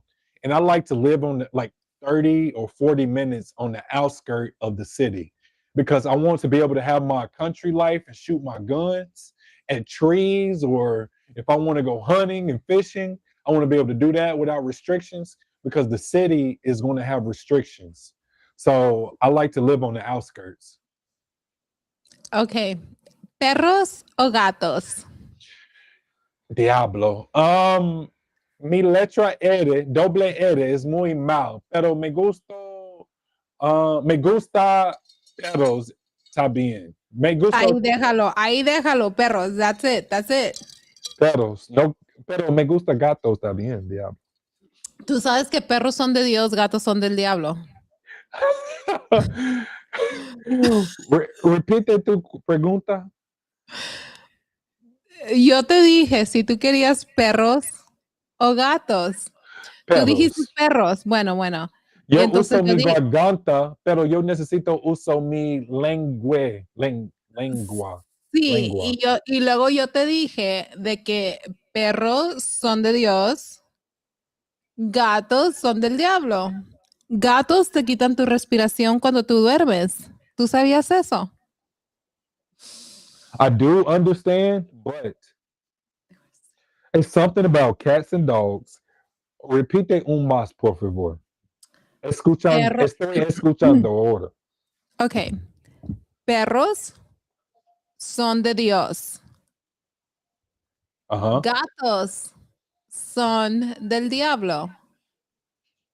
Okay. And it's not a question. Are you It's a saying, statement. no, it's a statement. You're saying dogs are of God and cats are of the devil. So, sí or no? Correcto or no? Yes. No sé muchas palabras en español, mi amigo. Mira, okay, let me see if you understand this. Los gatos, Uh-huh. cuando tú duermes, Uh-huh. te quitan la respiración. Se suben arriba de ti and they're like,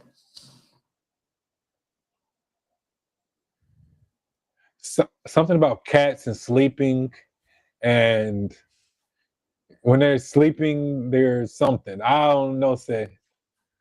So I said that when you are sleeping, the cats will Oh, get cats like on to you. scratch your nose or be in your face? No, they will get out on you, and then they'll take your breath. They want to like breathe your breath Oh, and snatch your out. soul. Okay, Yes. yeah. And Entiendo. this is why I say that they are, because I experienced a cat doing that, a black cat on a child when I was young. I woke up in the middle of the night to that. That freaked me the The out. cats are weird. Like even the Egyptians respected cats in general. And I Mhm. don't necessarily know, because to me, cats are one of the most unique outside of octopuses and dolphins, let alone whales and Yeah. seahorses. But anyways, cats are one of those majestic animals that is misunderstood and one of the most intelligent Yeah, I predators that don't, we have. the thing is, I don't cross cats and I don't disrespect cats. If the cat Exactly. likes me, the cat likes me, and I'm cool with the cat if it likes me. I'm like, bro, you and I connect, you and I cool? Me, Okay, me good. encanta gatos. Man, I used to Yeah. have Like, dos negros gatos. if I come to your house and you're a cat owner, your cat and I will be cool. Okay? Claro que Okay. sí. But okay. Yeah. Okay. Let me ask you the next question. Sí. ¿Cuál es tu pregunta? ¿Viajar por el mundo o tener una casa de tu sueño? Diablo.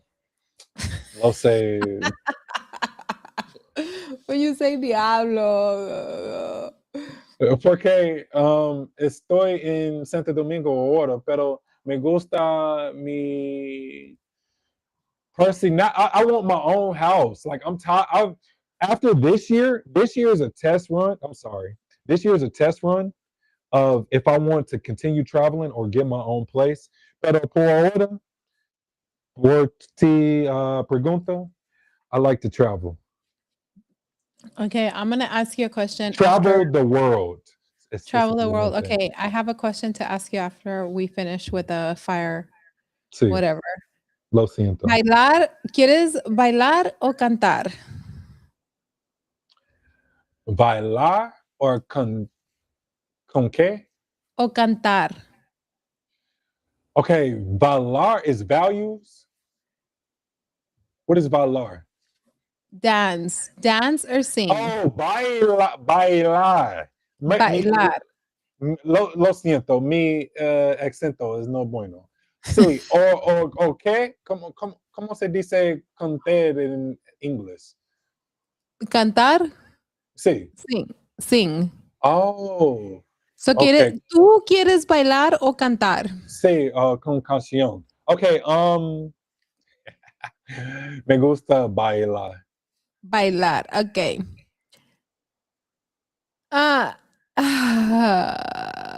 What else? ¿Quién cocina mejor? ¿Tú o tu Ajá. mamá? ¿Cuál es tu pregunta, está bien? Or a veces, or tal vez, por favor, repite.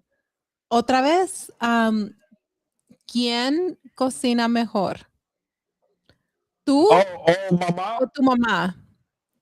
mi mamá, pero lo sé cómo cocinar.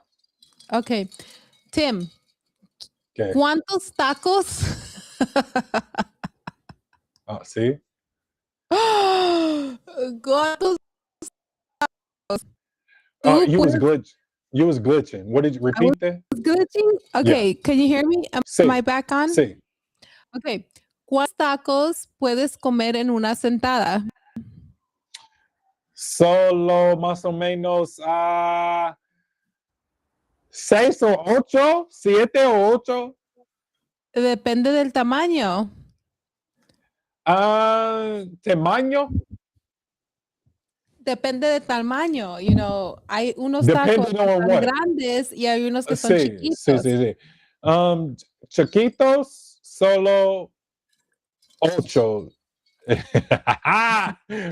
8. Está bien, Ocho. 8. Tim, Pequeños tacos. Por grandes cuéntame. tacos. Ok. Tú quieres casa. Ajá. Tú quieres familia. Sí. Tú quieres esposa. Esposa latina. Mi pregunta es, ¿has conocido todas las muchachas que ven, latinas, lo que sea? Me gustan latinas en general, quien como cocinar y muy bien esposa, muy bien novia primera. Me gustan latinas en general, pero mi negro reinas es muy bien también.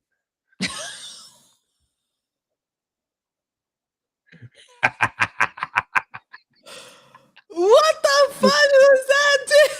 ¿Tú entiendes o no? I mean, I understand what you said, but something... Más o menos correcto, pero tú sabes. Tim, Suavemente, bésame. bésame, que quiero sentir tus labios besándome otra. Okay, so asking you in English, Tim, what the fudge? Tim, okay, so you want to have the house, the wife, you're traveling, you may want to settle down, the fudge, you want your Latina to settle down. ¿En qué? ¿Cuál es tu pregunta? Any prospects, any interest? Dude, I don't even remember how the fudge I was Claro gonna. que sí. Claro que sí, pero me gusta vida, mi vida, pero I'm trying to figure out life, and along the way, I am taking the best steps to secure a great future. Well said, Tim. Well said, because I think we all are, aren't we? You're looking for your Latina mommy. And I like to eat chocolate. Entiendo tu, ¿cómo se dice? Respuesta. Tú entiendes mi respuesta. Tú entiendes lo que quiero decir, ¿verdad? Entiendo. Entiendes muy bien. With that being said, everybody, Tim, do you have any parting words of wisdom for us? Dream big, be big, chase your dreams. Anything is possible as long as you put the time, energy, and sometimes things may not go your way, but keep going. Deal with your trauma properly. Everybody has trauma. I don't care what, if it's something your parents did, your mom did, or your sister, your cousin, your friend, your boss, your neighbor. It doesn't matter. White people, black people, Spanish, the Jews versus Palestine. It don't matter what it is. Understand the trauma that's going through. In all seriousness, there's trauma that's being done right now and in the past. Figure out a way to progress and coincide with your neighbor. Love thy neighbor. Do good in the world. I'll appreciate you, Leslie, for giving me the opportunity to voice my opinions and us have a genuine conversation. It's always been that way. That's why I have genuine respect for you. We may not agree on a lot of things that I've said or that you said, but there's a genuine respect that I have for you as a friend, let alone you as a woman that is very successful.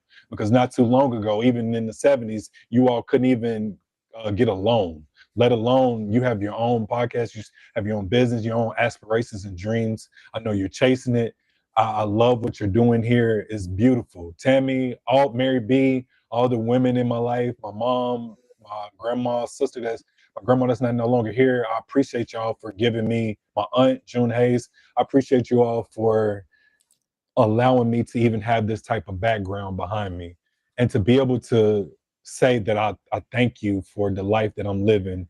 And I want to be able to just give you all the life that you all have allowed me to have because you invested your time and energy to give me a platform or a voice to speak my thoughts and what I really truly believe in. It's always love. I have so many friends that I appreciate. And Leslie, you are definitely one of them that I call a genuine friend. And it will always be respect and a mutual understanding between us. So I appreciate you for this opportunity. Tim, I want to thank you so much for coming on and being very open and vulnerable with us, for sharing your story, your journey, and your heart with us tonight. And you know that I appreciate you. And I've always said that, you know, you are my little brother. Mary Beth and I and the girls, you know, all of us, you know, we met you when you were very young and you've had such a beautiful, amazing journey. And just want to thank you for taking the time out and sharing what you've been through, your journey, and everything that, you know, you overcome, and for showing everyone that it doesn't matter, you know, where you grow up, where you come from. You know, it's like you are destined for something greater if you put your mind to it. And you do not let where you come from, your adversaries, define you. It's like you find ways out. And if you change your thought process, your mentality, you can dream big and be big. And I forgot that. And I am going to continue that, because I remember when I first started and when I came into this space, I came across you, Mary Beth, and I was going through a very rough period in my life. And I dreamed big and I became big. And then at one point or another, I lost that journey. And right now that I'm on my own, I'm dreaming big again. And I am going to become big because Tim Cook said so, my little bro. What the fudge? Right, I Tim? appreciate that. That's crazy. I really appreciate that, Leslie. It's much Yeah. love to the people who sit there and listen to us. And I don't know what else to say, but that I felt that one though, Leslie. Yeah. And to everyone watching, remember that success isn't defined by where you start, but where your willingness to keep going when life gets hard. So, everyone, until next time, stay curious, stay resilient, and keep showing up. Even when you do not have the will and drive to show up. This has been Unscripted with Tim Cook. And remember, dream big, be big. Otherwise, what the fudge are you doing with your life? Right, Tim? Adios, Leslie. Adios, todos. Good night.